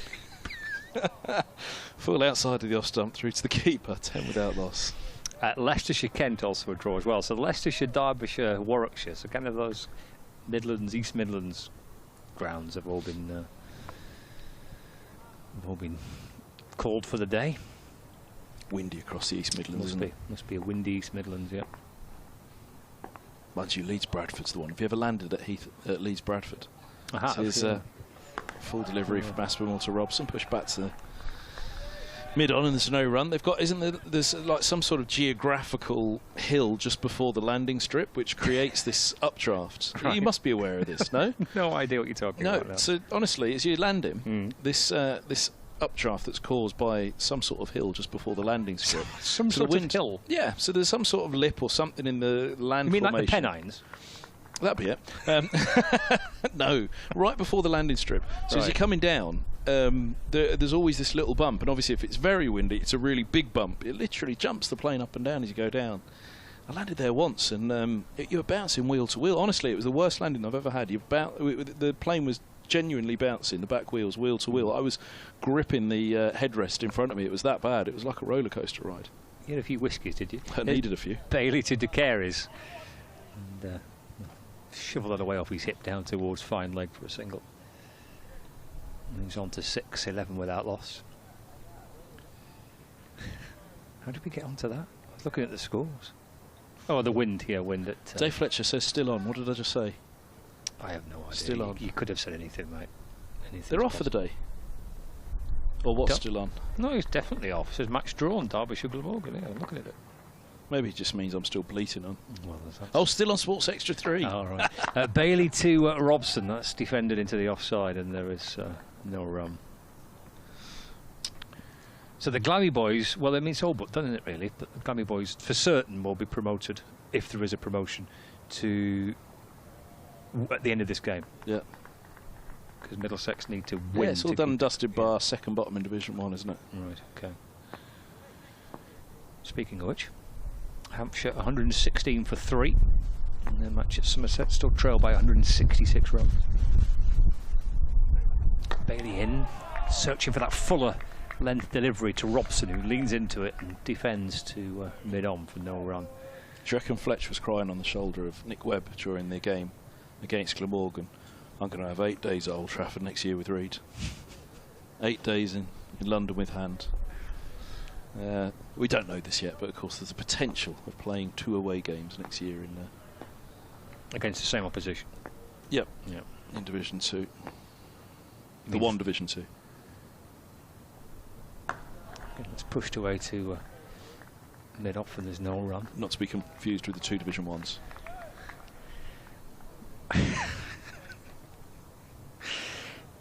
I think summing the whole thing up today was the Guardian reporting that the vote's been delayed and the cricketer saying it hasn't. I mean, that just about sums it all up. Pantomime already. Oh no, it hasn't. Oh yes, it has. 3 slips in the gully. Here's Bailey. Lancashire searching for wickets before the tea break. In and bowling, and Robson defends off the inner half of the bat as it deflects away towards the leg side. If you have just joined us on either Lancs TV or Sodexo 3 or on the BBC Sport website and app, Lancashire declaring on 375 for 5. They had a bit of fun with the bat today. Some quick fire half centuries. In fact, the quickest of Bohannan's career and the second quickest by a Lancashire number 3 here at Old Trafford. He made 87 in the end, a 61 for Jennings, 62 for Wells, 67 for Hurst. Robson probing away off the front foot, but ball sliding on past the edge of the bat and through to the keeper. End of the over. 33 for Michael Jones as well. Balderson coming out. I quite enjoyed that. It might be my favourite shots of the day for George Balderson to come out 4-6-6, and then Lancashire declaring on 375 for 5, so a lead of 164 runs, giving Middlesex the opportunity to bat for 50 overs, and they've got through 5 so far. 111 without loss. He carries on 6 and Robson up 5. Well, they've got the opportunity to collapse, but that's what they're trying to avoid. And here's Aspinwall in bowls, and forward goes to Carey's pushing up to mid-on. There's no run. It's been a solid start from these two, hasn't it? Some lovely balls from the Lancashire bowlers, but both De Carey's and Robson have looked resolute and up to the task, which is what Middlesex need to be, just to steady the ship through to stumps today and take the draw with them back down the motorway. As De Carey's quite upright, deep within his crease. He steps as he's bumped and hooks this one down to deep backward square leg for 4. Lovely shot, long leg, not able to get there. I thought he was going to get round, but it races away. Well into his crease he steps, doesn't he? Right back is his trigger movement. I think someone like Max Holden is injured for this one. He takes a couple of steps which get him out of the crease and get him down the track. As Carey steps right back, almost onto his stumps. And when that ball was bumped in, he was well positioned indeed to hook it away. 15 without loss.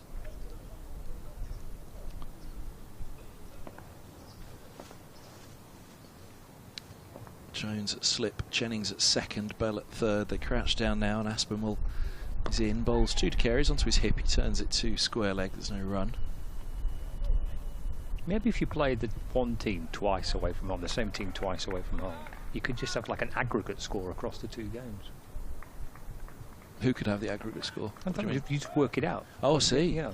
So a bit like playing a T20 double-header. Yeah. Play a 4-day double-header. Yeah, you have your first 4-day game, and that finishes They could there, call it an 8-dayer. and then carry on into the next time you're there as well. Aspinwall. He's in bowls, and this is driven up to mid-off, and there's no run. We're going back to the timeless tests, aren't we?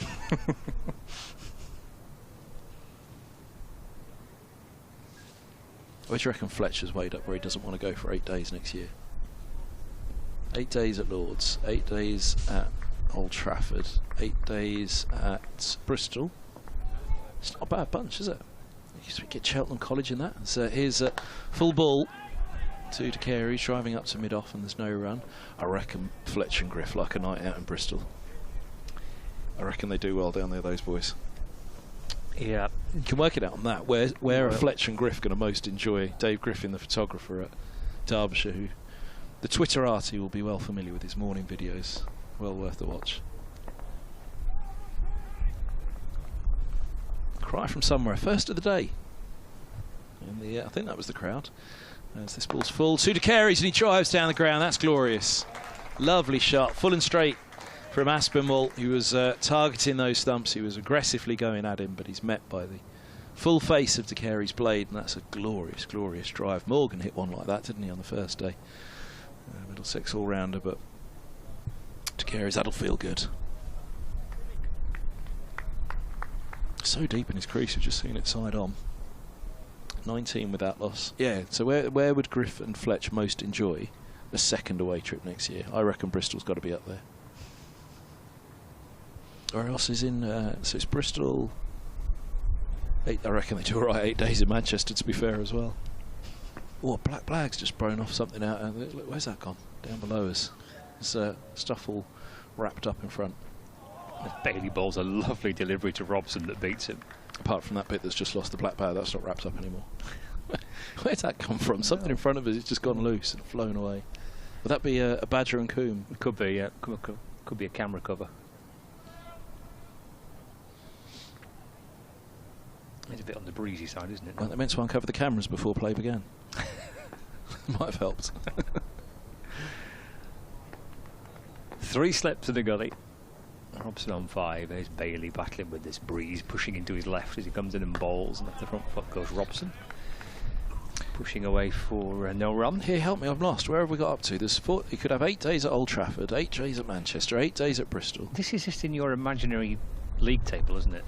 What, the one that the powers that be are desperately trying to force through next year? How do you know where your 8 days would be? That's what I'm saying. Where do you think Dave and Fletch and Griff would most like to spend their... If they had to, you've got to have 8 days. What about the 2 teams that are coming? Oh, no one's coming down. No, exactly. Yeah. So we know. That's the thing. We know the 5 teams next year that will all be facing in Division 2. Bailey sets off and he's put off by the wind. He was it's quite a strong breeze. There's a headwind for Bailey to run into. The only 5 teams will face in first class cricket next year. 3 of which will face 3 times if the vote goes through. This is in for this other conference, isn't it? This third division thing. The 1 Division 2. Bailey to Robson. It's left and through to the keeper. There's no run. As opposed to the 2 Division 1s. I quite like the idea of the 2 Division 1s. Why? I like the idea of it splitting at the end, so your top 3 play off each other for a kind What if you have a September like this though? Your county championship would have been decided, or the final will have been decided, basically on playing the lesser teams in April and May. Surrey are 8 down. So 277 for 8. Still needing 38 to win. Bailey bowls, defended by Robson. Back and across. Steers it away towards the leg side. It's Gus Atkinson who's out for 11. Silly boy. With all due respect to Radders, I'm sure Griff and Fletch aren't thinking, 8 days at Wantage Road next year. 8 nights out in Northampton. I stayed in a very nice place just outside Northampton. Those are lovely places, but I'm just saying the nights out for Fletch and Griff, where are they thinking next year? You've got 2 away games at the same county. It's Bailey, 2 balls left of the over. Robson on 5. And then balls down the leg side to Robson. Kind of a stifled appeal as the ball maybe just brushing off some part of Robson's body, taken by Hurst, tumbling away to his left. I mean, BBC Radio Derby's expenses budget is going to take one heck of a bashing if Fletcher's at the Danubius for 8 nights next year and in the tavern every evening.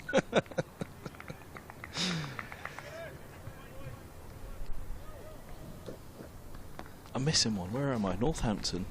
I don't know, honestly. Come on, you've got it in front of you, the scorecard. Which Division 2's left? Which other side's in Division 2? Kent. There's Bailey in, balls to Robson. That's through to the keeper. No run. 20 to go till tea. Callum, come and join Kevin.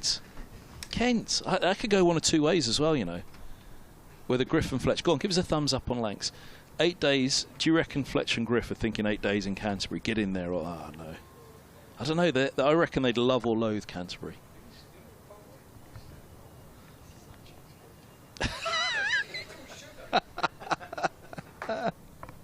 They're telling me I've had too much sugar at tea. At my tea. Tea hasn't arrived yet, just my tea has. What's your favourite away trip, Callum? I haven't done one. So, but... Wait, where'd you put... Hold on a minute, what do you mean you haven't done one? As in comms-wise? Well, any cricket away, comms playing. This summer we really enjoyed Taunton. This summer. Yeah, there you go. Enjoyed playing there. We're mainly talking about the beers in the evening, but yeah, go on, that'll do. London enjoyed playing at Taunton. London was good. Was on the South Bank, is it? Oh. Yeah. Wait, were you at the Oval or at Lords? You were at the Oval? We played. Is it Walmsley and the Oval? So we Walmsley and Lords. Sorry. So we stayed right in the slap bang of London. Here comes. I think the Oval's just round the corner. Isn't it, pushing some mid off. Yeah, I was about to say. So you played Lords and Wormsley, and they put you in South London. Yeah. South Bank was lovely. Took hours to get to the ground, but it's a good spot though, South Bank, isn't it? Yeah, it was really nice. Just along from the Oval, isn't it? Yeah, a little wander. Balderson in again, he bowls, and De Carey's has a little fiddle at that. Looking for a late cut. It was more of a late carve, wasn't it, from De Carey's, the way he flashed the blade down on it. Balderson replacing Aspinwall far end. A little bit of movement, perhaps. Slight amount of movement away off the surface. So South Bank's up there, South Bank and Taunton. Yeah. Bristol was interesting. Hey, there we go. now we're talking. This is cut to backward point by De Carey's off ball to the single take and could stop by Sheesy. Why? Well, we just played on a Tuesday night, and it was like we had Wednesday off, and then we played on Thursday. Again, the series was already done. Yeah. We already won. So I was like, oh, come on. So it's celebration time in Bristol. Well, for a few drinks on the Tuesday. This is all of what I was saying. Or 9 down at the Oval. Oh, look at the scenes. They'll be dancing in the streets of Newark tonight. South Bank will be quiet. Yeah. In comes Balderson bowls, and it's pushed back up the track by Robson. I'll go down there, cheer him up a bit. Don't worry, lads, we didn't win the title either.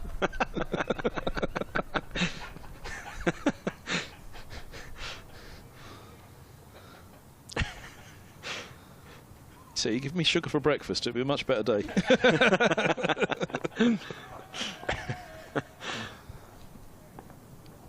Balderson's turning.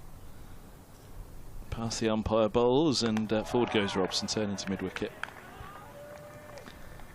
20 without loss. I wonder will he stay down tonight, Halsey?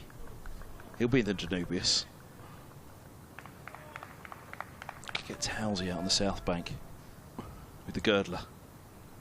Girdler's got to stay down if they win it down there tonight.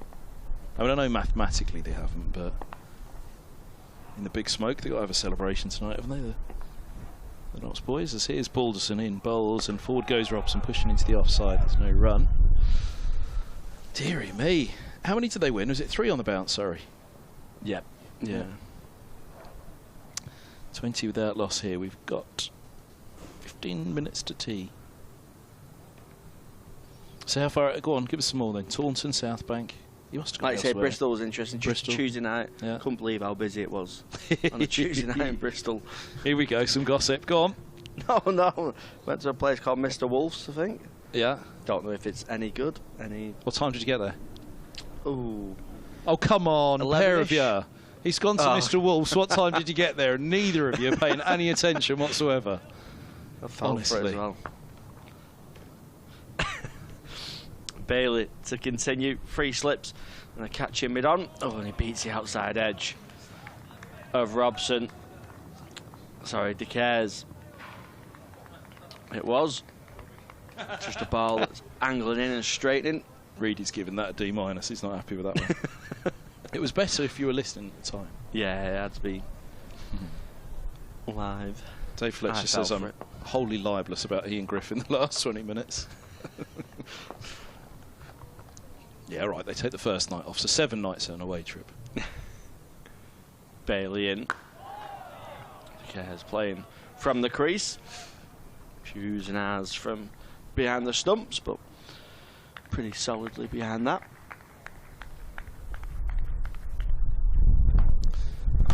That was horrendous, says the Middlesex office on the what time did he get to Mr. Wolves.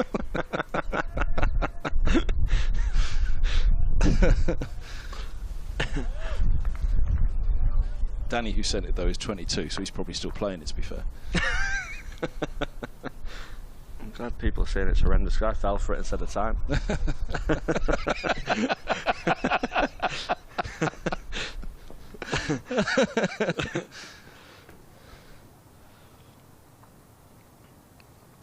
Bailey in, and it's hit him on the pads. It's a big appeal, and it's gone. Squaring, Josh cares up. Hits him on the back leg. Maybe height, but looked pretty adjacent. It was a big appeal, and the finger went up pretty straight up. As soon after the appeal, it's a good couple of balls from Tom Bailey, setting him up there. Just watching a replay.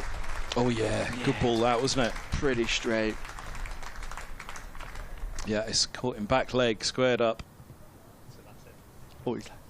So that's, as Scott's just shown us, Tom Bailey's 500th wicket for Lancashire in all formats, which is an outstanding effort from Tom Bailey.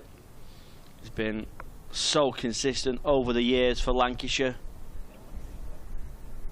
He had a relatively quiet year for his own standards because they've been so high in the previous years, but 500 wickets in a red rose shirt. Outstanding effort from Tom Bailey. 20 for 1, Middlesex.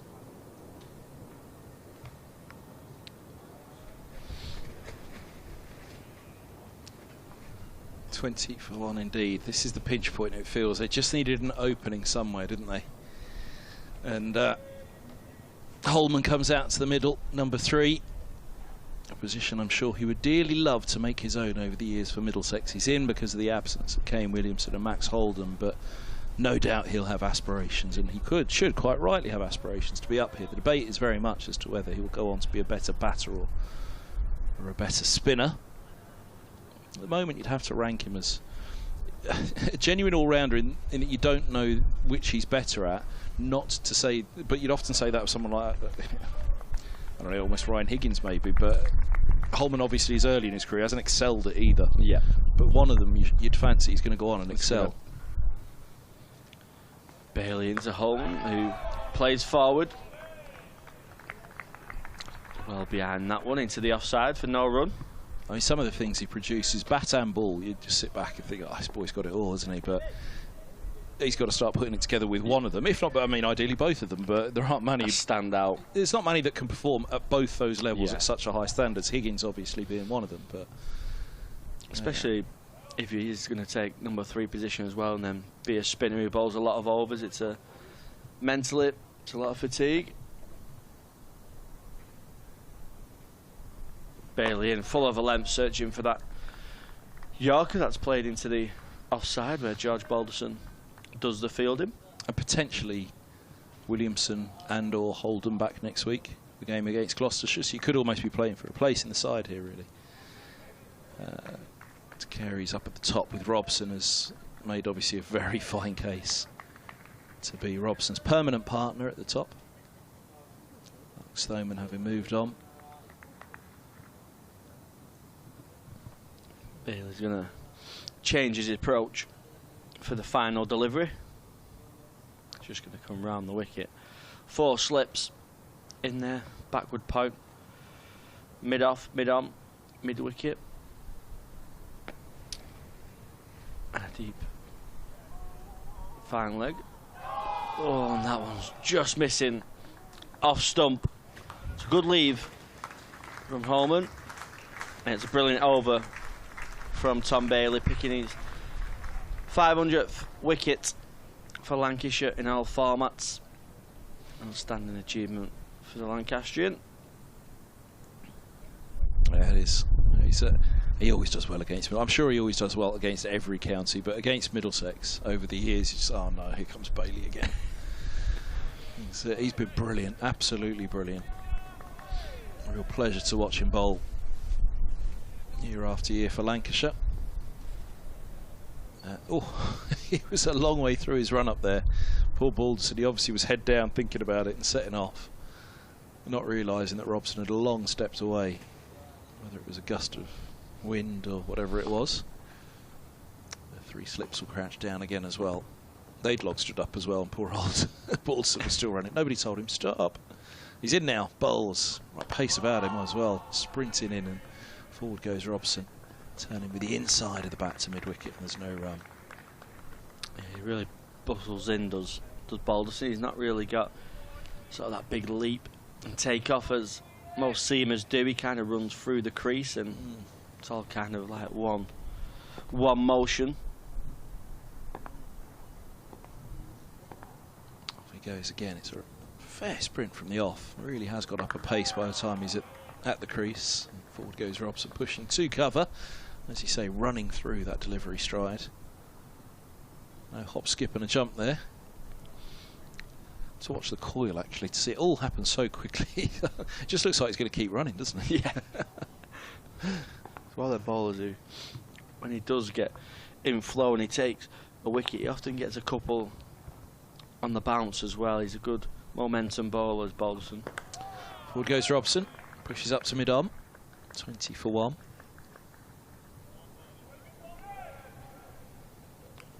Robson on 5, Holman on 0. Middlesex with 40.3 overs to bat out today. A minimum of, we should add. Didn't check actually. Middlesex's over rate. Lancashire's is +3. Middlesex were at -3 at one point. As here is Balderson on a length, bowling to Robson, turning to mid-wicket. I'd imagine, bearing in mind that everybody could clearly see a declaration was coming at some point, that they'd have corrected that this afternoon. Gohar was on for a while, wasn't he? Yeah. And Higgins had a short run up every over, didn't he? It was 1 and over.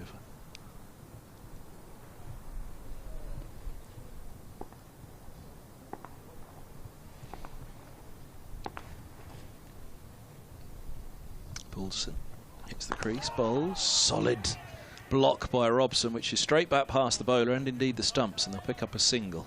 It was one of those which you thought if that had gone for 4, you'd be saying, what a shot that is. He got everything behind it, but not quite the timing to push it all the way to the rope. Here's Holman down tending to some gardening. Prods away on a length with the bottom of his bat. Scratches away at his crease as he faces up from Balderson for the first time. That's a lovely camera angle that they've caught there on Lancs TV.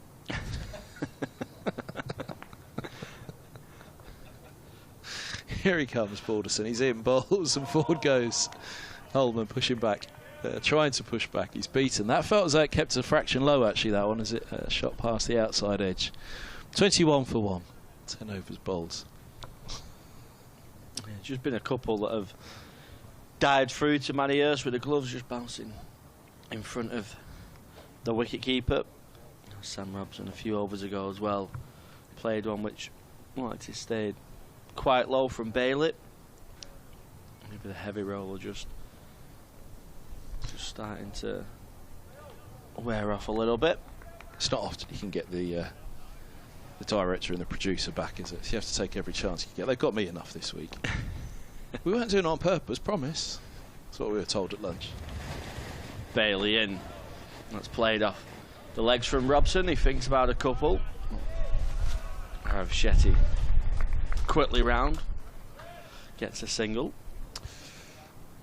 BBC Radio 5 Sports Extra 3 here at Old Trafford. Callum Flynn, Scott Reed, myself, Kevin Hand bringing you this one.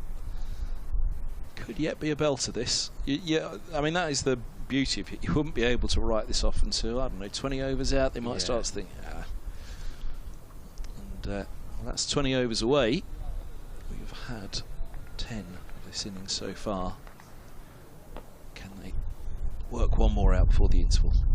Around the wicket, Bailey. Holman, who gets an inside edge on that one. A few oohs and ahs from the cordon. He gets back on that before hitting the pad. I thought you were talking about the Hampshire-Somerset game. They're oohs and ahs, aren't they, down there?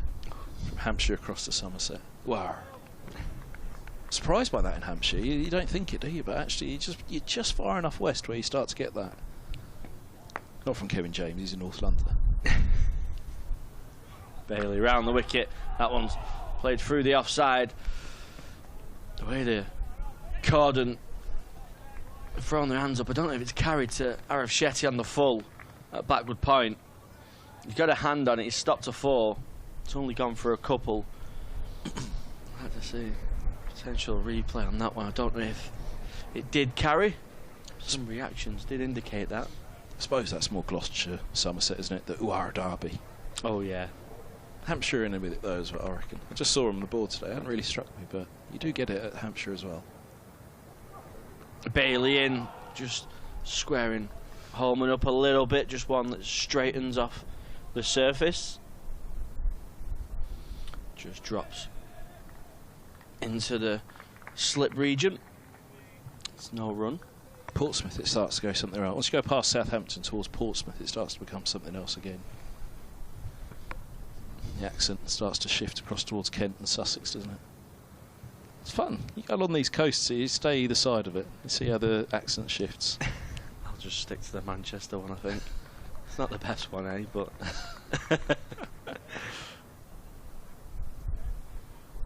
actually, yeah, I suppose probably the accents change more quickly and in terms of a fewer space of mileage around here, don't they? Yeah. Bailey round the wicket. Oh, wrapping Holman on the gloves. He's just finding a little bit off a length here. Is Bailey. He's trying to get this ball in quickly to try and get another over. Tea. Bit of a he's got to be ready to go, Holman. He's stood back, isn't he? He's not. Bailey's bending forward like a sprinter, ready to set off. Bailey in, and Holman plays that into the offside. He don't think about a single. It's another good over from Bailey. 3 off it, 1 for 13 off his 6 so far. He's been excellent. Got to be in position. Are they in position? It's 9 minutes past 3. Are they going to make it? They are going to. He's took the blazer. He's took the jumper and the hat. That's enough, isn't it? Umpires are in position. Bowler's nearly there. Have you and Scott settled on whether you're going for the lemon cheesecake or the Biscoff? No, I'll let Scott choose. I have had half of the Biscoff already, so oh, you have? I was quite out of choice, actually. There you go. So the other half is waiting for him. It's Bodson turns through square leg for a single, 26 for 1. I did go in half the Malteser. So you went straight for the Biscoff, not the Malteser? No, I thought I'd let you have. No, I've had my half. Round the corner of my house, so I can always. Hey, they look expensive though, those. Yeah, garden centre, isn't it? They're always never cheap from garden centre place. It's big bucks. Even more expensive than I thought. They were good though. Here's Balderson, 3 slips crouching down. He bowls and Holman leaves alone. Again, that felt as though it didn't get up a great deal. The keeper rolls away from the slips as he takes it, Hurst. So, 4 balls to tea. 25 for 1. They really want one more before the interval, don't they? Yeah, you'd think so. And a new batter straight after tea. Balderson to Holman, good leave, bat high up in the air, through it goes. 9 wickets in a session's a push. Albeit a 38 over session, but you'd really have to get a few quick, wouldn't you, to build that pressure? Yeah, and how often does a side collapse like that? It's obviously a 4th day, but the wicket's not had the 4th day traffic on. No, and they do bat a long way down. Brooks at 11, Roland Jones at 10. Comes Balderson again, bowls outside of the off stump. It's left alone through to the keeper. 25 for 1. Really good stuff from Robson and De Carey's. Just that one very good ball from Bailey to pick up Josh De Carey's. Not to be another 50 for him. Or indeed more, but he's had that run of 50s and indeed here at Old Trafford. Scott was mentioning. Holman taking guard again because Balderson's going to come around the wicket to him. Last ball. No, it's not. Penultimate ball of the session. Was it last year or the year before when we was on? And did Josh Carey's get a few wickets as well? He did, at yeah, Old Trafford, yeah. I think. Yeah. Took some wickets as well. Made the England performance programme. Who's halfway back to... Oh, he's taking a short leg, I see. Long delay for this one as we wait for the helmet to be run out. I thought he thought he was going to a strange fly slip position behind the 3 slips. What's he doing there? He's just waiting for the sub to come and meet him with the helmet. So Bell will go to short leg.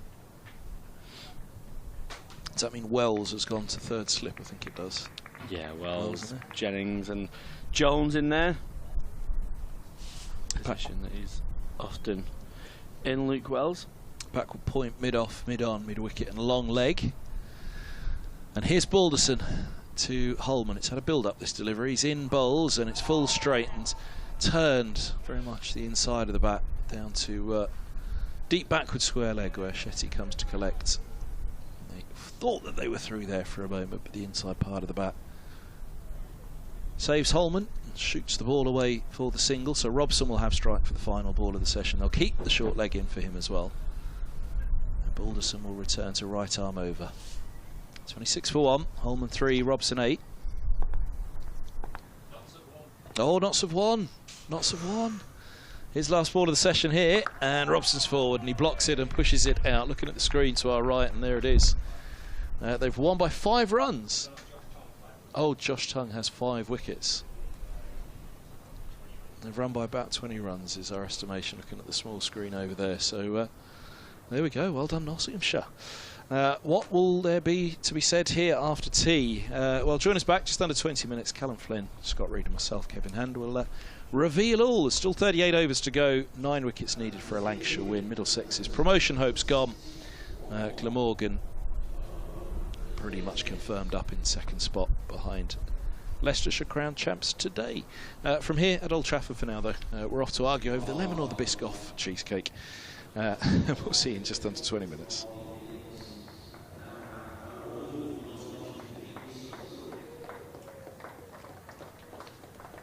Striving to be the best, breaking the boundaries and never giving up. Are you ready to become your best self? Are you ready to unlock your greatness? So what are you waiting for? This is Education Evolved. This is UA 92. When I was a kid, there was no professional women's cricket. I didn't even think that women could be professional sports people. Especially early on, it just didn't really seem like there was a career in it. To support myself around cricket, I had to work at the petrol garage. I was the only girl, so I stood out. I'd love for young girls to be able to dream about being an athlete and it to be achievable. Thanks to the Hilton funding my contract, it's allowed me to play the game that I love all day, every day. We're like an engine and we need to be fueled with the right gas. Without funding, we can't be visible. You can't be what you can't see. As a team, it feels like we're breaking boundaries. Thunder and Lancashire always want to put women's cricket at the forefront, and now I think that's really shining through. It's mad to think that without the Hilton funding, like, we wouldn't be playing cricket every day, training. Well, we could be, but we wouldn't have any money. We wouldn't, yeah, true.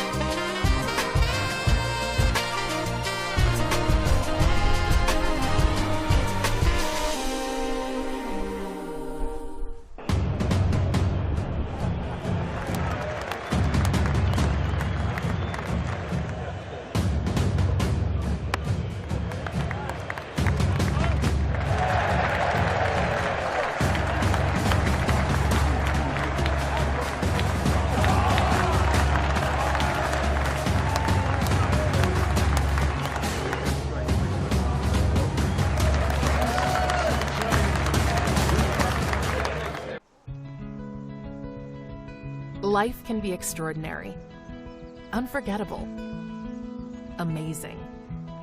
Life is about the joy of being together. It's sharing every moment, indulging your passions, and making memories that stay with you forever.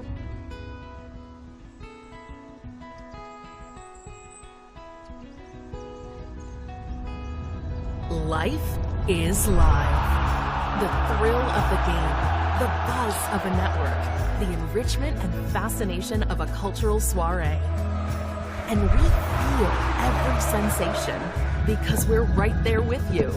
Always on, always fully engaged to help provide that extra spark, heighten emotions, and make every occasion simply unforgettable. Because the best live events don't just happen to us, they become a part of us, forever associating your brand with life itself. Live can be extraordinary, and we're ready to help you make the most of every inspired, delicious moment. Welcome to Sodexo Live.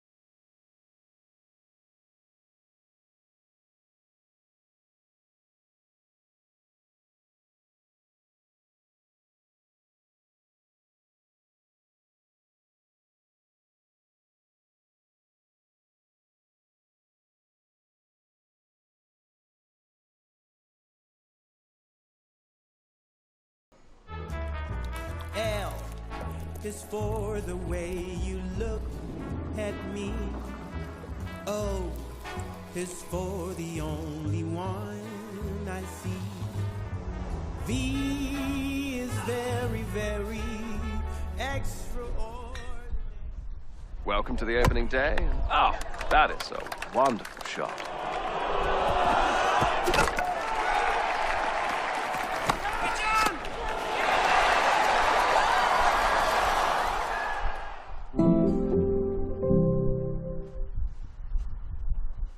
This is a call for hungry dreamers and hard-working self-believers. Success is down to more than just luck and talent. It's striving to be the best, breaking the boundaries and never giving up. Are you ready to become your best self? Are you ready to unlock your greatness? So what are you waiting for? This is Education Evolved. This is UA 92. When I was a kid, there was no professional women's cricket. I didn't even think that women could be professional sports people. Especially early on, it just didn't really seem like there was a career in it. To support myself around cricket, I had to work at the petrol garage. I was the only girl, so I stood out. I'd love for young girls to be able to dream about being an athlete and it to be achievable. Thanks to the Hilton funding my contract, it's allowed me to play the game that I love all day, every day. We're like an engine and we need to be fueled with the right gas. Without funding, we can't be visible. You can't be what you can't see. As a team, it feels like we're breaking boundaries. Thunder and Lancashire always want to put women's cricket at the forefront, and now I think that's really shining through. It's mad to think that without the Hilton funding, like, we wouldn't be playing cricket every day, training. Well, we could be, but we wouldn't have any money. We wouldn't, yeah, true.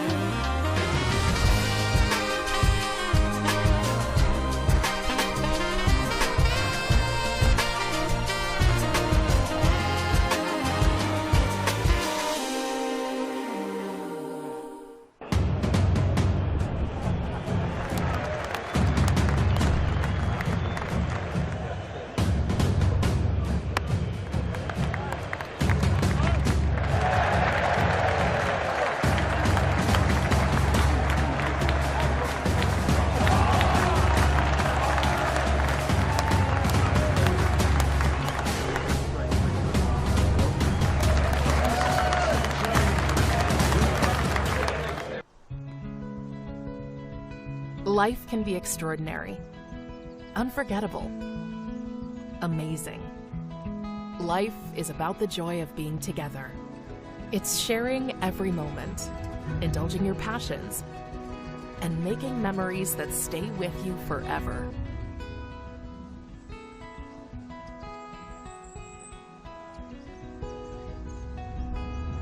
Life is live. The thrill of the game, the buzz of a network, the enrichment and fascination of a cultural soiree. And we feel every sensation because we're right there with you. Always on, always fully engaged to help provide that extra spark, heighten emotions, and make every occasion simply unforgettable. Because the best live events don't just happen to us, they become a part of us, forever associating your brand with life itself. Live can be extraordinary, and we're ready to help you make the most of every inspired, delicious moment. Welcome to Sodexo Live.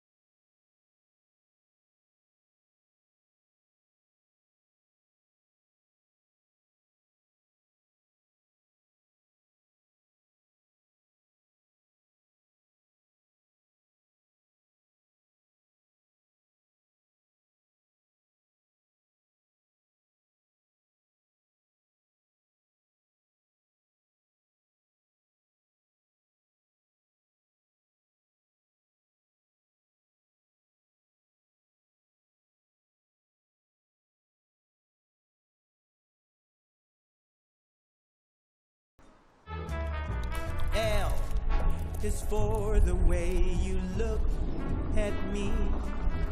O is for the only one I see. V is very, very extraordinary. Welcome to the opening day. Oh, that is a wonderful shot.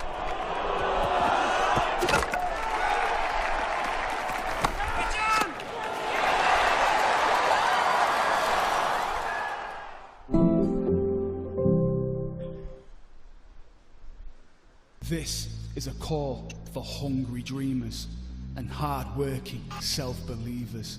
Success is down to more than just luck and talent. It's striving to be the best, breaking the boundaries and never giving up. Are you ready to become your best self? Are you ready to unlock your greatness? So what are you waiting for? This is Education Evolved. This is UA 92. When I was a kid, there was no professional women's cricket. I didn't even think that women could be professional sports people. Especially early on, it just didn't really seem like there was a career in it. To support myself around cricket, I had to work at the petrol garage. I was the only girl, so I stood out. I'd love for young girls to be able to dream about being an athlete and it to be achievable. Thanks to the Hilton funding my contract, it's allowed me to play the game that I love all day, every day. We're like an engine and we need to be fueled with the right gas. Without funding, we can't be visible. You can't be what you can't see. As a team, it feels like we're breaking boundaries. Thunder and Lancashire always want to put women's cricket at the forefront, and now I think that's really shining through. It's mad to think that without the Hilton funding, like, we wouldn't be playing cricket every day, training. Well, we could be, but we wouldn't have any money. We wouldn't, yeah, true.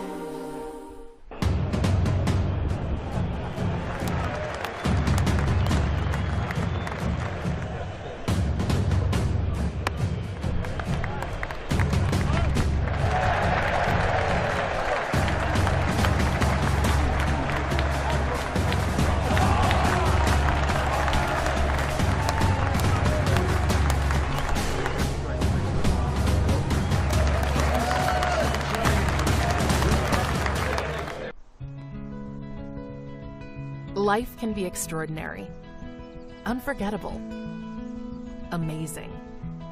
Life is about the joy of being together. It's sharing every moment, indulging your passions, and making memories that stay with you forever.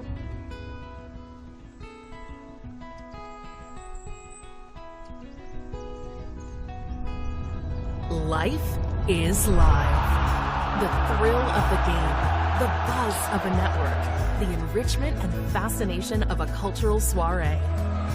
And we feel every sensation because we're right there with you, always on, always fully engaged to help provide that extra spark, heighten emotions, and make every occasion simply unforgettable. Because the best live events don't just happen to us, they become a part of us, forever associating your brand with life itself. Live can be extraordinary, and we're ready to help you make the most of every inspired, delicious moment. Welcome to Sodexo Live.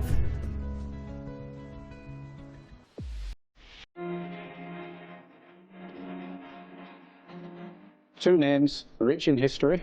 Bartons, our family-run business with over 100 years of experience in drinks distribution, and Lancashire Cricket, a club drenched in tradition, heritage and globally recognised moments.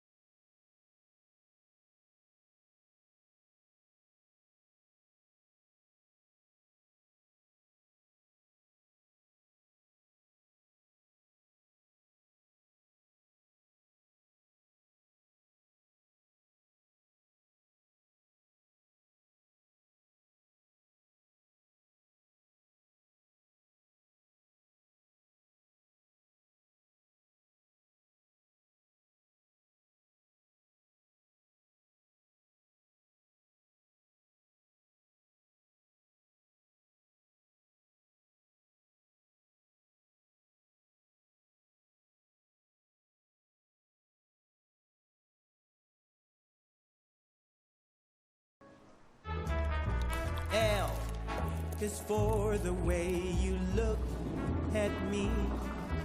O is for the only one I see. V is very, very extraordinary. Welcome to the opening day. Oh, that is a wonderful shot.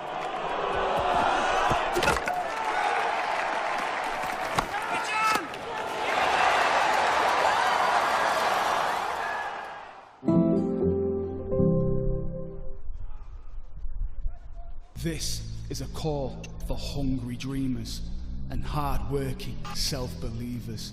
Success is down to more than just luck and talent. It's striving to be the best, breaking the boundaries and never giving up.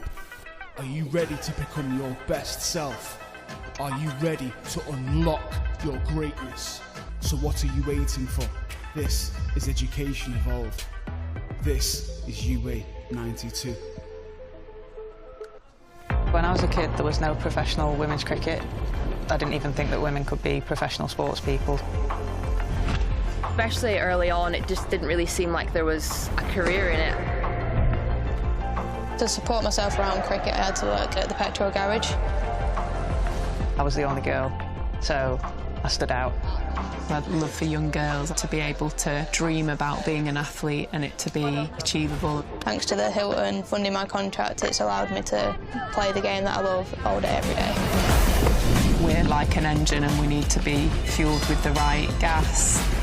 Without funding, we can't be visible. You can't be what you can't see. As a team, it feels like we're breaking boundaries. Thunder and Lancashire always want to put women's cricket at the forefront, and now I think that's really shining through. It's mad to think that without the Hilton funding, like, we wouldn't be playing cricket every day, training. Well, we could be, but we wouldn't have any money. We wouldn't, yeah, true.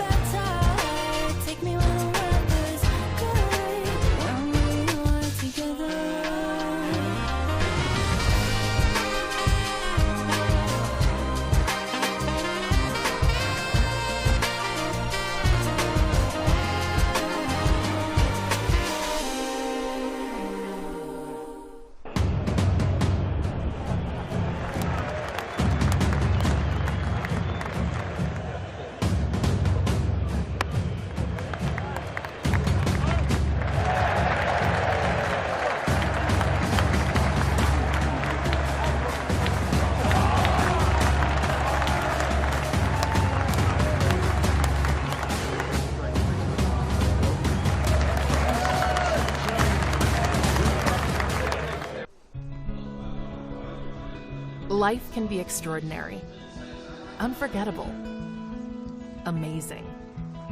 Life is about the joy of being together. It's sharing every moment, indulging your passions, and making memories that stay with you forever.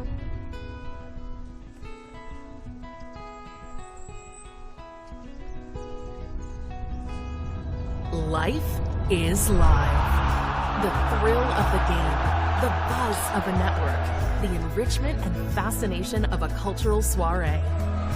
And we feel every sensation because we're right there with you. Always on, always fully engaged to help provide that extra spark, heighten emotions, and make every occasion simply unforgettable. Because the best live events don't just happen to us, they become a part of us, forever associating your brand with life itself.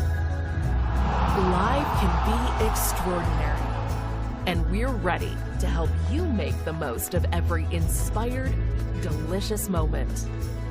Welcome to Sodexo Live.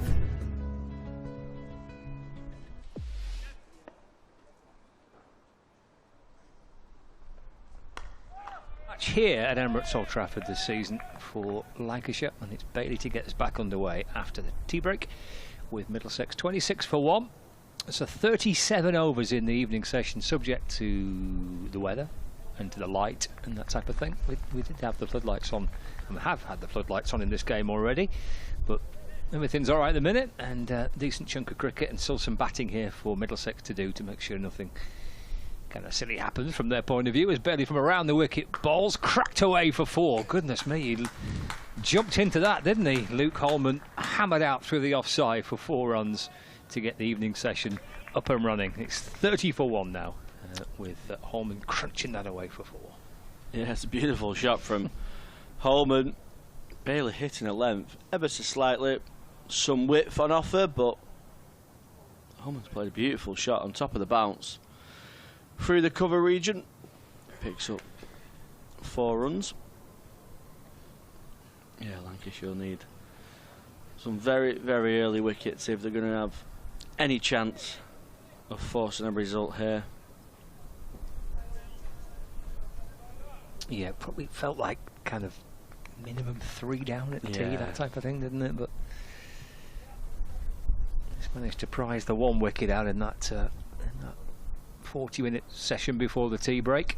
There's Bailey to Holman with a leg slip in place around the wicket, and arrowed in towards the pads of Luke Holman, pushing away into the offside. There's no run, so he's on 7. Robson's on 8.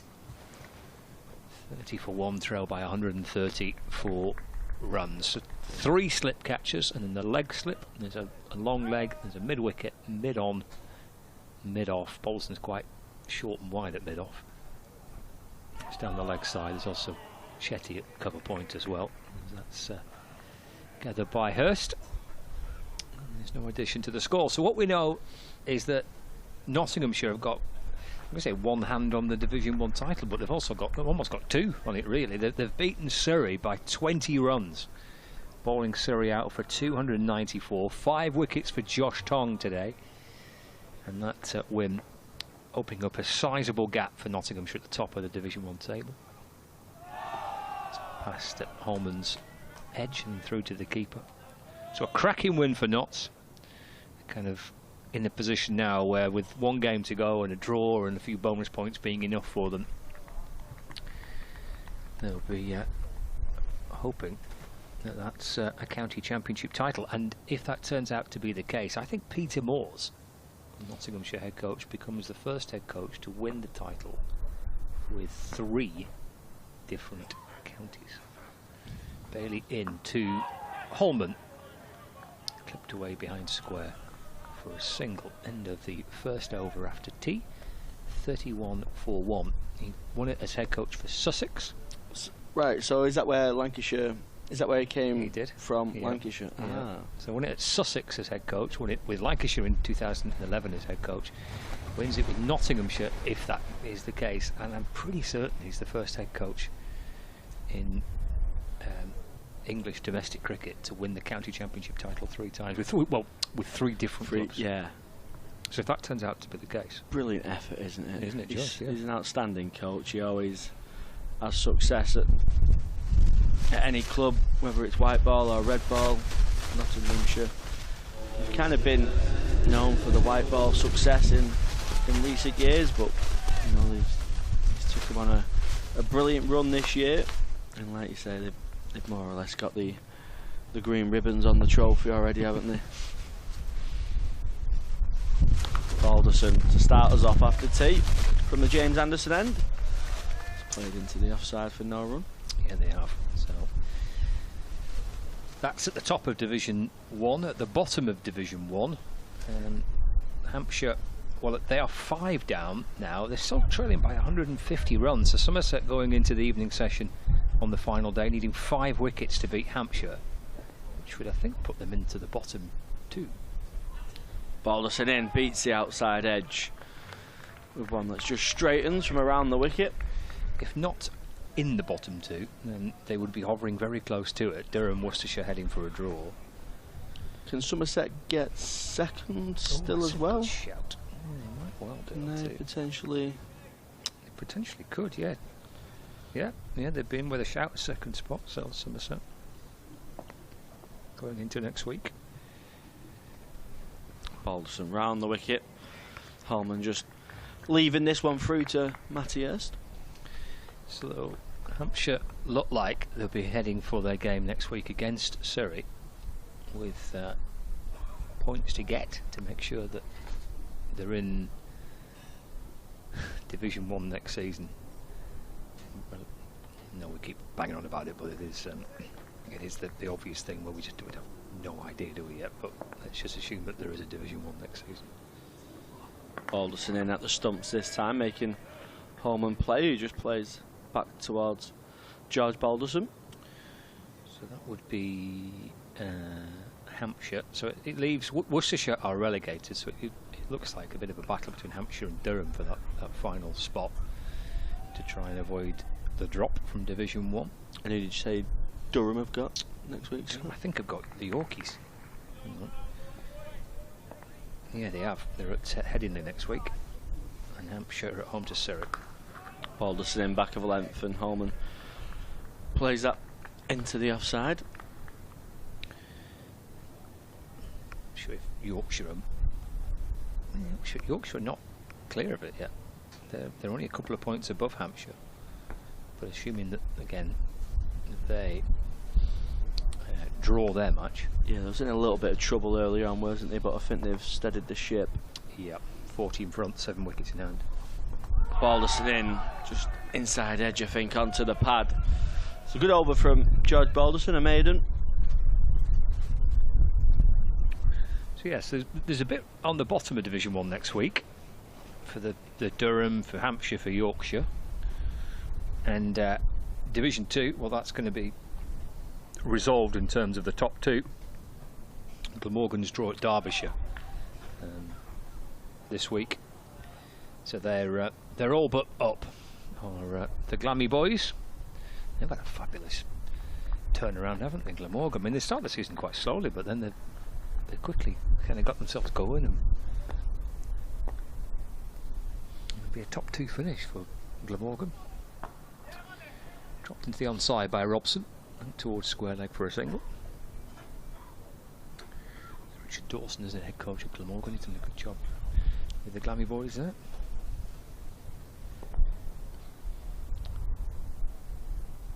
Glamorgan and Leicestershire. Yep. 2 excellent years for both of them. Well, let's hope whatever happens next season that they are rewarded with playing with where they should be. Yeah. At some kind of higher level. Forward again goes Holman in defence, whether it's a Division 1 or whether it's these 2 tiers or the 2 top divisions or whatever, which I'm assuming they would should get still go off history, like placing, shouldn't it? Exactly, of the previous year, which is this year, obviously. So yeah. I've also won the Division 2 title as well. That's been confirmed this week. So they finished top of the pile. Barely come around the wicket to Holman. It's defended into the offside. Get angled into the tall left-hander from around the wicket from the right-arm seamer. So yeah, there's not really much to go at elsewhere in terms of kind of genuine jeopardy going into next week, apart from whether, well, who finishes in the bottom 2 of Division 1. 3 slips in place. Bailey to Holman, that just nips through into the gloves of Hurst. Lancashire, with the draw, if it finishes in a draw here, and with their bonus points from this game, will overtake Middlesex in terms of points this season. So they've got a chance of finishing in a reasonably healthy position. I mean, relatively speaking, but from where they were after 7 games, he offered Lancashire kind of chance to finish 3rd or 4th. Yeah. At the time, they would have taken. Yeah, we looked a million miles off that after the first 7 matches. Bailey to Holman. Run down towards Gully, played softly into the ground to the left of slip, down towards 3rd man for 4. Yeah, so they could get 3rd depending on Derbyshire next week. Yeah, they could finish 3rd. Just about. Just about. Certainly could finish 4th. And again, that might, as Kevin has been explaining all afternoon, that might have something on it if it comes down to how they split. How they split it. Yeah. Final ball of the over. Bailey to Holman. Back of a length, and he's in behind it and defends. And there's no run. So steady start into this early part of the evening session. 36 for 1, 15 overs gone. Holman on 12, Robson on 9. Trailed by 128. And I guess for both these two sides, it's under Dane Villas at Middlesex, under Stephen Croft here at Lancashire. There's a sense of trying to end on an upward curve. Certainly, I can only speak for Lancashire because that's the team I follow, but there's been a noticeable uptick in that. A couple of wins and a couple of draws in there, and maybe just a different approach to playing some cricket in the last 4 or 5 rounds of red ball matches for Lancashire. Ball the sin to Robson, who plays forward, back towards the bowler. Yeah, and they're both in interim roles as well, aren't they, in Vilas and Croft, so they'll want to keep impressing with performances that their side are showing. Both might end up with the jobs permanently, so I'm sure the standards will still be set high as Robson plays that into the onside. Nice looking shot, but doesn't quite beat the subfielder in Jack Blatherwick. Well, that's timed beautifully, wasn't it? Kind of maybe a half a yard either way. It's probably 4, isn't it? He's whipped that away. Lovely timing out towards mid-wicket. 3 slips still in for Lancashire, still being aggressive and attacking, and why not? Robson plays that to the right of Blatherwick this time, which allows him the chance to get through for a single.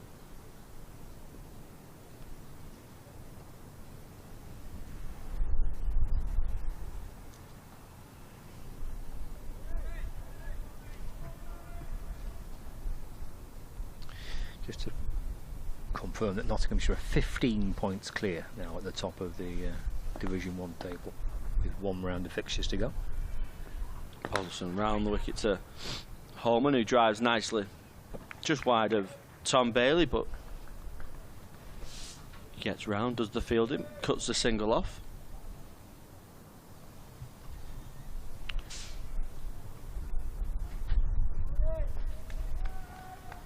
So Notts would need a maximum of 10 points next week. A maximum of 10 points next week to be confirmed as title winners. Balderson in, Holman just allowing that one to run off the face of the bat. Goes to George Bell at 3rd slip. Could be pretty flat at Trent Bridge next week.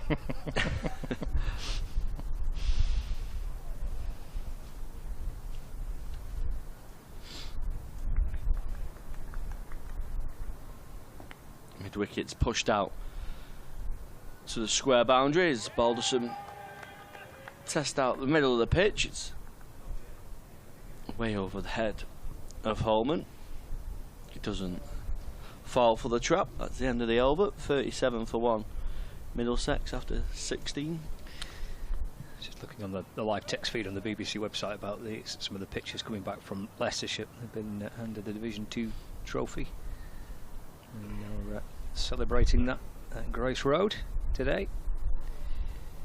I mean, that it's difficult to know what is Nottinghamshire potentially pipping so to the title a bigger achievement than Leicestershire finishing top of the pile in Division 2? Yeah, it's a good story, isn't it? It's fantastic, isn't it? Yeah. Happy days for the East Midlands, isn't it? If they get Notts top of Division 1 and Leicester top of Division 2. There's Bailey. Starts afresh over balls to Robson. Defended towards Balderson, who's at mid-on for no run. From where Leicestershire were, they could buy a win, could they, in the county championship? They went a couple of years without even winning a game, I think. Was it last year? What was it? Only just last year that they won they brought that curse? Yeah, it could have been, yeah. Yeah, they got decent money on Leicestershire, finishing top of the pile in Division 2 this season. 3 slips in the gully. Here's Bailey. And balls defended by Robson, just taps it towards mid-on. And there's no run. They've strengthened as well already, haven't they? I think they've announced a sign of Johnny Tattersall from Yorkshire, Eskenazi from Middlesex. Yeah, so they're already looking to strengthen. He's a good player, isn't he, Tattersall? Yeah, very experienced as well. Bailey with his shirt billowing in the breeze from the Statham end. He's in again. And Robson clips the ball away off his hip down towards fine leg. Shetty gets round to field, and Robson comes back for 2. I wonder if he'll get a chance to have a ball, Shetty. He's not. It's his first class debut. He didn't bat. Lancashire declared before Shetty a chance to bat on debut. Didn't bowl in the first innings. Will he have a little go in the second innings on this final day?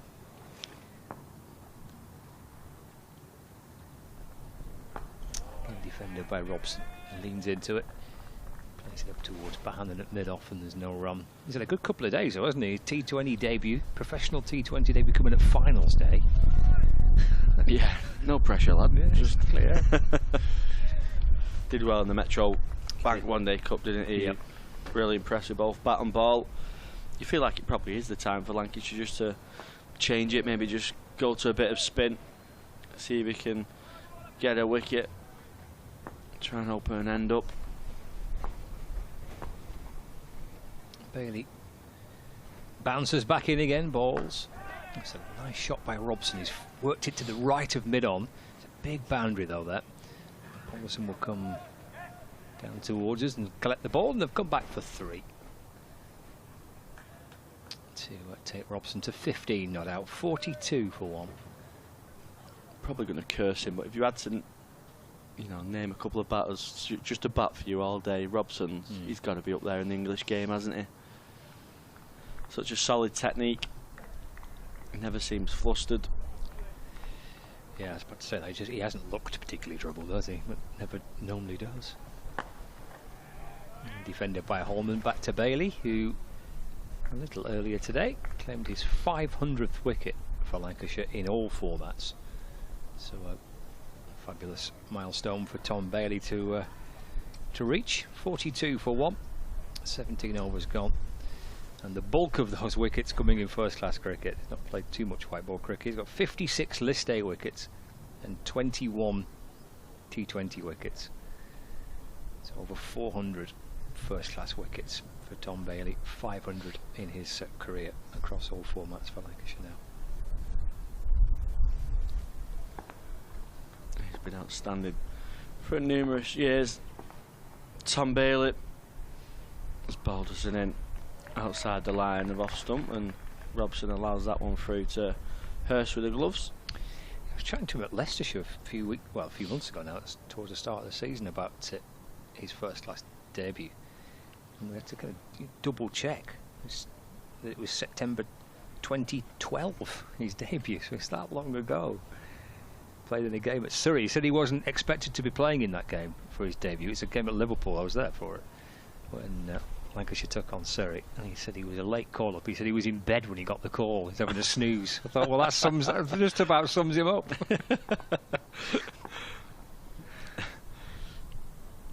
The short leg goes in, and Robson plays it in that direction. It's safe. It falls in front of George Bell, and it goes through the fielder. He gets a single.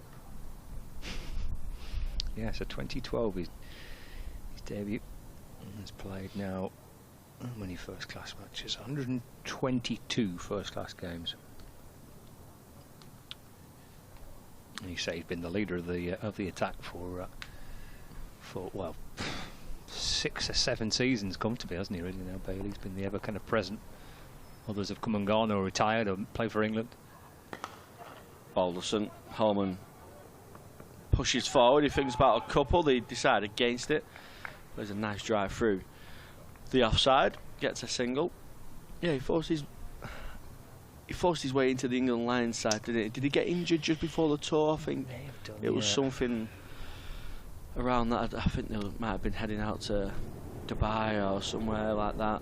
Sri Lanka. Right, yeah. He definitely got a Lions call-up. I remember speaking to him about it. And I feel like he got injured just before it. Balderson into Robson on the pads again, who turns this one away to the long leg boundary. He gets a single. Because it was kind of 3 or 4 seasons pretty much where he's at 50 wickets every season for Lancashire in Division 1, and it's like, well, surely this lad's got to get given a chance at some point. It was a bit like the conversations we get now with Sam Cook at Essex. It's like, well, is he... What more has he got to do? What more is he going to do? And Bailey was in that bracket. It's like another season where he's got 40, 50 wickets again. Balderson in, round the wicket. This goes down the leg side. Hurst stops it from going for any buys. He's done well. He just kept going with the angle there for Matty Hurst.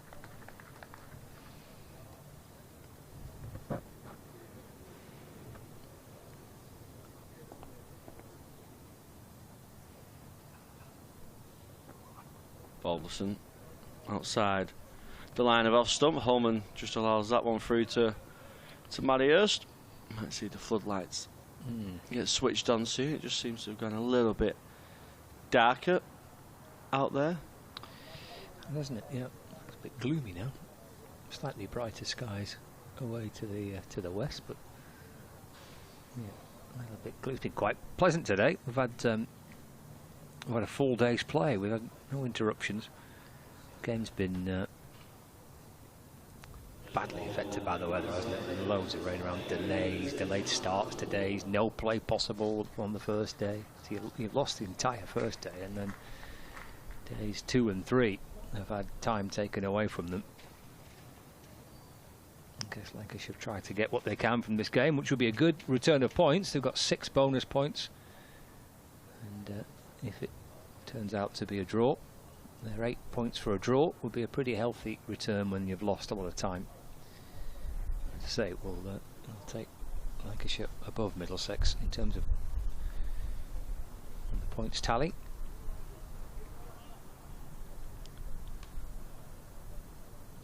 Let's see a bowling change. Bailey's done for the time being. 3 overs after tea. Tom Aspinwall returns. Fires one in full, just outside off stump, and Robson gets into it, punches away into the offside, out towards backward point for no run.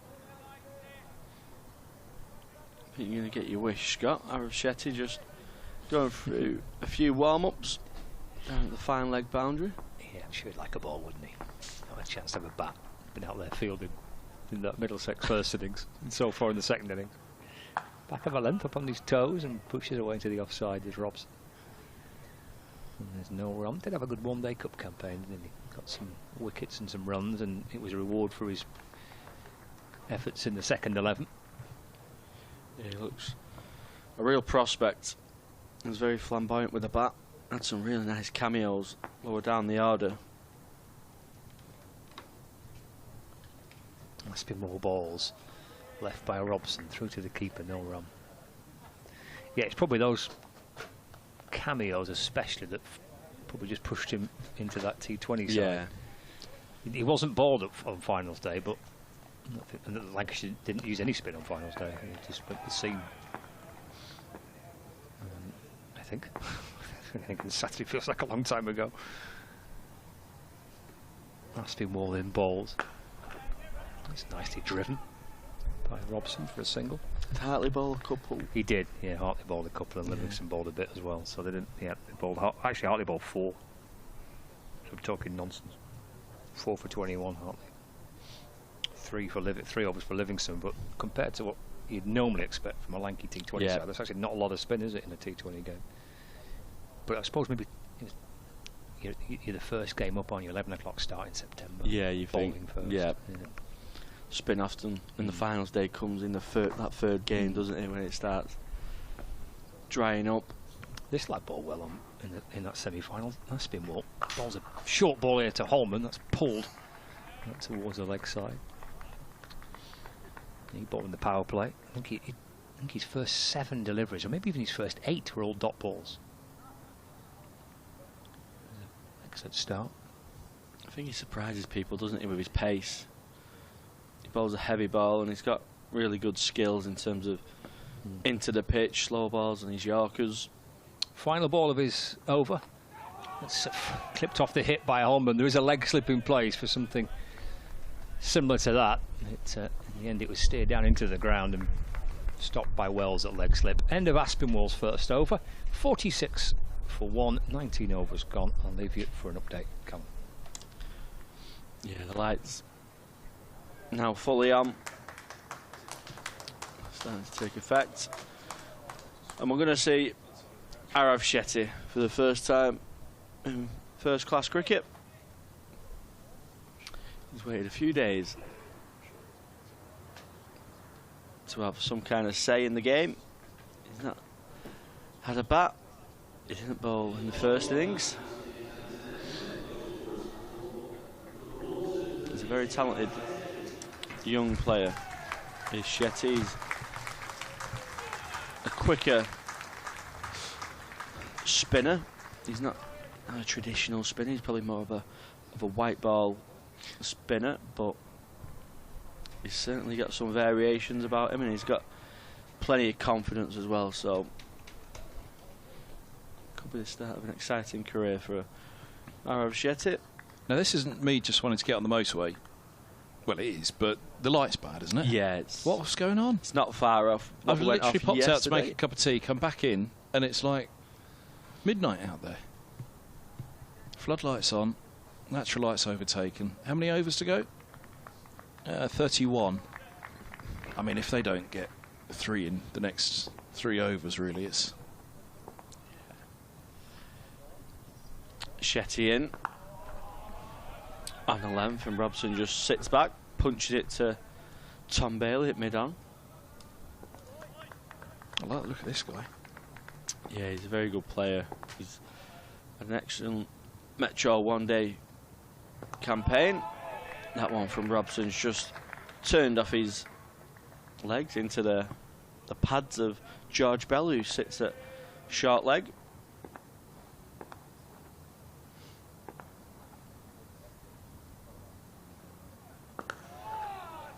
Nicely from Shetty, quicker, flatter. Robson just playing forward, back towards the young spinner.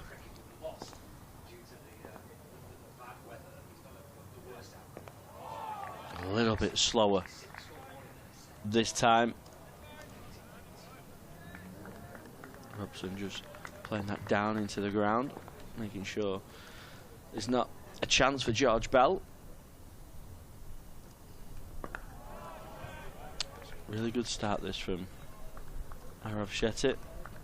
It's just got something in the action there that you feel like This ball's going to rag. Yeah. The way he comes in, he coils himself up. Everything's... It's not all arms and legs, but there's a lot of movement, isn't there? There's a lot of... He swings an arm out. Quicker and flatter from Shetty. Robson not quite finding the gap.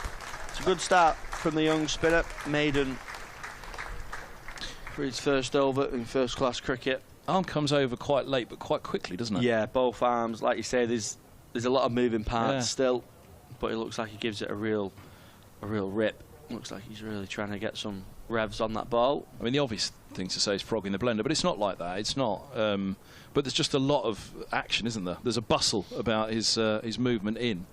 There's the last throw out of the arm before he gets into a coil, and then yeah, it looks as though this is going to absolutely rip, bounce, turn. A good energy about his action. So that's what you want with a spinner, isn't it? Lots of energy in the action. Try and get lots of revs. Here goes Aspinwall from the Statham end. His right arm over bowls, and forward goes Holman, pushing back to him. There's no run. It is dark out there. I'll tell you what, the light, I'm sat in a position where I'm going to have to move because one of the lights above our heads is right on Luke Holman and I can't see him. Or we can turn off the lights. How bad is it with the lights off, Scott? Mind you, if we, oh yes, you can turn them off. It's just the one at the back. But mind you, if we leave them on, it might convince the umpires it's dark and we can go home. Here's full ball to Holman. He pushes it to backward point and there's no run. Yeah, it feels like... Actually, it doesn't look so dark out there now we've turned the lights off in here. Turn them on again. We're not far off, in all seriousness. It feels similar to what went off in yesterday, doesn't it? And genuinely, you know, the game is, barring the most remarkable of collapses, the game is now dead, isn't it? Yeah. Yep. It is. Quite an incredible collapse from Middlesex. Bumper from Aspinwall through to the keeper it goes, just swayed underneath. That one's a leg slip in place, and huge credit to them because they're, you know, they're what, trailing by 118 still. 21st over, decent attack. All right, Anderson's out of it, but I think they were under a lot of pressure in this innings. I still think the best bet was the longevity of the day. If Lancashire pulled out this morning, declared behind and said, right, get yourself in a mess, and in these conditions Lancashire knock off 100 runs quickly if they need to. As here's a full ball to Holman. It's dug out up to mid-off, and I think the pressure of having to bat the entire day would have been greater than the pressure put on by that late thrash of sixes and get them going in 50 overs. But look, it's an easy game up here, as we always say, and it could have been. Middlesex batted out the day with no problem whatsoever in that instance as well. As here's a bumper to Holman. He gets underneath it. The cry catch goes up. He's fine of the quite wide long leg, and 4 runs it is. Leg slip in place. He was obviously having nothing to do with it, although it was more the trajectory or the line that leg slip was stood in that it went, so it was a little bit top edgy from Holman, but yeah, long leg nowhere near. Yeah, well played in the end, just swivelling on that one, kind of aimed at his right shoulder. He's got inside the line and just helped it on its way. Aspinwall sprinted in, another bumper, and hooked again by Holman, but all over the top of it. It's a single down to long leg. 51 for 1. And just having a look around the ground. Oh, is that a little bar open there now? It probably was open all day, but because the lights are on and you can see into it, it is, isn't it? Yeah. Where the Edge restaurant. It might not be called the... Is the hotel the Edge? Is the restaurant the Edge? But doesn't it have a... So it's the Edge restaurant then, is it? Yeah. Yeah, so there's a little bar in there which serves both the restaurant and also out onto the concourse in front. Not a bad spot to sit. Might get busy soon because the umpire's just doing a light check. Just had it. Yep. The umpire's going to have a word. We're not long for it, are we? Genuinely, we're not long for it. They're coming to have a chat. They put the bails back on to come and have a chat, so does that mean we're all right for now? But they're just marking it. But it's hard to see that we stay out there much longer, especially because of the match conditions. I mean, Robson's ready to go. Look, Robson's looking at them saying, "Umps, what are we doing?" Yeah, they're looking at Lancs. I think we're done. See if a spin or... Well, it's do you want to go on, because the light's pretty much there. Stick on the spin. Are we going on? We're playing on. Spinners. Helmet. Come on.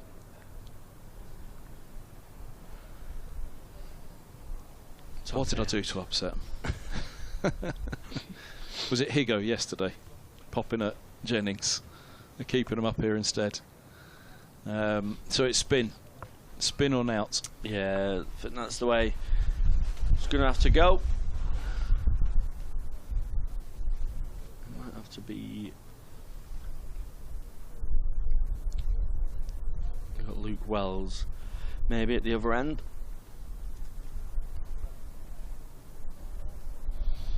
A ball, a bit of spin. Shetty's first go at the left-handed Holman. Round the wicket. That one's just played into the offside, gets a single. Just short of a length from Shetty that time. Allows Holman to rock back, punch it away to the deep cover boundary. Slipping a short leg in for both the right-hander and left-hander.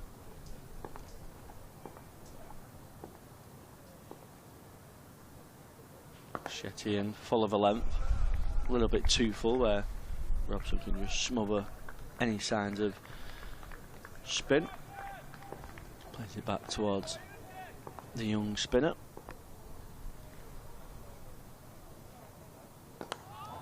Shetty in, it's played nicely from Robson into the leg side off his pads.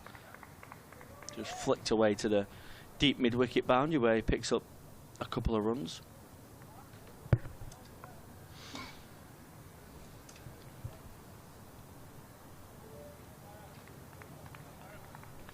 .54 for 1. Middlesex still trailing by 110. Shetty this time back of a length on the hips of Robson, who helps himself to a single.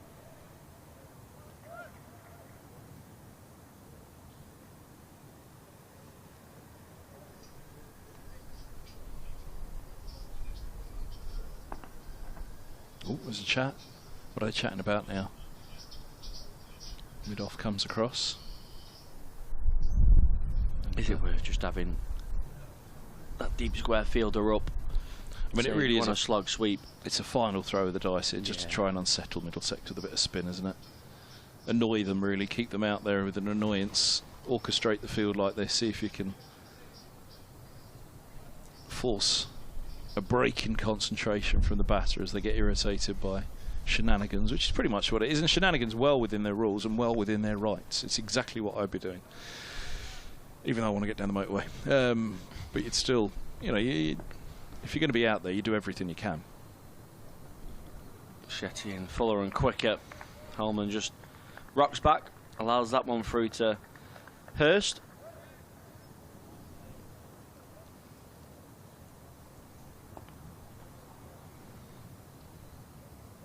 Shetty round the wicket.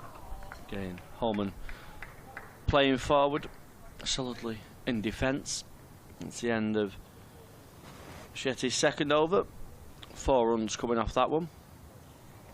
Tom Bailey must have been going off to put his spin bowling boots on. He's going to come and bowl spin, I think. There you go. Well, they quickly called for the sub, didn't they? And said, come on. Now, the batters are having a long chat. The umpires, what are they looking at? Are they square leg, which is umpire Illingworth. He's pondering.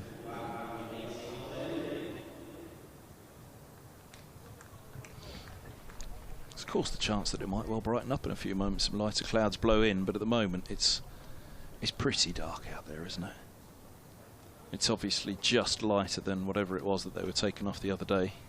Did they actually come off a bad light? They did, yeah, so it's light meter reading's been set for the game, so they're within that still. However, within it to an extent that only spin is allowed. Has anyone got a phone number for somebody that knows? Rules and regs, laws. Bailey, in he comes. Bit of off break. And Sam Robson, inside edges, onto the pad, and he's caught at short leg. Would you believe it? Robson's gone for 21. Bell holds on. Bailey has Lancashire's second wicket. Middlesex are 55 for 2 with 28 overs remaining. Yeah, he's no stranger to bowling. Some off spin is Tom Bailey. He picks up his 501st wicket with some off spin. But yeah, a little bit of grip, inside edge of Sam Robson onto pad, and he goes straight up to George Bell. I'd be disappointed, Robbo, won't he, with that one? It's not done a huge amount, but it's that doubt, I guess, isn't it? First ball from Bailey, but he's played down the wrong line and the inside edge onto the pads. Means Lias Deploy makes his way out to the middle. Middlesex is number 4, as we mentioned. No Max Holden or Kane Williamson in this game for Middlesex. The form batter and the big gun. It's the biggest name in the lineup now, I'd suggest. Deploy, certainly averages wise. Robson, of course, a test player with a great reputation. Higgins, an outstanding player of the year for a number of years. Now for Middlesex, and batting to come, Ben Geddes, Joe Cracknell, and then the all-rounders. But what, just 1 or 2? This is why you just fancy the pressure of a third innings. It gets to sides, doesn't it? Especially when in that third innings there's only one side that can lose, and that's you. Can play funny tricks, and that was what Middlesex had to be careful of today. And Lancashire have to be careful of the light, because even if they were to get a couple going, they need some lighter skies to roll in here, because we are borderline in terms of whether we on for much longer. Deploy, left-hander, slip and short leg. Bailey, right arm around the wicket, off-break bowling from the big man. He drops a little short on that and rock him back. Deploy strokes a single to deep cover point, and he's off the mark. Always fun, isn't it? Cricket gets there in the end eventually, doesn't it? It always gets to a point where it gets exciting, you get a little bit nervous. And the wicket again, Bailey. It's got the feel of rain at the moment, actually, hasn't it? Yeah. So it might get in. Bailey again. A lot of flight on that, over the top of it. Holman defends into the offside. It's getting dark and it's gathering in around Emirates Old Trafford. You wouldn't be surprised for a little sprinkle or to fall any minute now, and even a small sprinkle in this light, I think, would be enough to take them off. Bailey bowls, and Holman rocks back and cuts to deep cover for a single. Shetty fields. 58 for 2. Middlesex still trailing by 106. 27.2 overs to go. You're listening to BBC's Radio Lancashire and Radio London. Sports Extra 3. This is Bailey to Deploy, pushing back into the offside. Scott Reed, Callum Flynn and myself, Kevin Hand, bringing you this one. If they were to get Deploy, I reckon the pressure would all of a sudden shoot up, especially if a brighter sky was to blow in rather quickly as Deploy on the back foot turns to the onside and there's no run. But that said, the number 3, Luke Holman, is 20 from 50 and doing a pretty good job out there. Applause from those still in. There's a reasonable number in, bearing in mind it's the last day of the season, so a few I reckon have hung around to applaud Lancashire off for one final time this year. Good on them. Lovely to see. Yeah, doing well to stick it out. A few in around the pavilion and the point. A few in the seats around the hotel. I reckon I'd like to see Arav Shetty gets a wicket as well. There's a big cheer when he came on. He's going to come in round the wicket to Holman. He just plays forward into the offside for no run.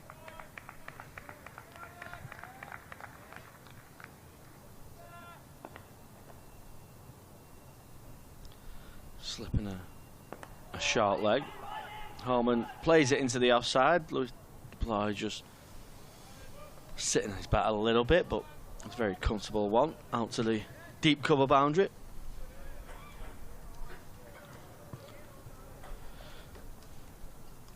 .58 for 2, Middlesex trailing by 106, but with the light and the overs that remain, it's 26 after this one.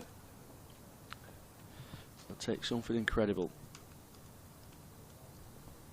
for Lancashire to force a result. Shetty just squaring Deploy up, finding the outside edge. It runs away to Aspinwall at backward point for no run.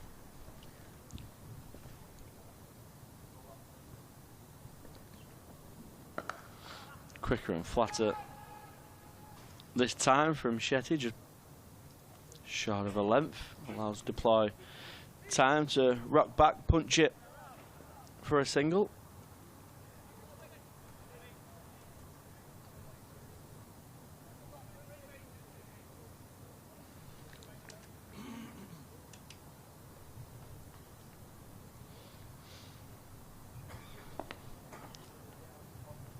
Silly point fielder in now from across from short leg. Holman rocks back, opens the face of the bat, gets a single into the offside. Huge glint of reflective light off the big floodlights on both the stickers of the bats as the pair go and prod away at some gardening. Shetty in, finishes nicely as well. A nice length, nice pace, just dragging Deploy forward, who plays it back towards the bowler. It's the end of the 24th, 60 for 2.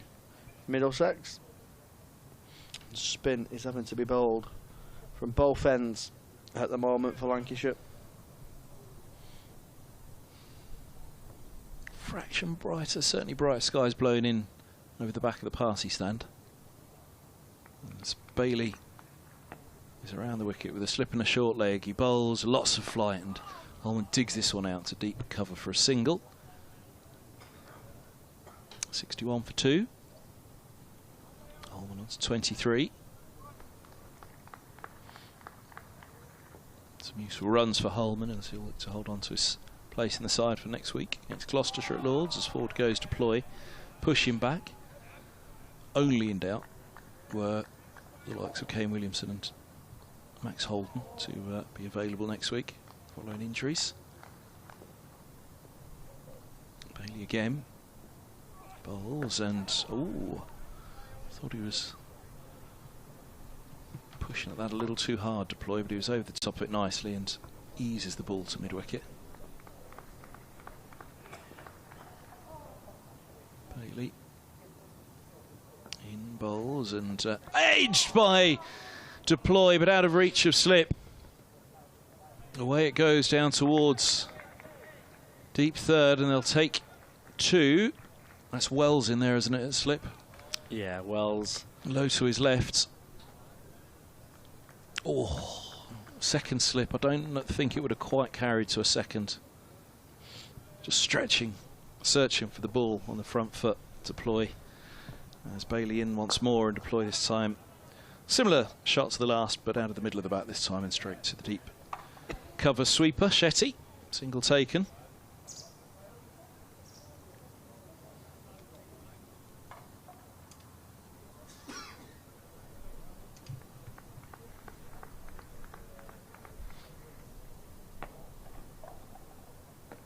Bailey around the wicket again, bowls, and this is dabbed by Holman into the onside. 64 for 2, 25 bowls, Holman 23, Deploy 5, and 25 overs still to bowl today. The light meter comes out again. Yeah, there's another reading being done.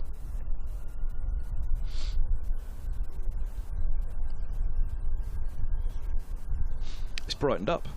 It can't come off now, it's brightened up. It is brighter, isn't it? It's just a fraction, but ever so slightly, yeah. Maybe it's those skies in the distance, but always it's just putting the bells back properly. I wasn't happy with them. That's not where they go. Shetty's continuing around the wicket to the 2 left-handers. Short leg slip and 2 catching covers.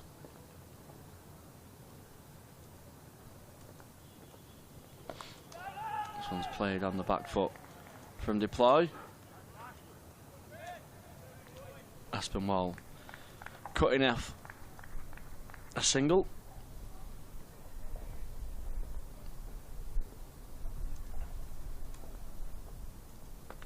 Oh, it's bold. It's beautiful delivery from Aravchetti. Slower this time. A little bit of flight. He's beats the outside edge of deploy. He crashes into the stumps. And it's Aravchetti's first-class wicket. He's bowled pretty nicely since being brought into the attack.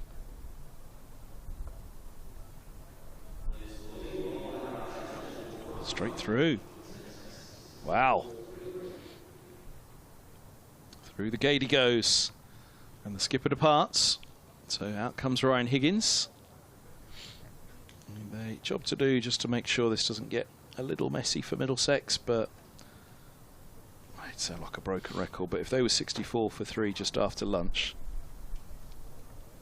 I think it would be start your engines time. The pressure would be huge on Middlesex. The pressure not quite so big now. 24 overs to go tonight and bad light all around.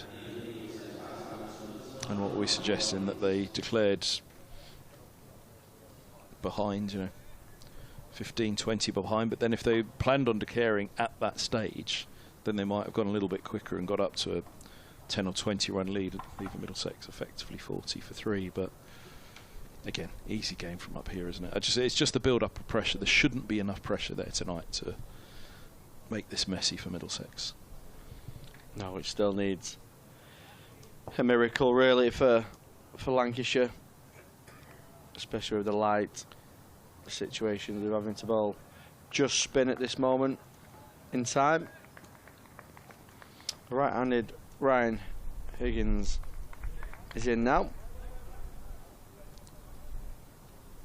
Just a short leg and a slip for the right-hander. This one's quicker and flatter. Higgins just turning it into the onside.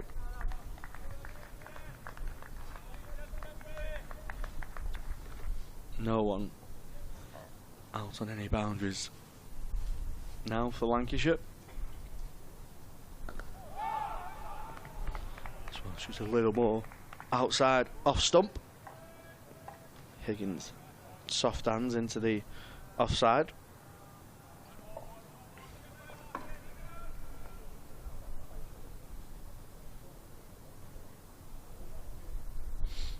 Shetty in, bowled nicely. Nice pace, nice little bit of bounce. Higgins well forward, keeping it on the ground. George Bellews, fantastic fielder in there under the helmet. Higgins just playing at that one outside off, finds the outside edge, it runs away to Balderson at backward point. So good over from Aravchetti, his first wicket today, and his first wicket in first-class cricket for Lancashire. And shown great promise this year. Started in the Metro Bank One Day Cup for Lancashire. His performances from that forced his way into the 11 for finals day.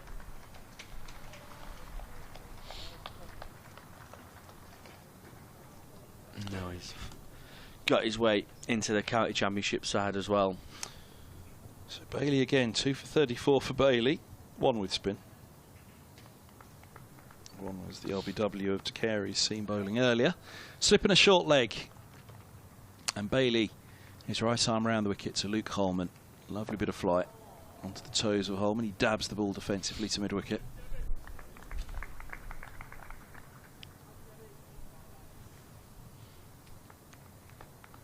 Does it become lighter? There's glimpses of blue over the back of the temporary stand to our left as his Bailey bowls, and it's cut hard. That's a deep cover and a single's taken. Definitely 66 for 3. Definitely feels like it's got lighter, doesn't it? Yeah, it's eased a little. Definitely looks like. Whether it's eased enough for them to bring on the seamers.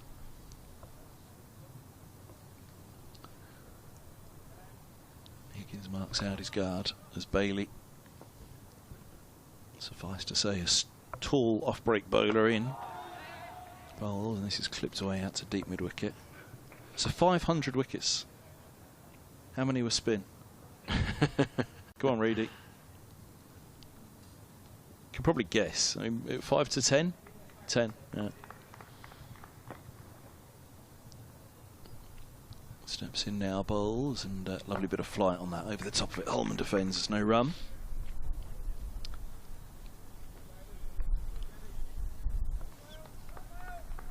Trip to Cardiff next week for Lancashire. Middlesex at home to Gloucestershire. All done and dusted, but plenty to play for in terms of personnel as Holman punches to point off the back foot. Or always places contracts. Peck in order for next season. Points to prove. Bailey bowls a beaut past the edge of the forward defence of Holman. 2 singles off the over. That was a lovely ball from around the wicket by the tall off spinner. Plunging forward Holman, but well beaten. But through it goes to the gloves of Hursts. So 66 for 3 after 27 overs. And there are 23 remaining to be bowled today. And a beautiful delivery from Bailey to finish up. A little bit of turn, a little bit of bounce. Just beating the outside edge. There's another helmet. Comes out. Keaton Jennings. The pads on as well. The fielding pads. Going to have a catcher under the helmets. On the offside and the leg side now. Along with Luke Wells. In slip. Shetty's in. Higgins punching that out into the offside for no run.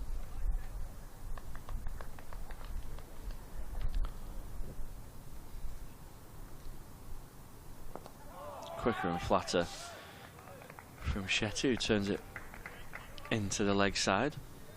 No signs of a single. Comms comes down by the looks of it. I think Reedy cracked the lanes on his last stint.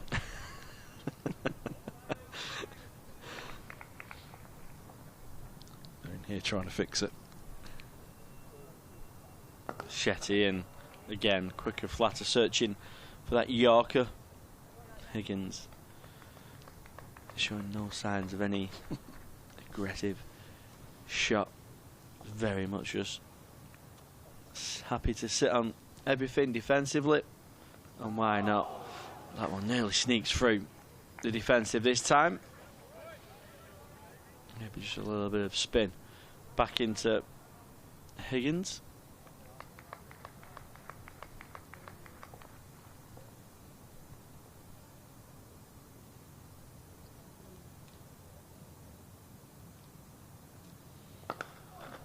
Shetty in, and Higgins drives nicely to Jones at mid-off. Still no run.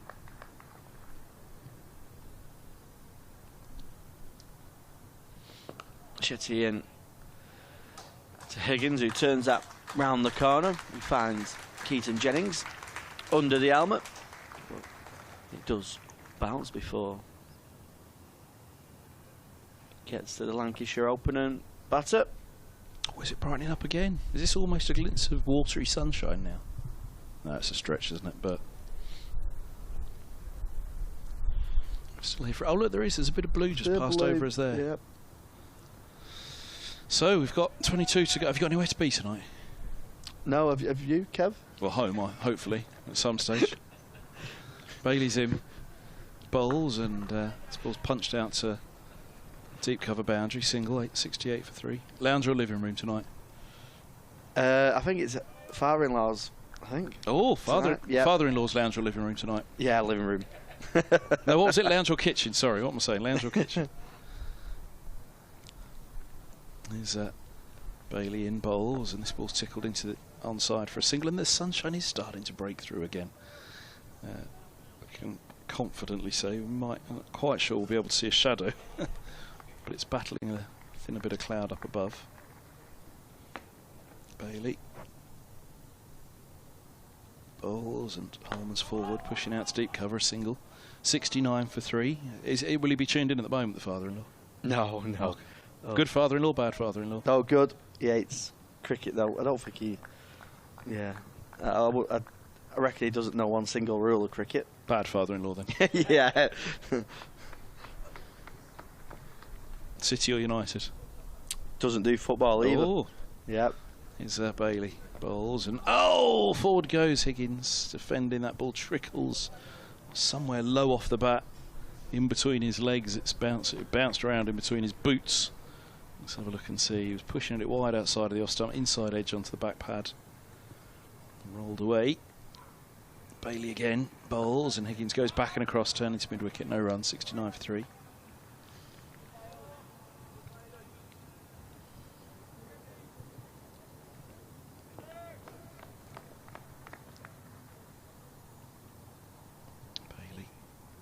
Over the wicket. Higgins. Oh, now that has bounced and turned and down the leg side. It's racing away for 4 byes. But the bounce and turn's interesting, though. Pass to the right-handed Higgins down the leg side. Especially when Holman comes back onto strike. 73 for 3. 29 gone, 21 to bowl. Yeah, Bailey just finding a little something in the last couple of deliveries from this Emirates Old Trafford wicket.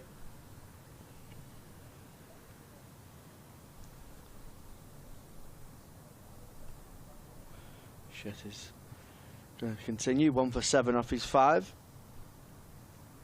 Kept it tight, but Middlesex are very much just in survival mode. There's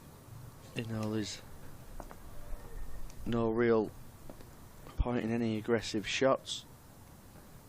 Shetty's in, and Holman pushes that back down the ground. I thought you were setting Holman up to send one down the ground there. Send one into the pavilion. Shetty in. That one forcefully played through the offside. Timed it nicely, but straight at the off spinner Tom Bailey.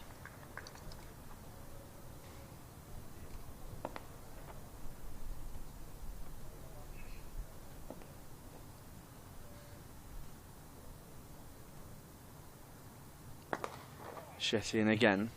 This one, similar delivery, similar shot from Holman, just punching it into the offside where he doesn't quite find the gap. A little bit slower from the young Lancashire spinner. Holman playing back down the ground. Solid in defence. 26 of 66 so far for the Middlesex number 3. Oh. That one just beats the outside edge. I'd like to see that again. There we go. Slower, more flight. Oh, it's a beautiful delivery. Anyone on Lancs TV tuning in will have seen it's a perfect sort of delivery that you speak about as a spinner. Unlucky to not get a wicket. That one's dropped a little bit shorter, but again, Holman finding the fielder. That's the end of the 30th over, and it's 73 for 3, Middlesex. Thanks, Callum Flint. Yeah, may not be back with us in a little bit, depending on the umpires and the... Well, Lancashire were offered the chance earlier to scramble off, but no thanks. We'll bowl some spin, and so far, we saw that turn and bounce in the last over for Bailey, and one has just ragged in this very last over for Shetty. And Scott Reed has got the champagne on ice for a home win to end the season. I'd say Tom Bailey would be enjoying this. I wonder if almost 502 wickets now, isn't it, he's taken in his career for Lancashire. I reckon he's enjoyed the ones off Austin more than any of the others. He couldn't wait to sprint off to get his bowling boots back on, Tom Bailey. When they said it's going to be spin, he was off. Yep, let's carry on. I quite fancy a bit of that. He's got a slip and a leg slip and a short leg. And he's in and bowling to Higgins, who gets on the front foot and defends. And around comes Hurst from behind the stumps to field. 73 for 3. Shetty's bowled beautifully from the other end on debut as well. He's been waiting a wee while to have a go. And Higgins right into it and smothering the ball away into the onside. No run. Higgins on 2 from now 17 deliveries faced. Bailey in the balls. It's forward again. Looking across the front pad, deflects it behind square on the leg side. George Bell's under the helmet at short leg, and then Keaton Jennings and Luke Wells are the slip and leg slip fielders. And it's Bailey to Higgins going back. Ball goes down the leg side. Gathered by Jennings, who's at leg slip. Again, there's no run. So in this little period for Bailey, this is his 5th over bowling off spin, 1 for 11. Into Higgins, forward. Dabs the ball away into the onside. Aspinwall comes up to field. And there's no run. Final ball of the over. Bailey flatter, a touch quicker, and clipped away to backward square leg where Michael Jones fields, and that's the end of another over. 73 for 3, 31 gone of the Middlesex second innings. 3 wickets taken by Lancashire so far. 2 of them to Bailey. 1 was an off spinner. The other one falling to Shetty on debut. Shetty 1 for 7. Bailey 2 for 39. 4 bowlers used so far in this second innings by Lancashire. There's that spot blue we were talking about. It's over the back of the hotel now, isn't it? Yeah, that's not coming. No, that's not coming our way. Yeah. What you can see on the TV, that's kind of behind us a little bit. So that's kind of heading in our direction for the viewers on Lancs TV. Shetty has a short leg, a slip and a silly point, and his right arm around the wicket to Holman, who backs away and looks to stroke the ball through points. I thought he was going to get tucked up for room there, though. That one that turned in the last over from Shetty, it's got us all on the edge of our seats waiting for another one of those. He's in now, bowls, and oh, that bobbles down off an inside edge. He was very nearly through the gate in the same way he was to deploy for the last wicket to fall. Yeah, it's a lovely piece of bowling to deploy, wasn't it, by Shetty? And he wanted to sneak through past the inside edge, past the pad, to the stumps. Lovely delivery for your first wicket. Bowls now, and Holman's forward over the top of it, pushing up to mid-off. We have missed quite a bit of rain, actually. It's gone to the south of us in the last 40 minutes or so. We've played through some pretty poor light, but it's good enough for spin. Again, Shetty bowls. This is driven out to deep cover, where a single is claimed by Holman. He moves to 27, 74 for 3. Trail by 90 still, Middlesex. But with every ball they creep closer to the draw, to the door of the bus. Getting them back down to be a late arrival back at Lord's tonight. By the time they're packed up on the bus on the road, 4 hours. It's 1 stop at least for the driver, isn't it? Half an hour at least for the driver in a 4-hour stint, maybe an hour. I reckon it could be longer than 4 hours.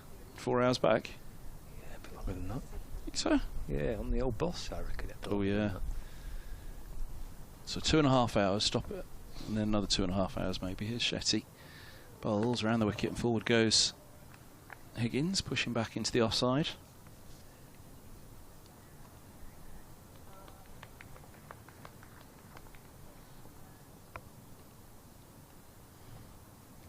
Again, there's 4 around the bat as he's around the wicket to Higgins, who defends to backward point, and the sun's threatening to break through again. A lighter patch of sky just arriving from the left over the back of the temporary stand. 74 for 3. Interesting game at Taunton, because Hampshire are 6 down now, still trailing by 101 runs. So 181 for 6. A victory for Somerset in that game will move them to within 16 points of the leaders, the new leaders, Nottinghamshire. So they're not out of it. No, they're not out of it. No. Notts have been docked 1 point as well. Over 8. Over 8, yeah. So it was a 15-point gap. It's 14 points now. Ooh.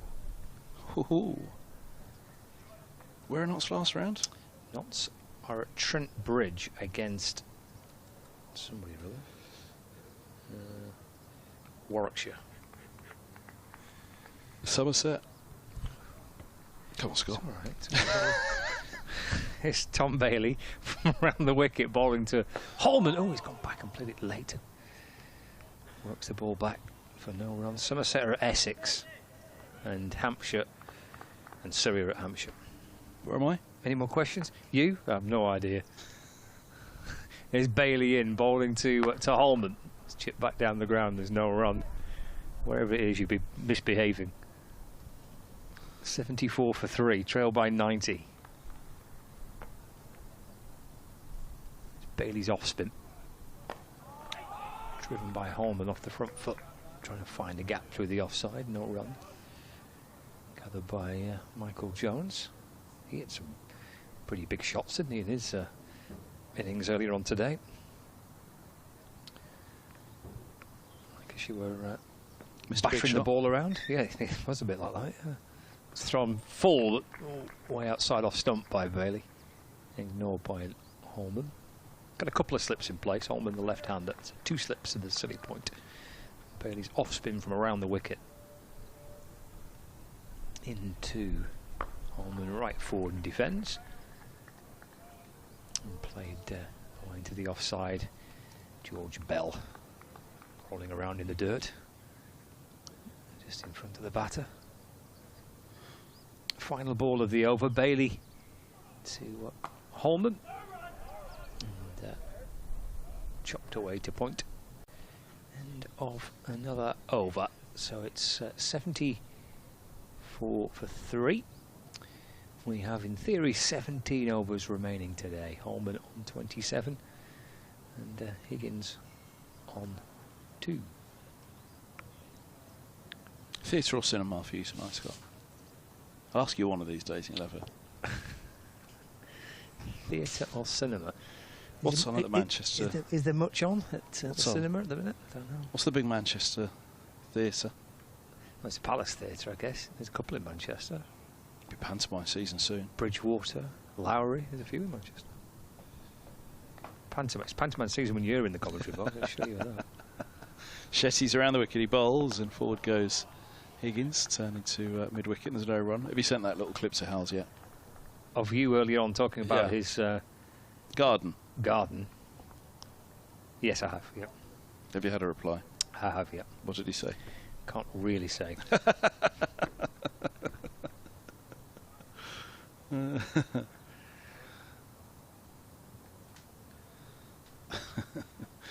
Shetty bowls and forward goes Higgins, pushing up to mid-on.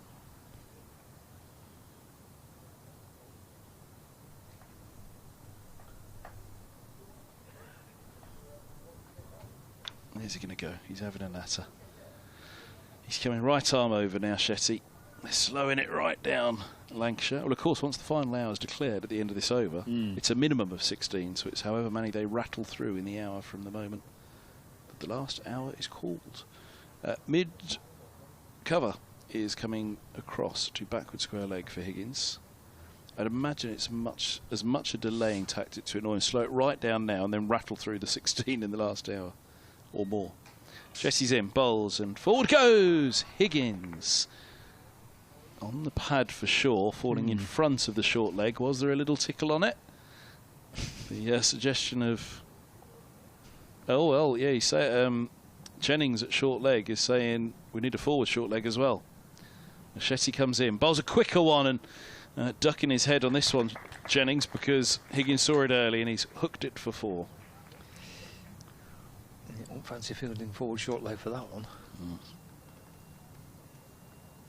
He's not bowled many bad balls, as he's been a terrific spell this from Shetty on debut. Bowled beautifully. bowled very, very nicely. But it was put away by Higgins.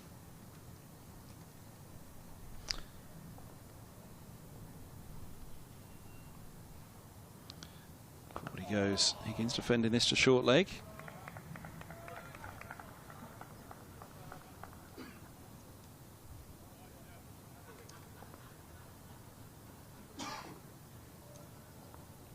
Some more Shetty. Stepping in. Bowls, lovely bit of flight. Lovely forward defence from Higgins right over the top of it, pushing back into the offside. And it brightens up once more in the middle. You just get a lighter feel about it. The edge comes off the artificial light, which has had a grip on the ground for the last 30 or 40 minutes. So this is last hour about to be called. So from 4:50 now, it's how many overs can you bowl between now and 5:50. But you will bowl a minimum of 16. No matter how long it takes. Didn't see a signal of last hour from the umpires. I did. It was a very brief one. Ah. Yeah. To be quick to see it. Holman defending this first delivery from Bailey.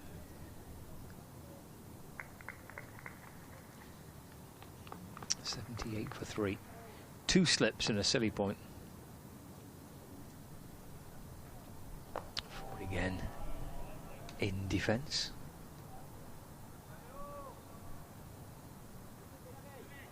Just reading that there's on the live text feed that there's under 45 minutes left in the game at Taunton for Somerset to try and find 4 wickets. Ooh. A bit of width there for Holman. Chops it away into the offside. No addition to the score. Is that where Sports Extra have gone? Presume so. It's about, yeah, that's the one with a bit of something on it, isn't it? Well, both top and bottom. Somerset could move to within 16 points of the leaders. Thumped through the offside for a single. And the if it was a defeat for Hampshire, that would, I think, put them into the bottom 2. Well, seeding at stake here, Scott. You a fan of seeding? Like as in kind of growing things in the garden, that type of thing? Seedings for next season. 79 for 3. We're staying away from the garden. Yeah, not very good in the garden. No, I mean after this morning, we're not venturing in the garden. Oh again. no, we need to stay clear of that. You told us all about your overgrown bushes. Kevin Houses. Higgins defending to the leg side. There's no run. He'll be back trimming the verge tomorrow, won't he, Halsey? So he's at the Oval. He's back to Skipton tonight. He won't be allowed to go yet, though, will he? Bailey to Higgins. End of another one. With 79 for 3, Middlesex trail by 85. I wonder, is he booked tonight at the hotel across the road from Lord's tonight? Or does he plan to go straight home? Is he not joining the Notts boys for a big party in London? Braces, maybe. He'd probably leave the players alone. Brace They're not as much fun as braces. Brace skirt will be right in there, yeah. He's wearing his Notts kit.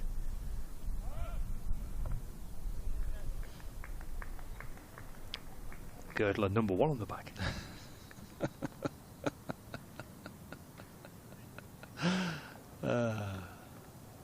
When are they bringing back the Champions match, the MCC Champions match? I miss that. Here's a length ball punched to cover by Holman off Shetty, no run. It was good, that, wasn't it? Never. It's not about you, Scott. It's about the match. No, so I don't know whether it was good or not. I've no idea. I never saw did you one. Not watch? Never tune in? No. Didn't listen? No, didn't really pay much attention to it. Oh well, suit yourself. I lived in hope for many a year, and then out we got in 2017. A lot of flight on this from Shetty, and the ball's pushed back down to mid on. There's no run. Did the Division 1 winners still get invited to the Palace? Again, not sure. Is that something else that went with COVID? A lot of things stopped with COVID and never came back, did they? Yeah, that's true. It could have been that. Yeah. Here's Shetty. Forward goes Holman, dabbing into the offside. Well, it's certainly a thing when Lanky won it. Yeah, definitely. Did you go to the Palace when Lanky won it? No, I wasn't covering Lancashire that season. I missed that year. So who went? Liam Bradford. Actually, I don't think he went in the end. Here's Shetty. What, he turned it down? Shetty's in, bowls. That sounds like Liam, actually. Forward goes Holman, defending.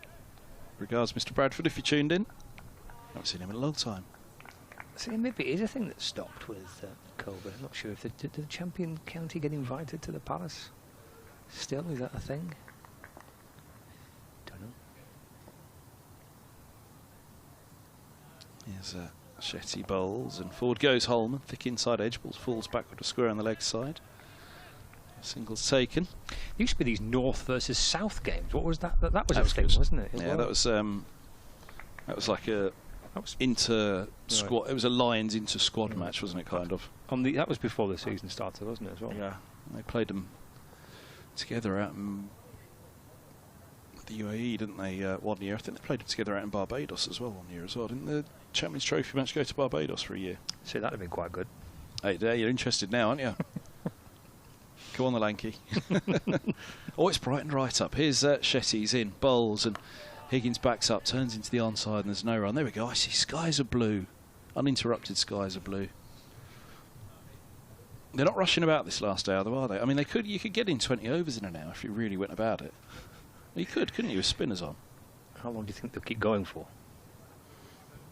Well, the way that they're walking between overs at the moment, not long.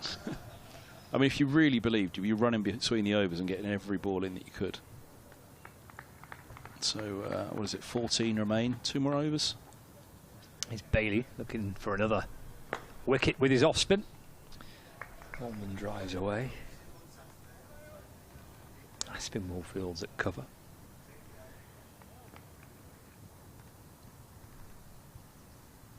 Oh, full toss, which is cracked away through the offside. That'll be 4.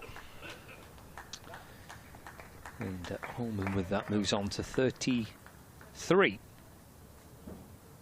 84 for 3. Still playing in the match between Gloucestershire and Northamptonshire. In fact, there's just watching about that replay on Lakes TV of the 4. Gloucestershire in their second innings. 14 for 1. So they've been set a target to win. They need a further 144 runs to win.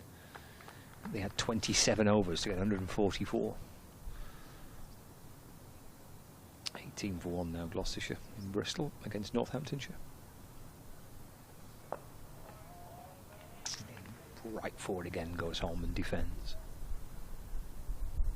Josh Bohannan's jogging forward. He's been feeling at mid-on, so he's obviously going somewhere a little nearer towards the batter. Yeah, he's going to get himself in at leg slip. So 2 slips, a leg slip and a silly point. Bailey balls. Oh, and he's chopped on! Second for Tom Bailey. He's gone past 500 wickets for Lancashire today. And his last 2 wickets for Lancashire have come off his off-spin. And Holman, with a bottom edge, chopping back onto the stumps. He departs for 33. And Middlesex lose their 4th wicket. 84 for 4 here. And Lancashire still pushing at the back end of the day. In a position where they've got Middlesex on the back foot, and they can keep going as long as they fancy, the Lancashire lads. Having scored quickly and got in front and declared, and has now picked up 4 wickets. So 84 for 4. As Ben Geddes heads out to the middle to join Ryan Higgins. Yep. Well, again, it's time, isn't it? Time's against Lancashire here. 13.1 overs. I mean, every wicket's going to take time, isn't it? So you're not going to get more than the 16 in now. It is just 13.1. So time's tight to squeeze. Even if Middlesex were 6 down at this point, you'd still say they should be able to spat this out. Yeah, it's 50 minutes of batting, isn't it, for Middlesex? 50 minutes of batting with 6 wickets in hand. Don't want to be losing a couple more quickly here. Then it gets. I was about to say they need to go bang. They need to go bang bang now, don't they? And with the long drive home, it will feel as though my baby shot me down if that happens as well. Final ball of the over. Here's Tom Bailey to Ben Geddes. Squeezed away off the front foot out towards the offside. And Bailey collects his cap. 84 for 4. Geddes on 0. He's faced just the one delivery. Higgins on 6. And Bailey with another wicket taking over for his off spin. Every time it comes close, you think, yeah, it's gone. Just shake your hands in a minute. And a wicket falls. Yeah. Wicket keep going a bit longer, you never know. You know what I'm going to say, though, don't you? Go on. Should have pulled out half an hour before lunch. 84 for 4 just after lunch today. Can you imagine? Hampshire still 6 down. They're running out of time as well at Taunton. Somerset looking to try and... who's batting there for Hampshire? They've got Organ and Fuller, so 2 good batters. Washington Sundar making 46 for Hampshire. Here comes Shetty. He drops short and he's punched off the back foot by Higgins, who moves to 14. Nice shot. Middlesex, in fact, he moves to 10. Middlesex are 88 for 4.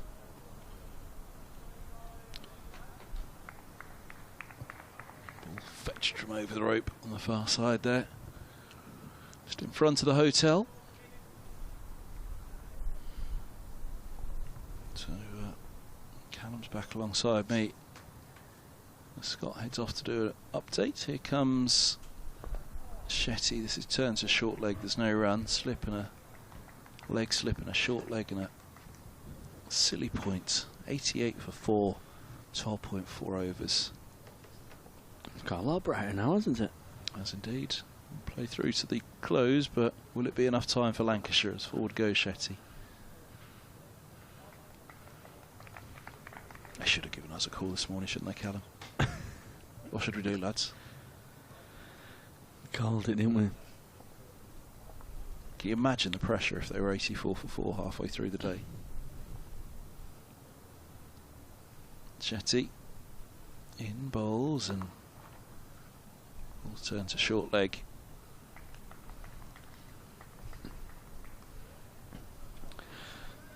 Lancashire still going to get decent returns on the points. Shetty balls and whoa, goodness me, it's gone back down the track nearly to the bowler, a leading edge. Lovely shot from side on. Jennings smiling up at Higgins. He got away with that one. They had a little battle themselves, didn't they? Higgins just looking to dab the ball defensively into the onside. The bat face was fully closed and the leading edge, and now he has an outside edge past slip. Away it races. It might not go all the way, so Higgins has got to start running. It does. It holds its legs and keeps going over the rope for 4. 92 for 4, but that one was darted across him from around the wicket, but the ball before, the bat face was fully closed and the ball looped back down the track, but not as far as the bowler Shetty. 92 for 4, it's the end of the 38th. There are 12 overs remaining this evening.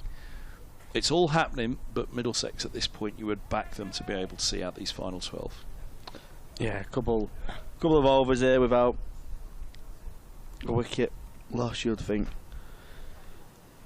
Bohannan would certainly think about shaking hands at some stage. Bailey's going to continue with his off spin. Oh, and he's nearly another chance created. Comes off the face of the bat. Just falls short, I think, of George Bell. And short leg.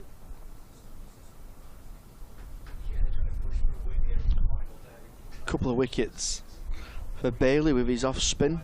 1 wicket with his seam.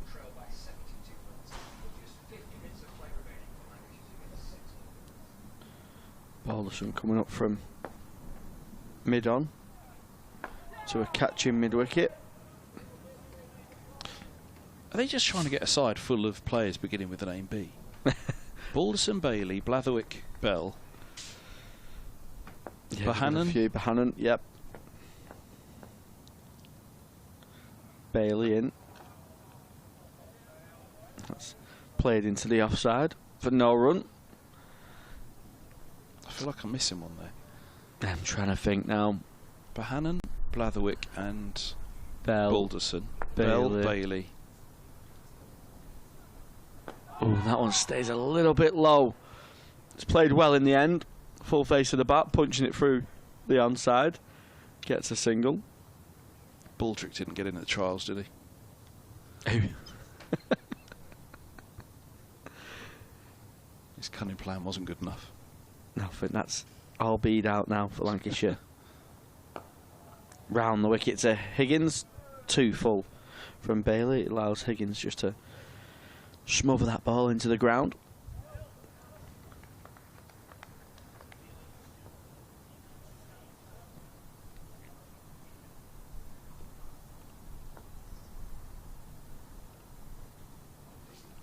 Oh, it's a leg spinner from Bailey. Oh. And it goes down the leg side.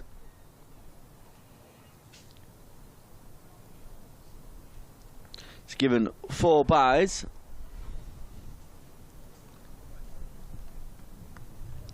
It's given 4 byes and... Yep. The hands have been shaken. They've decided to call it a day. Well, there's a surprise. I'd have thought 2 more now, and actually having got to this stage, you put 2 more on the board now, 10 overs out, Middlesex might have had a nervy little wait. It's brightened up a bit. You probably could have brought the seamers on. Oh, cricket never fails to amaze you, does it? Yeah, 11 overs will still remain. I thought they might have gone down to around 9 or 8. But Middlesex 99 for 4. You know, there's no real signs of the pitch deteriorating, so it would have still needed an incredible collapse from Middlesex. But Josh Bohannan's decided he's happy to shake hands. It's been, although it's a draw, Lancashire have got some good bonus points out of that from batting and bowling. Yeah, they have. I mean, overall, you've got to say Lancashire's match, haven't they? Middlesex 211, Lancashire 375, 99 for 4 as they call quits on it. They rev up the hover cover down below us. I'm looking to see if Scott Reed's back. I think he popped out to 10 to something, but whether he wanted to say a quick something before he goes, he's back in. Do you want to throw the headset to Scott if he has a goodbye? He can tell us what's coming up on BBC Radio Lancashire and elsewhere. We'll be back next week, thanks to Callum Flynn.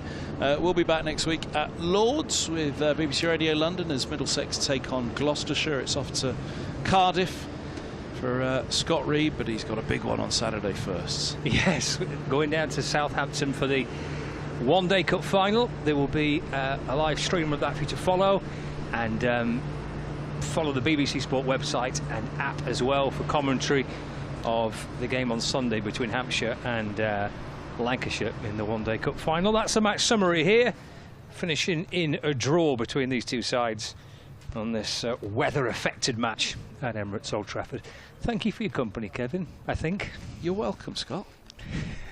Very welcome. Very welcome. Thanks to Callum as well. So that's the final game here at Emirates Old Trafford this season. Thank you to everybody involved in the putting the show on the road, so to speak, from the everybody behind the scenes and the even the ones staff. that kept dropping us in it. Even the ones that kept dropping us in it. I hope you've enjoyed it. I hope you've enjoyed the coverage across Lancs TV and the BBC Sport website and app from Old Trafford this season. For the final time, that's it from us. We'll catch you soon.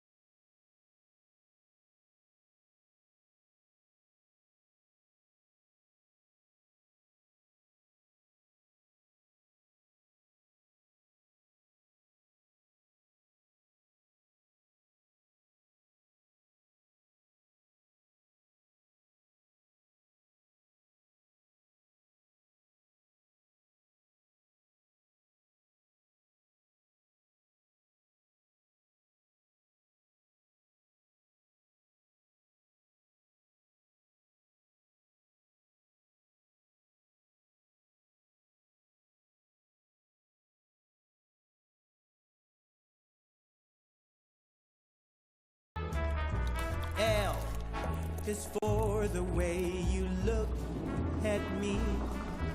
O is for the only one I see. V is very, very extraordinary. Welcome to the opening day. Oh, that is a wonderful shot.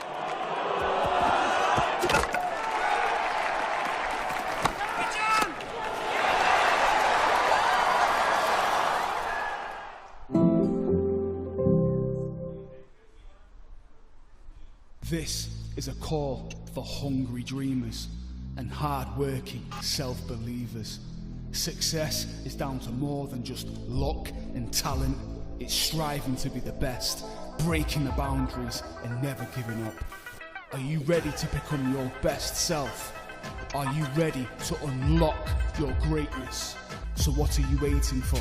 This is Education Evolved. This is UA 92. When I was a kid, there was no professional women's cricket. I didn't even think that women could be professional sports people. Especially early on, it just didn't really seem like there was a career in it. To support myself around cricket, I had to work at the petrol garage. I was the only girl, so I stood out. I'd love for young girls to be able to dream about being an athlete and it to be achievable. Thanks to the Hilton funding my contract, it's allowed me to play the game that I love all day, every day. We're like an engine and we need to be fueled with the right gas. Without funding, we can't be visible. You can't be what you can't see. As a team, it feels like we're breaking boundaries. Thunder and Lancashire always want to put women's cricket at the forefront, and now I think that's really shining through. It's mad to think that without the Hilton funding, like, we wouldn't be playing cricket every day, training. Well, we could be, but we wouldn't have any money. We wouldn't, yeah, true.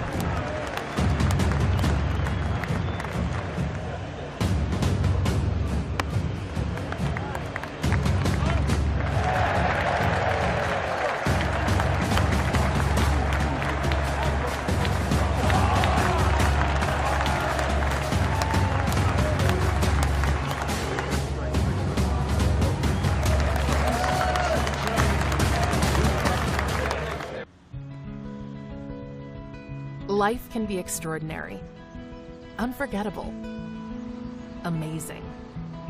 Life is about the joy of being together. It's sharing every moment, indulging your passions, and making memories that stay with you forever.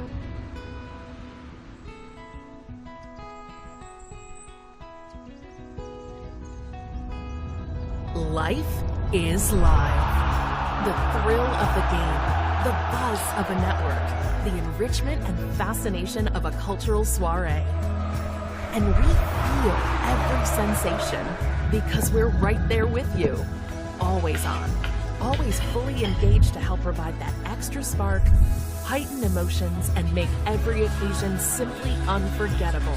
Because the best live events don't just happen to us, they become a part of us. Forever associating your brand with life itself. Live can be extraordinary, and we're ready to help you make the most of every inspired, delicious moment. Welcome to Sodexo Live.